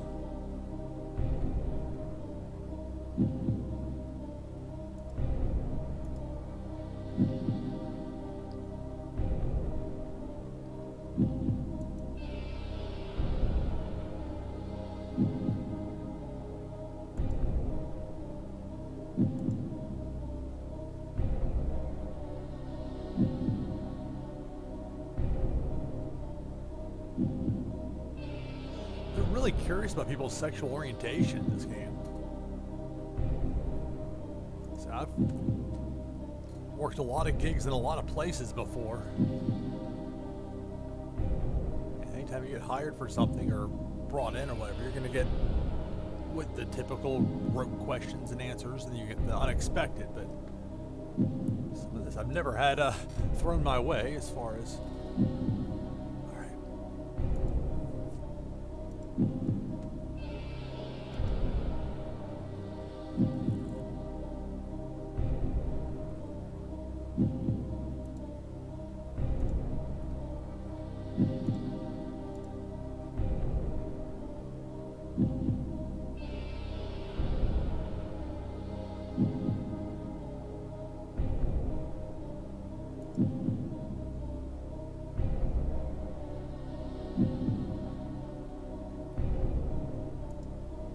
Okay.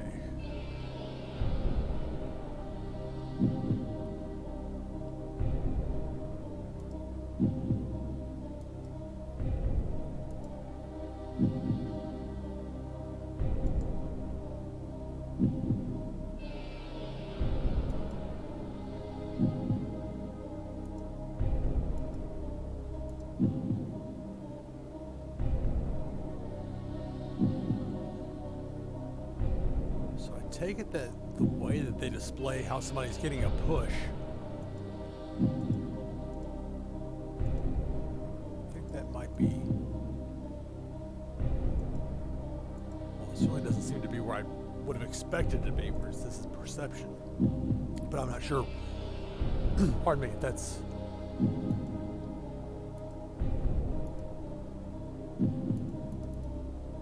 like it was just moved elsewhere. I was just wrong to think of it there to begin with, or what? But really, I just want to see how the pecking orders lined up as much as possible with my own company. And that was something that was very easy to do, still is easy to do in 2016. So it probably means I need to look a little closer at what options I have.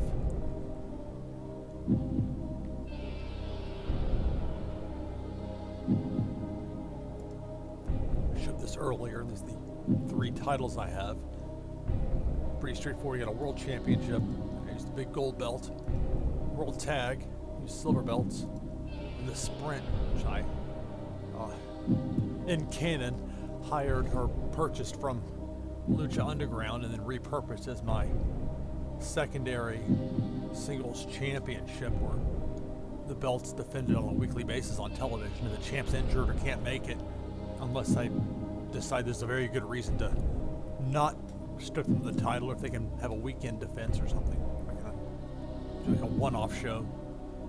But the idea is to have a belt that could change hands at any time. You can have 2 like big players face each other, but it's a 10-minute time limit, so if it goes to a draw, it's not like it's something that's going to be outrageous or out of the ordinary. It doesn't take that long to condition an audience on something like that. It's not that difficult, I wouldn't think.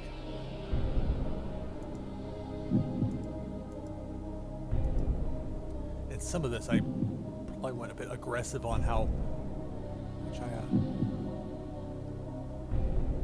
allotted as far as prestige, popularity goes.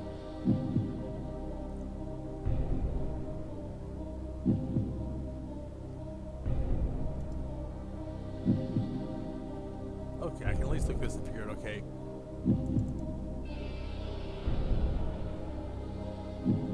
there's Elgin. I'll have to take the strong favorite. I'm going to have as my first world champion. Gotta figure out how to get there.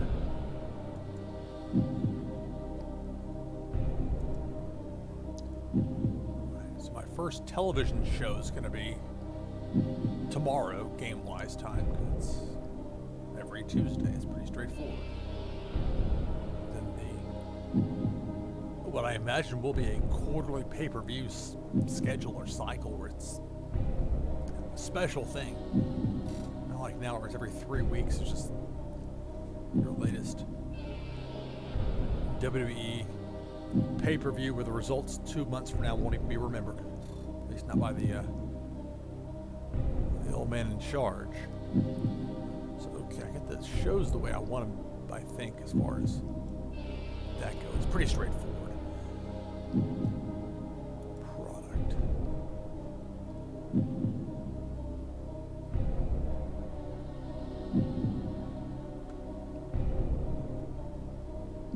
So this is based very much on All Japan Pro Wrestling.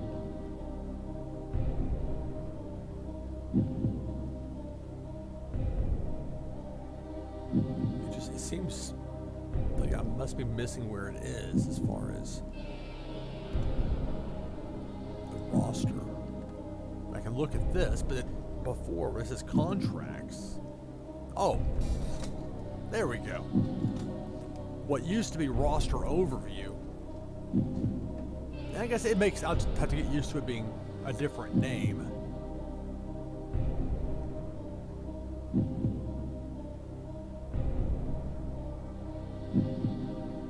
Not bad work if you can get it for Ace Austin.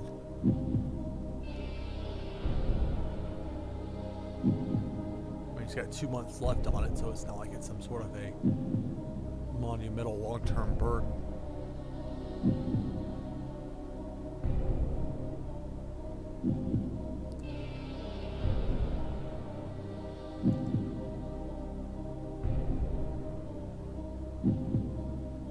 It just makes so much more sense for a promotion like I'm planning to run where you're having TV once a week and it's almost like the AEW type layout with some perhaps a wider range of options as far as non-television events. Since AEW really doesn't do that. And in many ways the notion of an untelevised house show that's barely even acknowledged by the company putting it on. You know, once that night's over, the show's forgotten because it wasn't on television.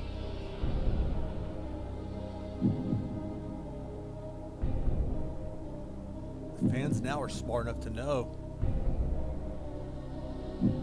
If they don't know offhand, it's not like it takes all that long to read on Twitter and somebody pointing out stuff that's just frustrating or doesn't make sense or whatever. So at least normally this is where you'd have like a main event, upper mid carder, and I see where it says perception.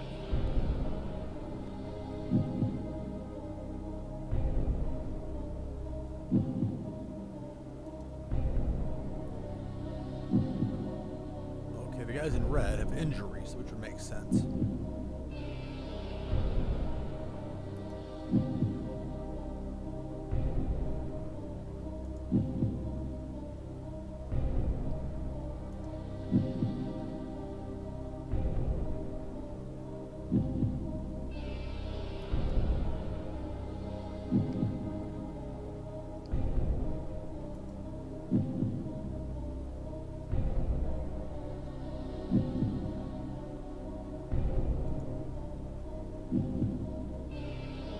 Brian Cage, that dude is jacked. I mean, that's not exactly breaking news here. The music does its every 62-minute start and stop.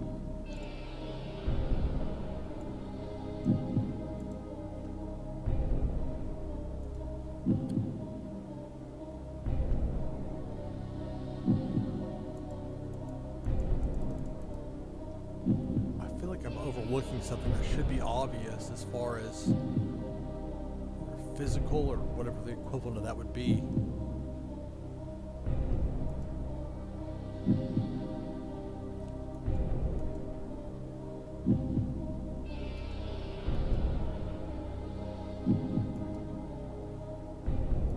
That's really not what I'm looking for there with any of that.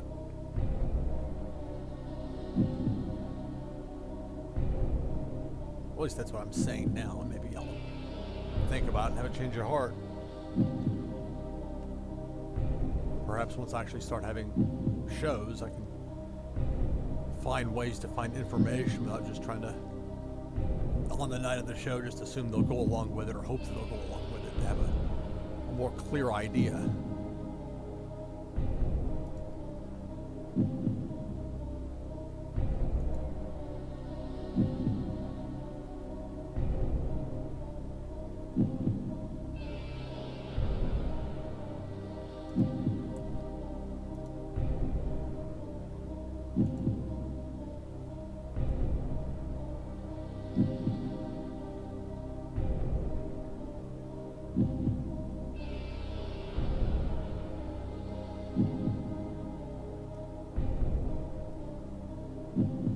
I imagine that my pay-per-view event's going to out-prioritize Warrior Wrestling.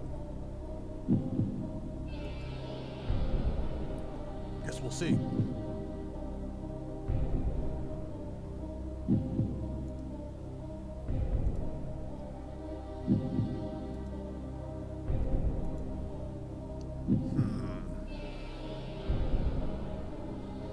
Again, I'm just trying to figure out how long he's expected to be out with a bicep tear or torn bicep. And or finding what kind of a push that he's receiving or perceived as.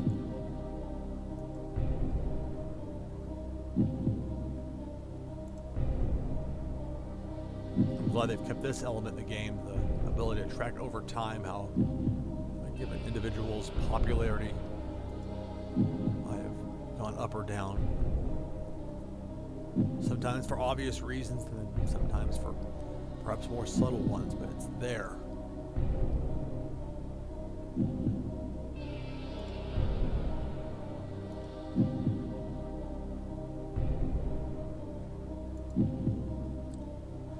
It's sorted by people seen as unimportant.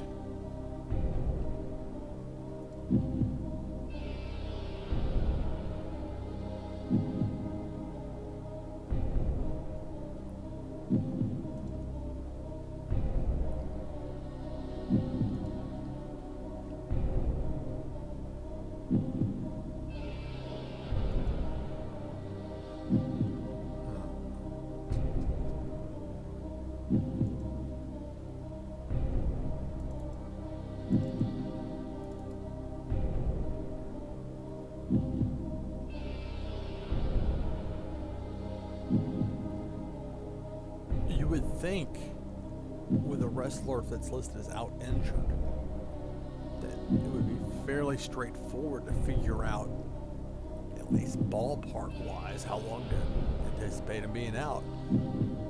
I don't know how long he's been dealing with this ankle tendonitis of which they speak.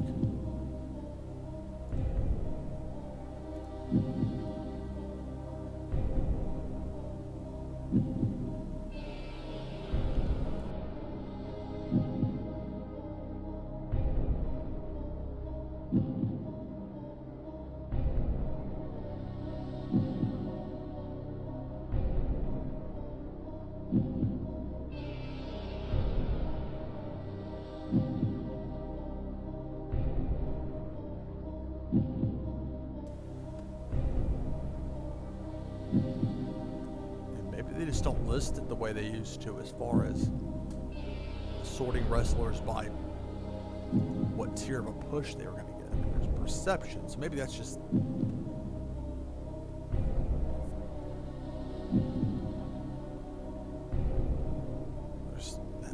That's different though than like main event, upper main event, or upper mid card, I should say. That's more popularity. I like the listing of morale. I like that it has the fatigue. Those are all valuable pieces of information that were a lot more difficult to track down and then try to, if not something to take into consideration immediately, something that you watch on the long term.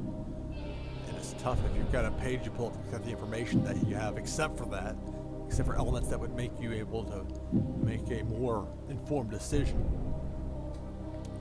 But as I noted before, that I'm sure had a lot to do with the fact that it was a smaller width as far as the rectangle with the information listed. If you get everything just jammed together, then it's just truly a wall of text that really does you no good.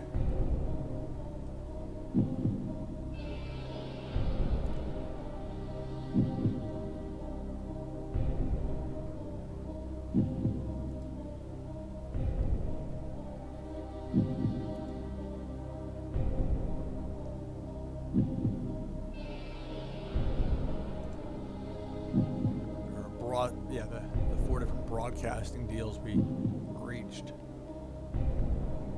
with Fight TV and then Fight TV USA, one for our weekly television show distribution and the other for our quarterly pay-per-view events.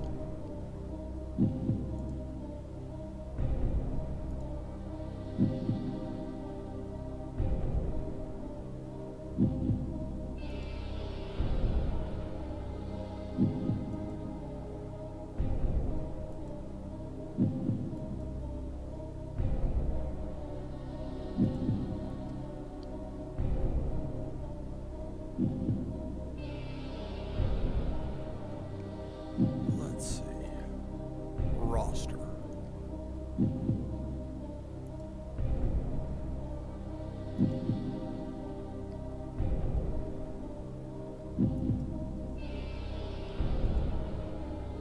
Okay. Been sitting on this for a long time here, so it's probably best to go ahead and advance it.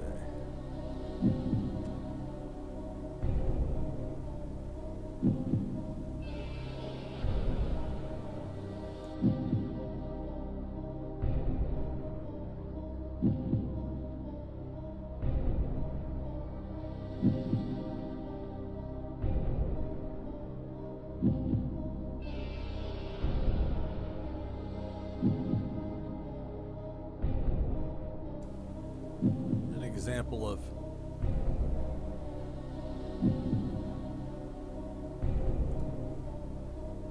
total extreme wrestling reflecting real life. We've got WWE already panicking, trying to undo the brand split. That just completely played out trope. Although if ever there were a time when you could actually have some sort of a competition, considering one of the main roster A shows is on USA, which is a channel owned and operated by NBC Universal, and the other side is Fox.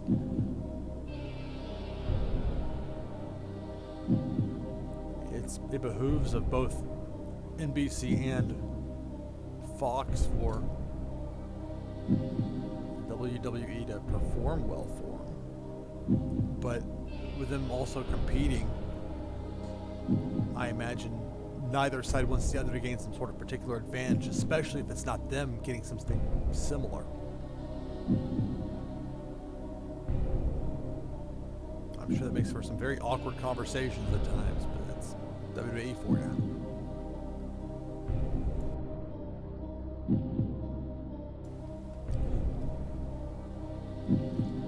This is something that is maybe worded a little different or placed a little different as far as the layout goes, but it's the same idea where on the next day you've got a list of shows from the night before, the results.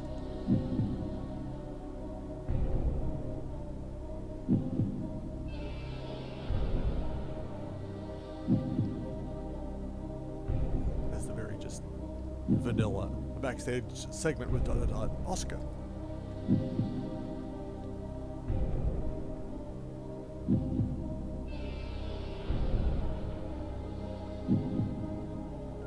I've got to do something in this game to get Chaz Betts, aka Chad Gable, aka Shorty G, out of that terrible company.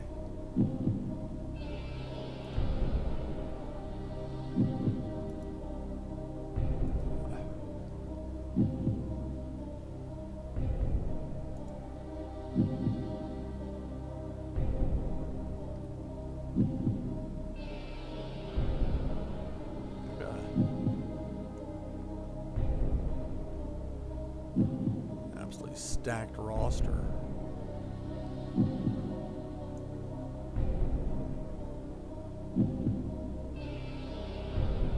Gronk.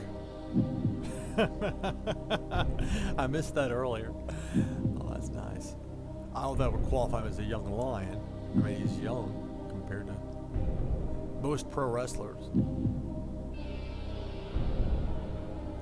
Because the years it takes to build up the experience and the name and make the right connections. You know, obviously guys like Jay White or Will Ospreay are younger, but of course in part I'm conditioned to WWE and wrestlers that all too often skew older, because in many cases they're the only ones left that can actually make a difference in the ratings as far as people you're going to bring back, because they're people that are actually allowed to appear and be true superstars before WWE, with its obsession over the brand being the one's true star, the McMahon family, and then everybody else in one order or another. I'm not going to try and steal Gronk away. Not right now, anyway.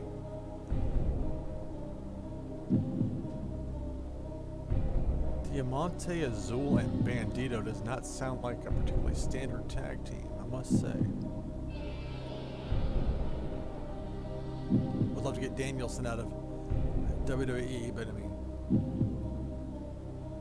I'm hardly the first person in a promoter role, make-believe or otherwise, that has had that sentiment.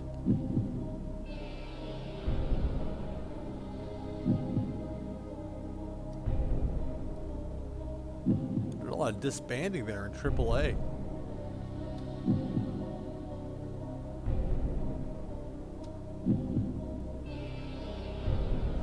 Wait, what? Los Ingobernables AAA?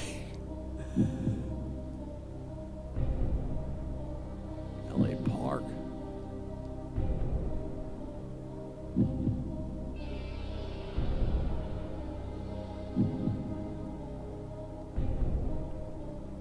I think they get a new booker in AAA. I mean, within the game is what I mean with that. Just a lot of disbanding going on.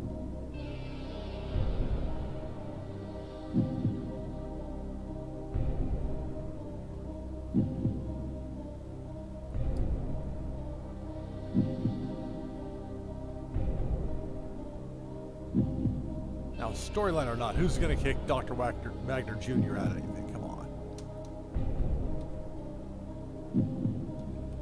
All right, let's see.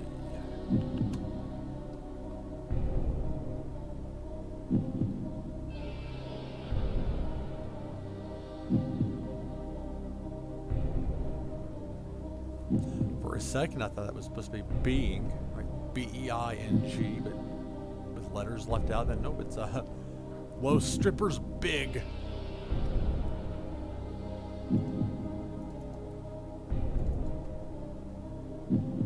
See, that's one of those where it would be helpful to know at a glance that that was a hyperlink to take you to whoever Los Strippers Big might be in the game, or in real life for that matter. Good grief. I understand a new booker coming in and wanting to change things quickly, but you gotta give people a time to register. Otherwise you got Crash TV like your Russo. If you got that, you got problems.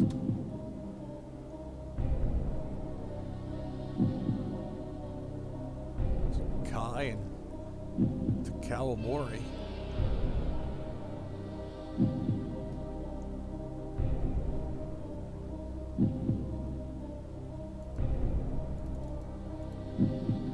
Not a hyperlink.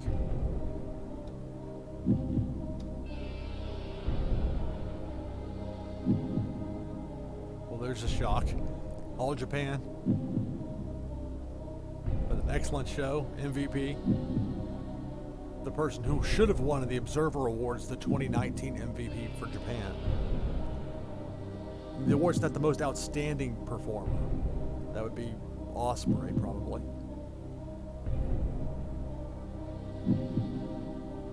Most valuable, though. Not to keep harping on the same points night after night, but I mentioned in the last feed, you take away Kento Miyahara from All Japan Pro Wrestling 2019, and you got the kind of problems that no company's going to have with any one wrestler no longer being there if it were to happen. There's young talent in that company. There are some wrestlers that are capable of having some great matches, but notice how often, if you look through on cagematch.net, if you watch it, you read about it, whatever your favorite dirt sheet might be, or the Observer or whatever. Dirt sheet, what an antiquated term. But that's pro wrestling and its hostility to outsiders. Same as it ever was.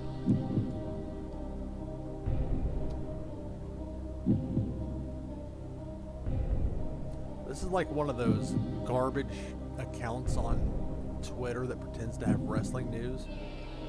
Doesn't actually give you any news at all.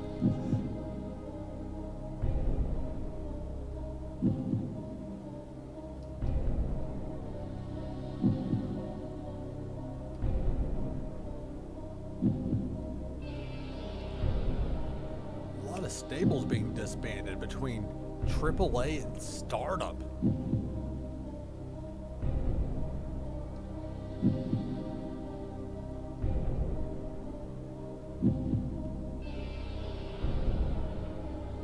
I hope they don't make some offers for wrestlers that I've got pending contract ideas, or contract offers, not just ideas, but we'll see.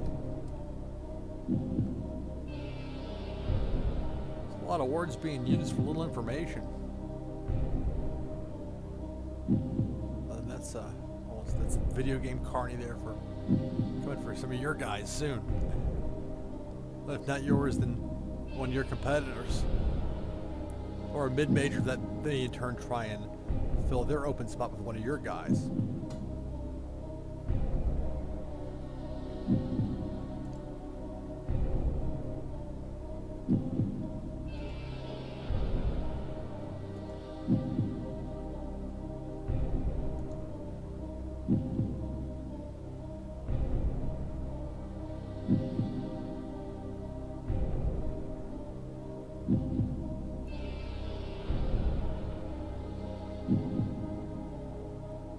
The record is Game World. They can get you to this screen.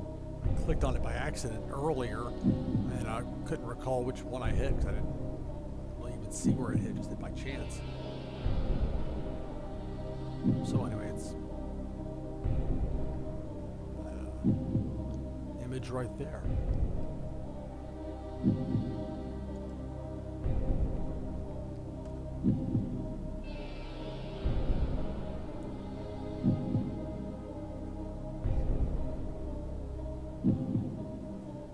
I turned this off, or maybe I did, and it was just the episode 1 with the All Japan approach that I ended up deciding not to go with. I think wisely so.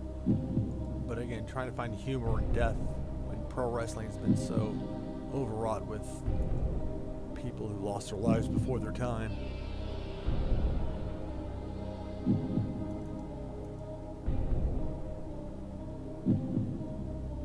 You must have dirty tricks.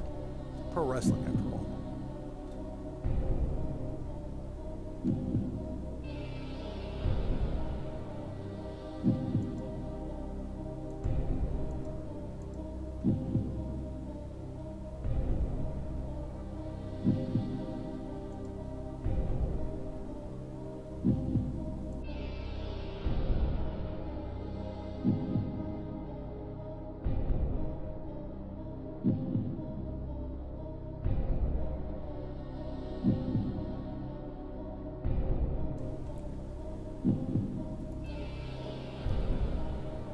Injury frequency and medium.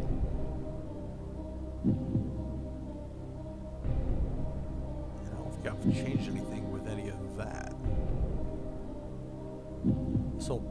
rating unit thing. I'm still not quite so sure about.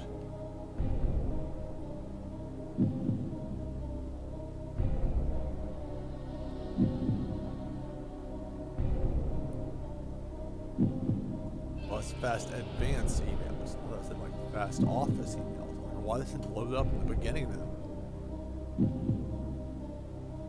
Perhaps it's something I need to change in the settings.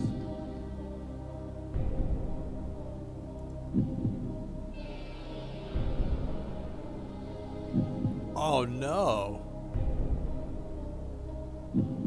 Wait, house shows?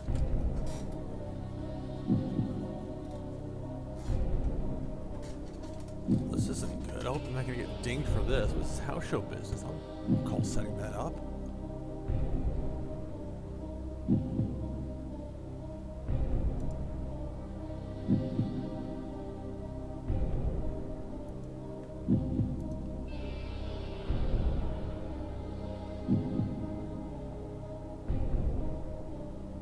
I'm one day into this. Where is this house show thing in which they speak? There's a brand new company here. It's not like I inherited something and just overlooked it. Unless house shows is something in the game that borderline non-canon in a way for wrestlers that you're still trying to evaluate and find the best spot for to be able to show what they can do.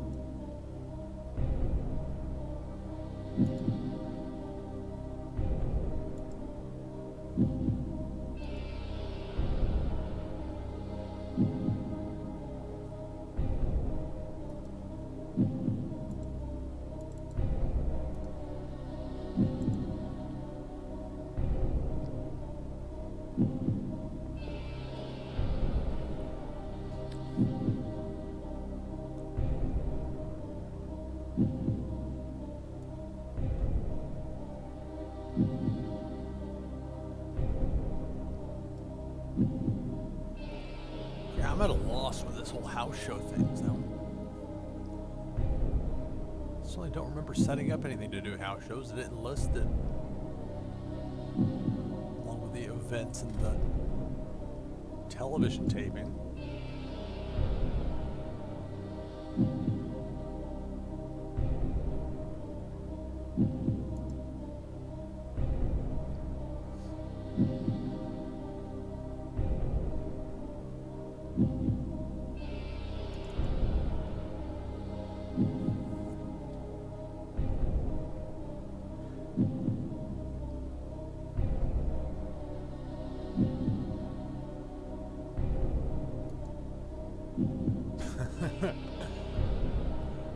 Get Filthy Tom and Jungle Boy Jack Perry to be the best of friends.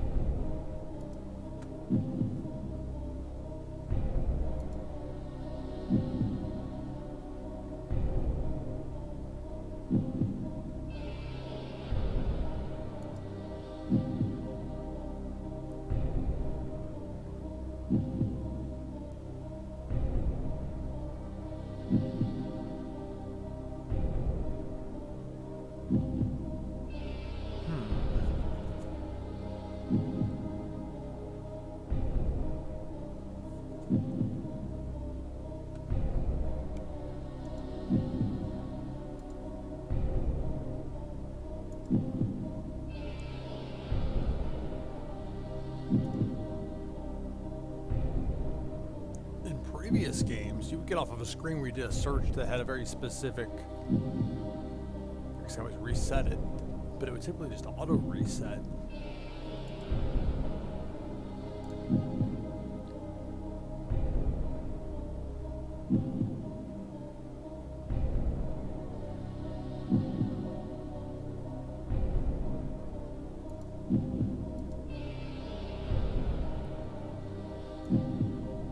wishful thinking. Yeah, third time now I've clicked on that thing. Perhaps I clicked on the wrong thing before, but that's not the way it played out.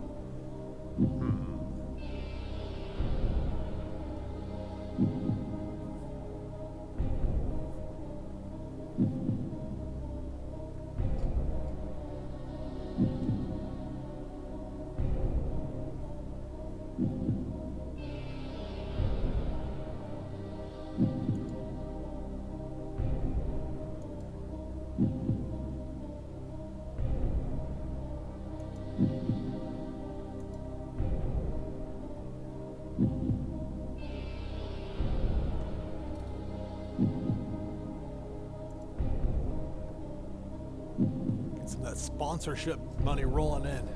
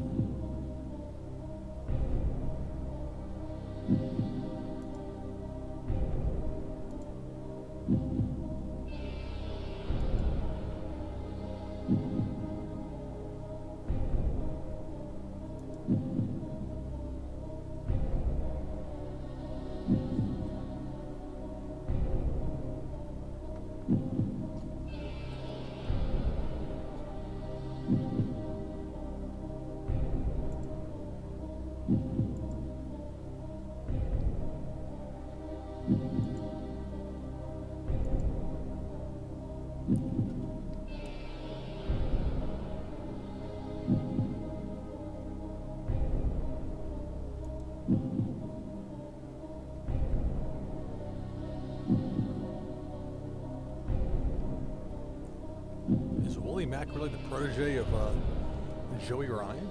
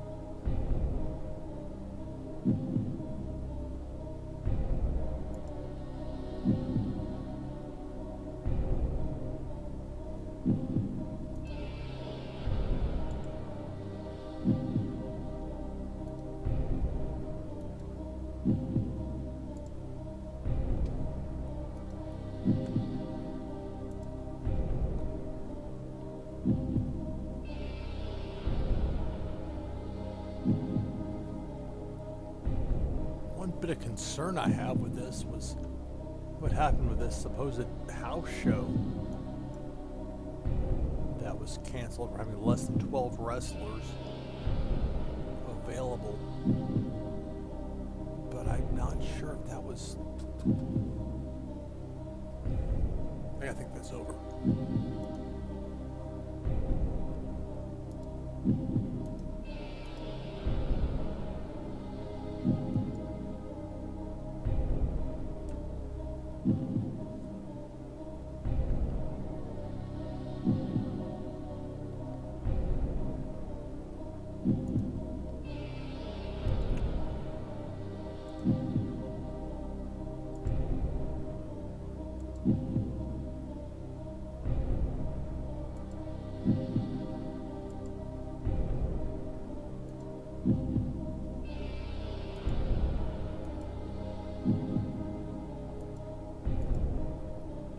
What it means by return to office. If that's like you check your in-game emails first when you get into the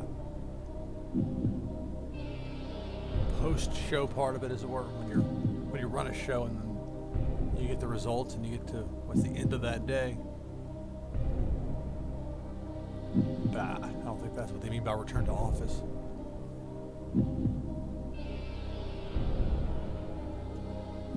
Oh, hello. I have the chat part over here on the left side. I'm so used to it being on the right, but the only way to get this to work at least somewhat decently within OBS Studios to move everything away from that top right corner of my screen. So like right now I'm going through here trying to find out of my injured guys in my roster when I can expect them back. That's part one of what I'm trying to find. Part two is where the equivalent of the roster overview from TEW 2016, where that is, or the equivalent of that is here in 2020, if there is in fact such a thing.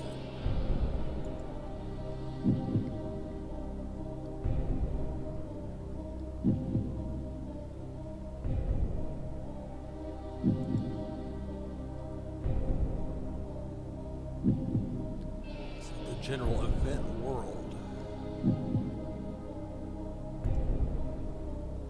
although it has information on my company, which is a good thing.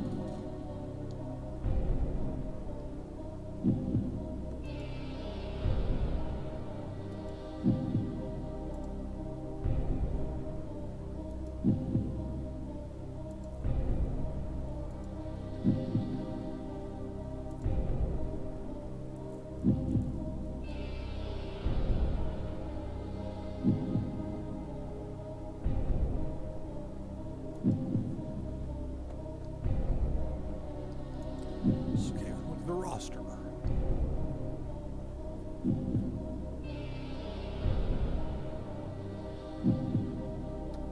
That whole thing with the unbooked or the Phantom House show that was supposedly canceled. Just want to make sure I don't have my wrestlers somehow. I don't have Brian Cage, but again, it's the other part of what I was saying. So it's not only making sure that my wrestlers actually are active and are seeing this thing that is a viable option. So okay, he's out injured, which is happens to almost everybody in pro wrestling. But I need to know when he's expected to be back, even if there might be some variance to it or just a range. So otherwise, I mean, if he's out for 6 months, it's a lot different than he's out for 2.5 more weeks as far as potential programs go.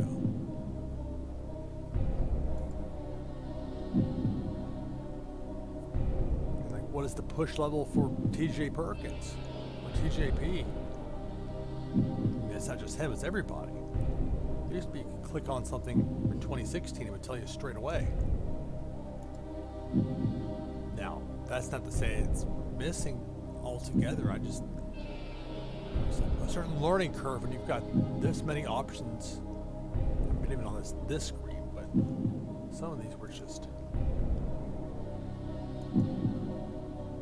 more than just a multitude, but overwhelming volume.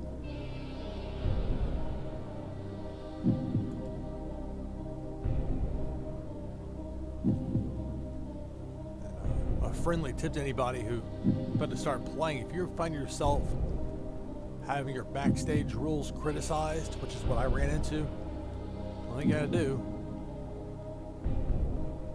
click on that catering part. That free food will win you some goodwill. At least it did for me, because it went from negative effect to positive.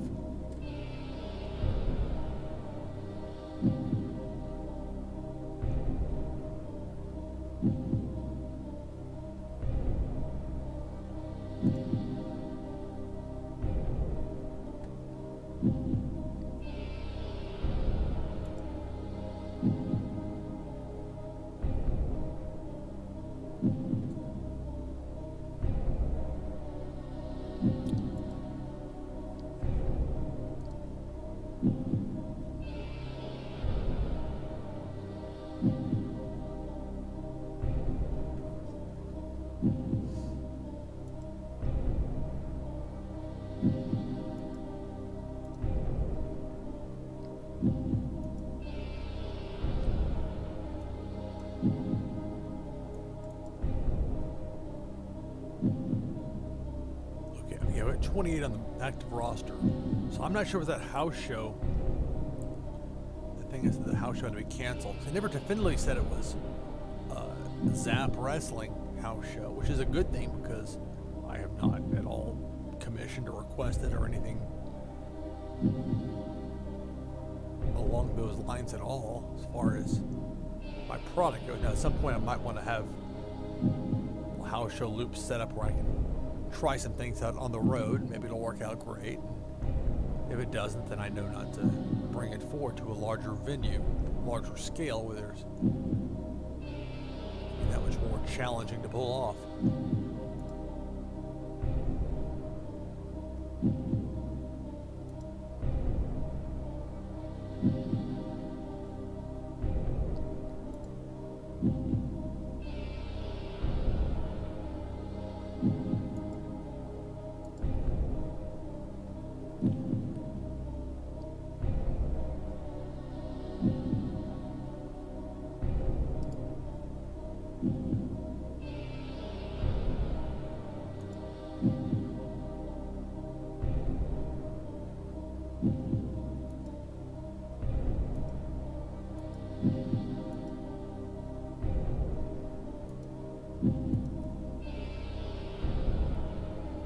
A lot of these wrestlers you might recognize from seeing them in Impact Wrestling. So I know there are people that tune in periodically that I'm just here just presuming everybody already heard what I said before. Obviously, new audience, that would be the case. This is the Killing the Business mod, but it's something where I added a new company playing as ZAP Wrestling and essentially turned Impact, the former TNA Wrestling, into an all-women's promotion and brought a lot of their talent, particular male talent, to be part of my new promotion with ZAP Wrestling. But Brian Cage, if I'm going to plan around if I do a tournament or whatever I decide to do to crown a first world champion, that would be helpful to know if that's even a viable option or not. Torn bicep's a serious injury, but I don't know if that would even be affected as far as how they determine how long somebody's out.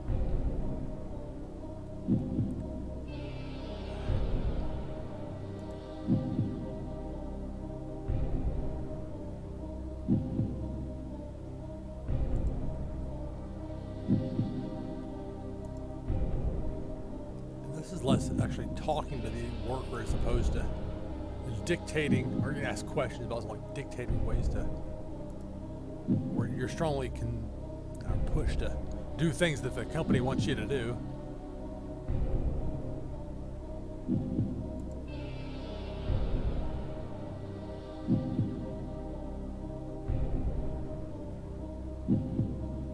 Imagine telling Brian Cage, I'd like you to try and become even more muscular.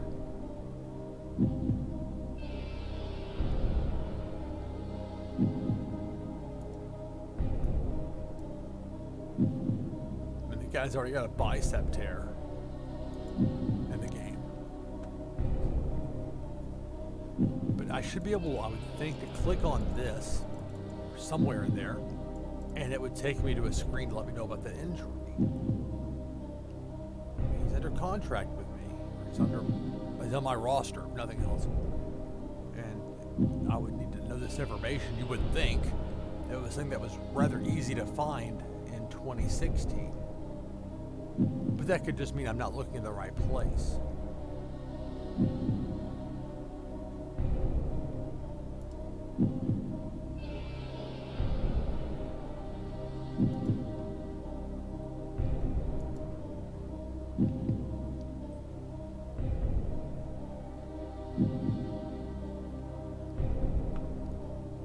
I do find it interesting that this whole progression thing on the screen to be able to tell at a glance how well somebody's coming along in their given category, but particularly their brawling. That seems to be the one you see there the most.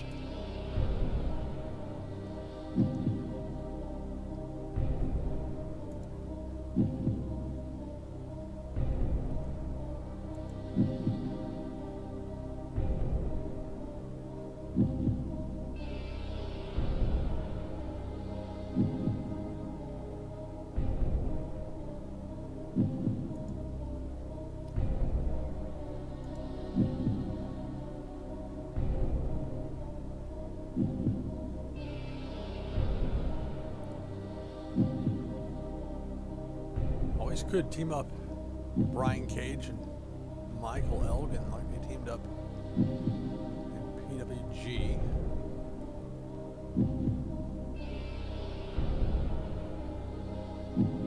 Although it wasn't like they had exactly a long reign there. As it is, it makes a lot more sense, I would think, to have Elgin and Cage on opposite sides, since they're going to be two of my powerful wrestlers, but also two of my top guys who will both be competing, one would at least think, for the hopefully soon to be crowned inaugural ZAP Wrestling World Champion. But how can I plan on that when I don't know how long he's out for a torn bicep?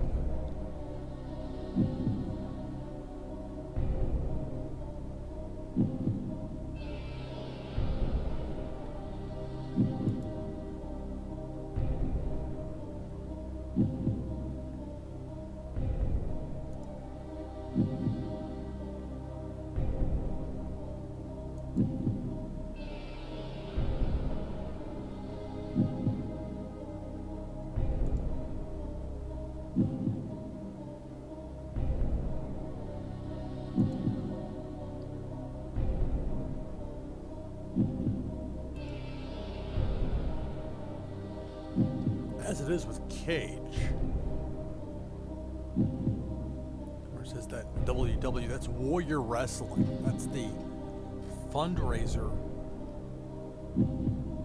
what you call a group, but this organization that will bring in some top level names. I mean, that's what they want to bring in to work with New Japan Pro Wrestling. Get to the point they're able to bring in Minoru Suzuki late last year.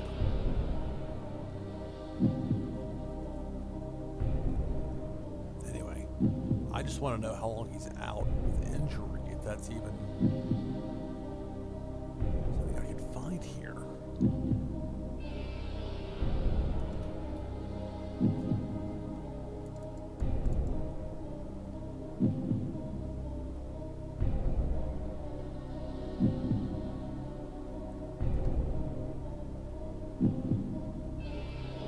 Oh, okay, well, now I figured it out. 41 days. Not ideal. But sure be if that would have said, like, 10 months, comma, 11 days or whatever. They wouldn't give you a 41, they would say an extra month to it. You get the idea. So, okay, he'll be back in 41 days.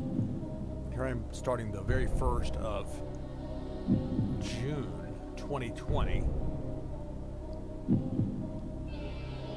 He might be able to make it back in time for the pay-per-view. 41 days.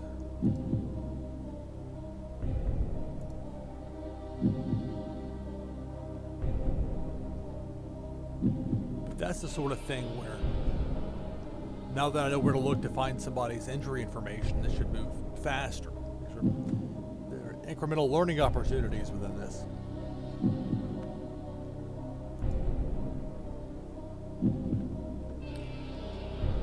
This was copied over with only a couple of modifications on my end from what the computer had as far as the All Japan Pro Wrestling default.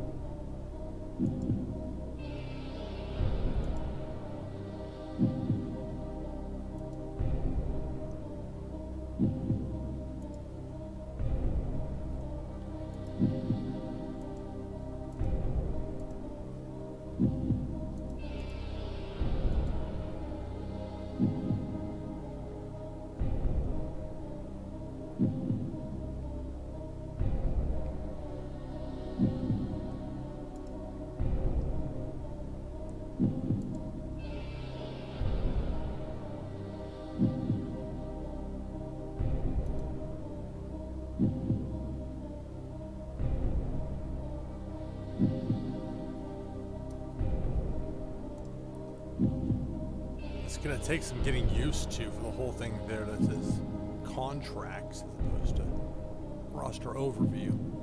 But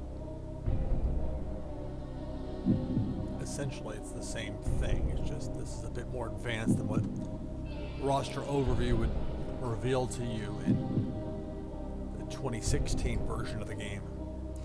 So, okay, we know about Brian Cage being out for 41 more days. Let's see what Rich Swann.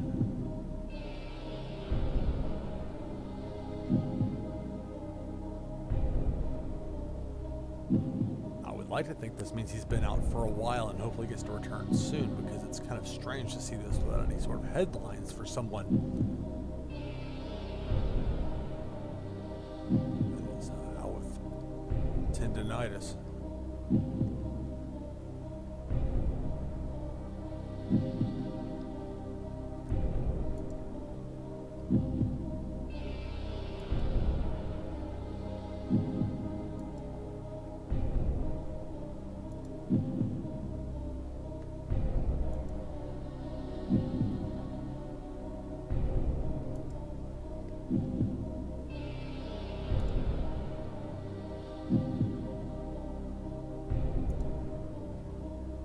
There's Swan at age 29.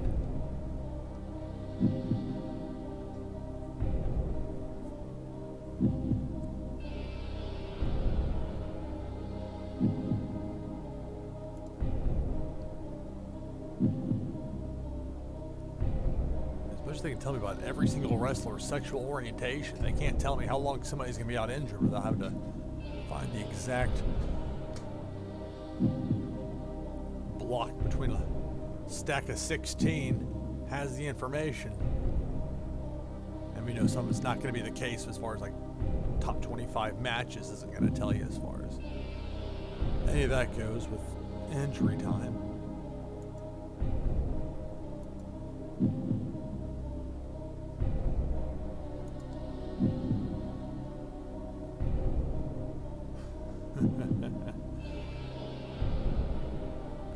Joey Janela getting heat, even in a promotion that he didn't work for.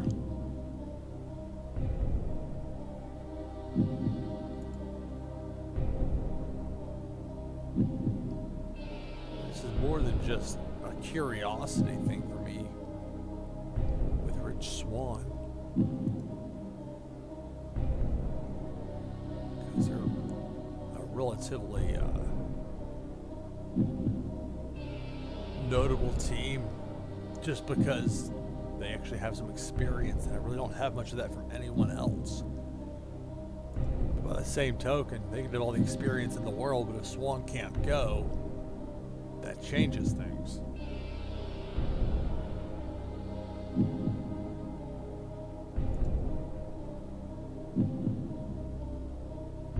Okay, 34 days. It's 34 for Rich Swann, which means he will be ready to go, I would think, by the time television on week 2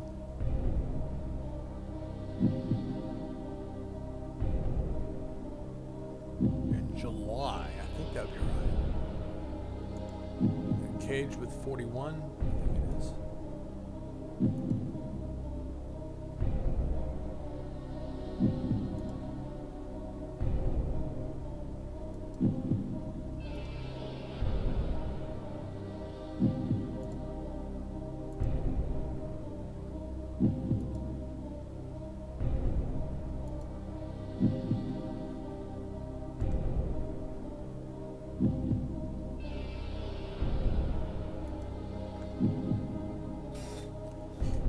Lean back for a second and think about it. Say, all right.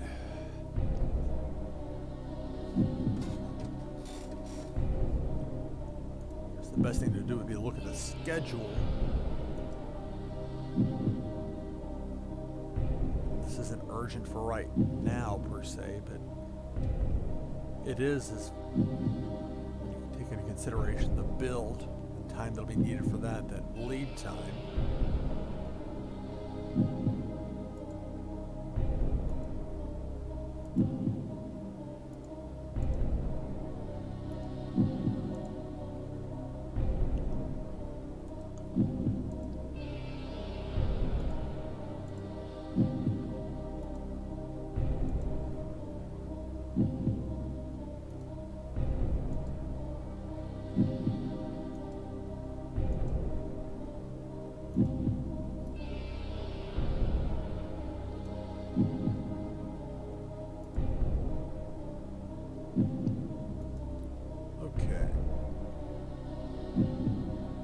So right now it is Tuesday of week 1. I hope Brian Cage will be back in 41 days.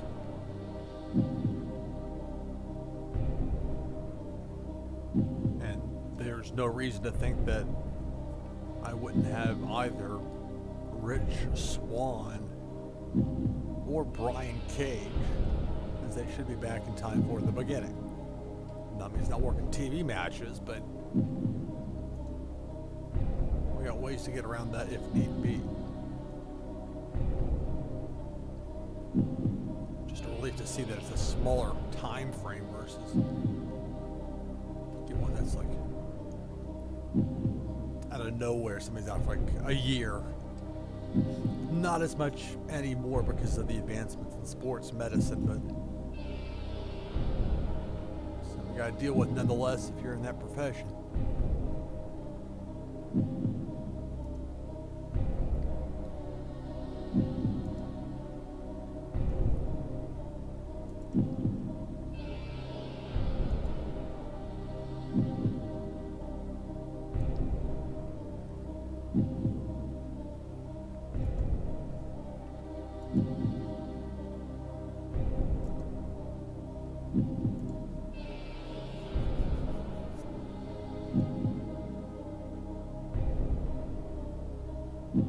Let's see what we can do with this.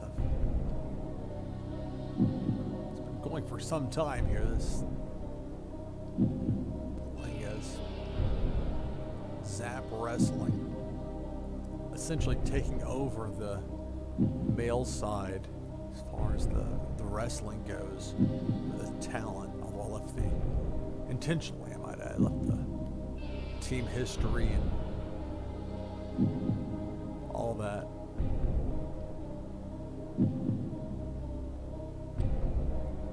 And that was in concordance with Impact Wrestling becoming Knockouts Wrestling as a female-only group.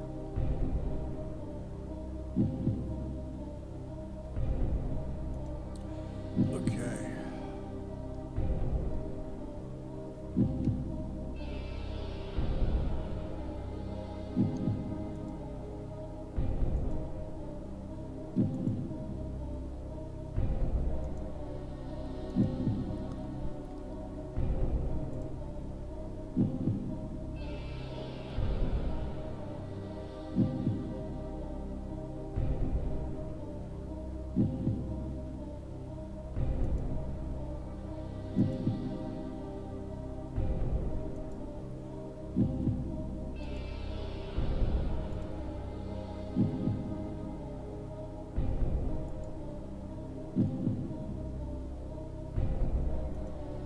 Make sure I didn't overlook anything in the top stories listing here. This is all the disbanding.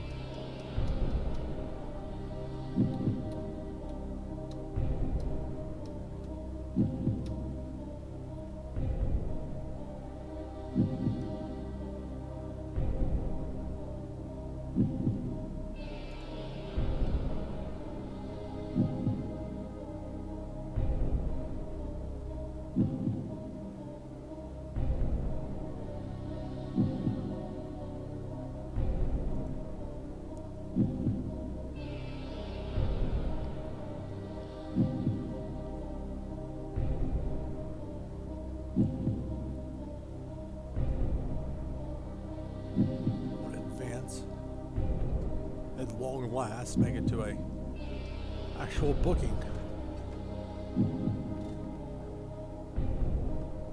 Actual event. Okay, so it's a generic venue in Ontario.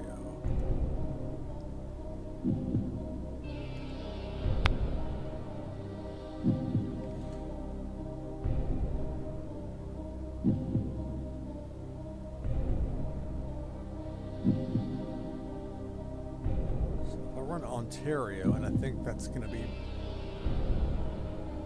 that'll be my best bet, because that's one of the key things in this game, is to build up the local support, which in turn is going to lead to some bleed over and become a regionally popular act, and before you know it, you're whipping up on some international competition. now. It's in Ontario.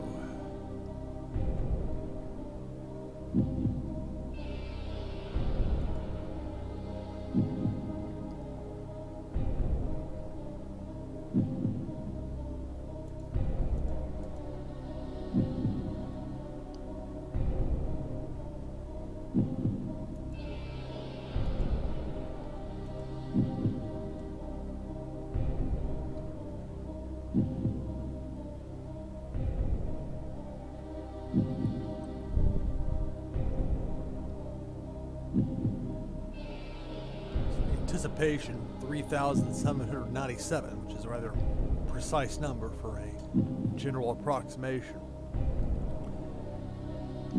So I don't know how much variance there might be in here as far as within the mod. That's one thing with the vanilla, the out of the box venues. I know a lot of those are made up or have unrelated names because of copyright concerns or whatever. But here it gives you the legitimate buildings, and you've got more than just even numbers that are jump from 5,000 to 10,000 or whatever, from one level to the next.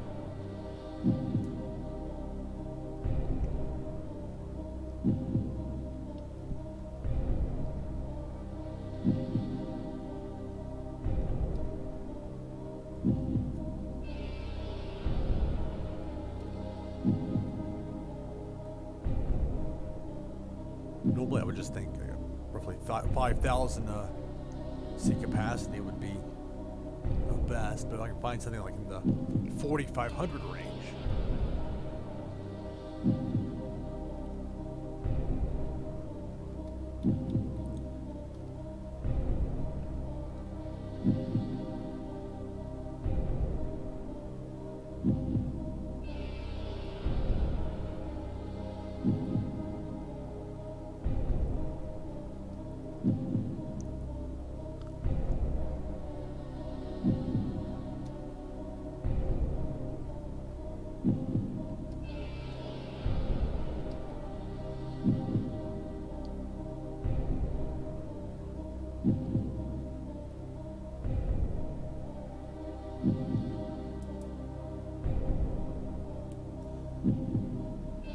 The Meridian Center.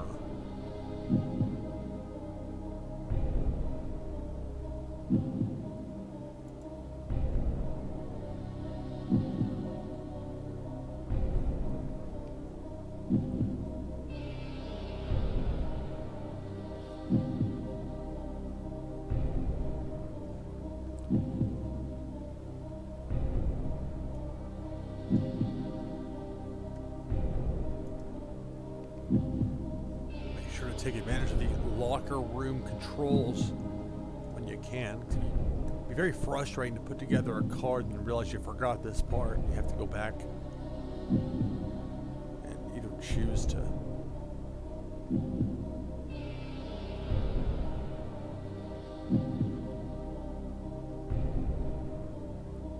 cut myself off mid-sentence like that. But I mean, it makes sense to use it if you got it. Sometimes have some fun with it. Discreetly. I like how it gives you information about the existing relationship, if any, between the two workers that are under consideration. Ace and Ace, two very different wrestlers. Austin and Romero, respectively.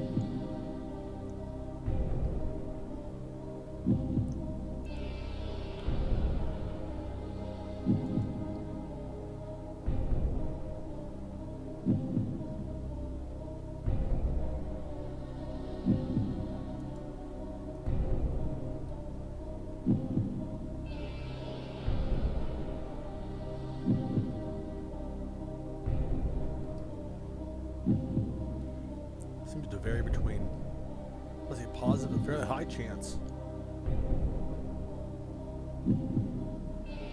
Let's see. Well, wasn't like they guaranteed it. It just, it was a fairly high chance.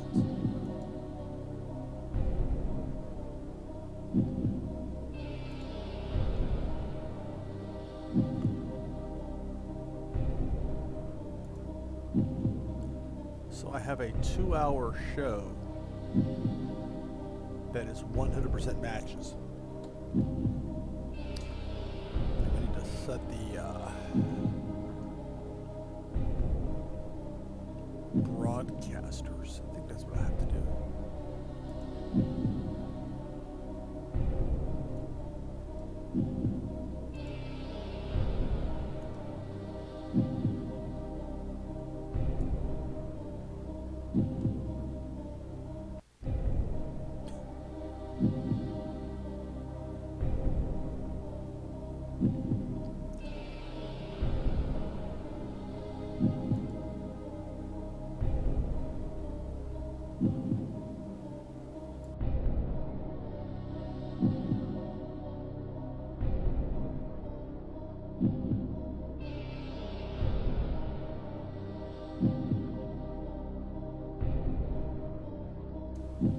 I had turned off the Kenny death, so I've already gone through this. I really don't want that in my game. Not this one. There's time and place, but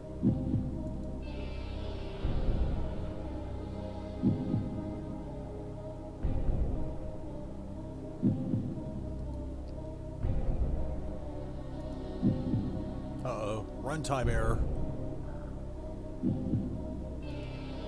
Wow.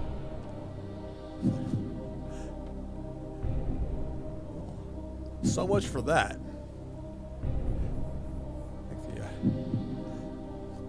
Reach the time limit on this one. We get that looking over at my far side TV at this teal screen of death. So that's the abrupt ending.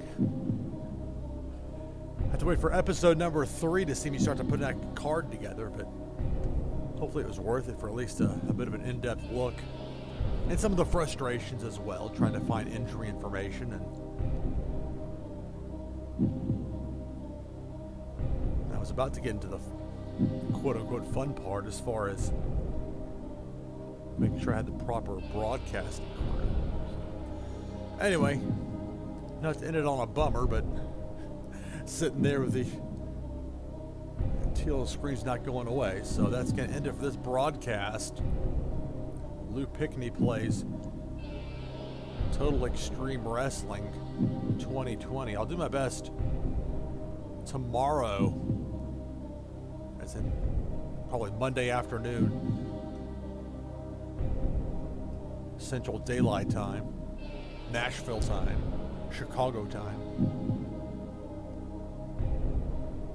1 hour behind New York City, and you can probably figure it out from there. So that's my goal. If it's not afternoon, probably evening, maybe after, what is it? I'm trying to think time-wise, would it be?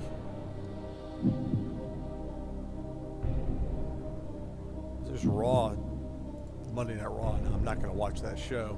Unless something truly spectacular happens to bring me in, but I'm not counting on that. But I might get a feed going after that ends for people that caught the live viewing, the masochists who watch it all the way through with commercials, can't fast forward through anything. And perhaps masochist is a bit much. But anyway, so enough talking. That's it for now. Hopefully next time the game won't crash at the end, abruptly end it, and we'll get a card put together and see how this plays out. That is Lou Plays Total Extreme Wrestling 2020. Thanks for watching. Catch you next time for episode number 3.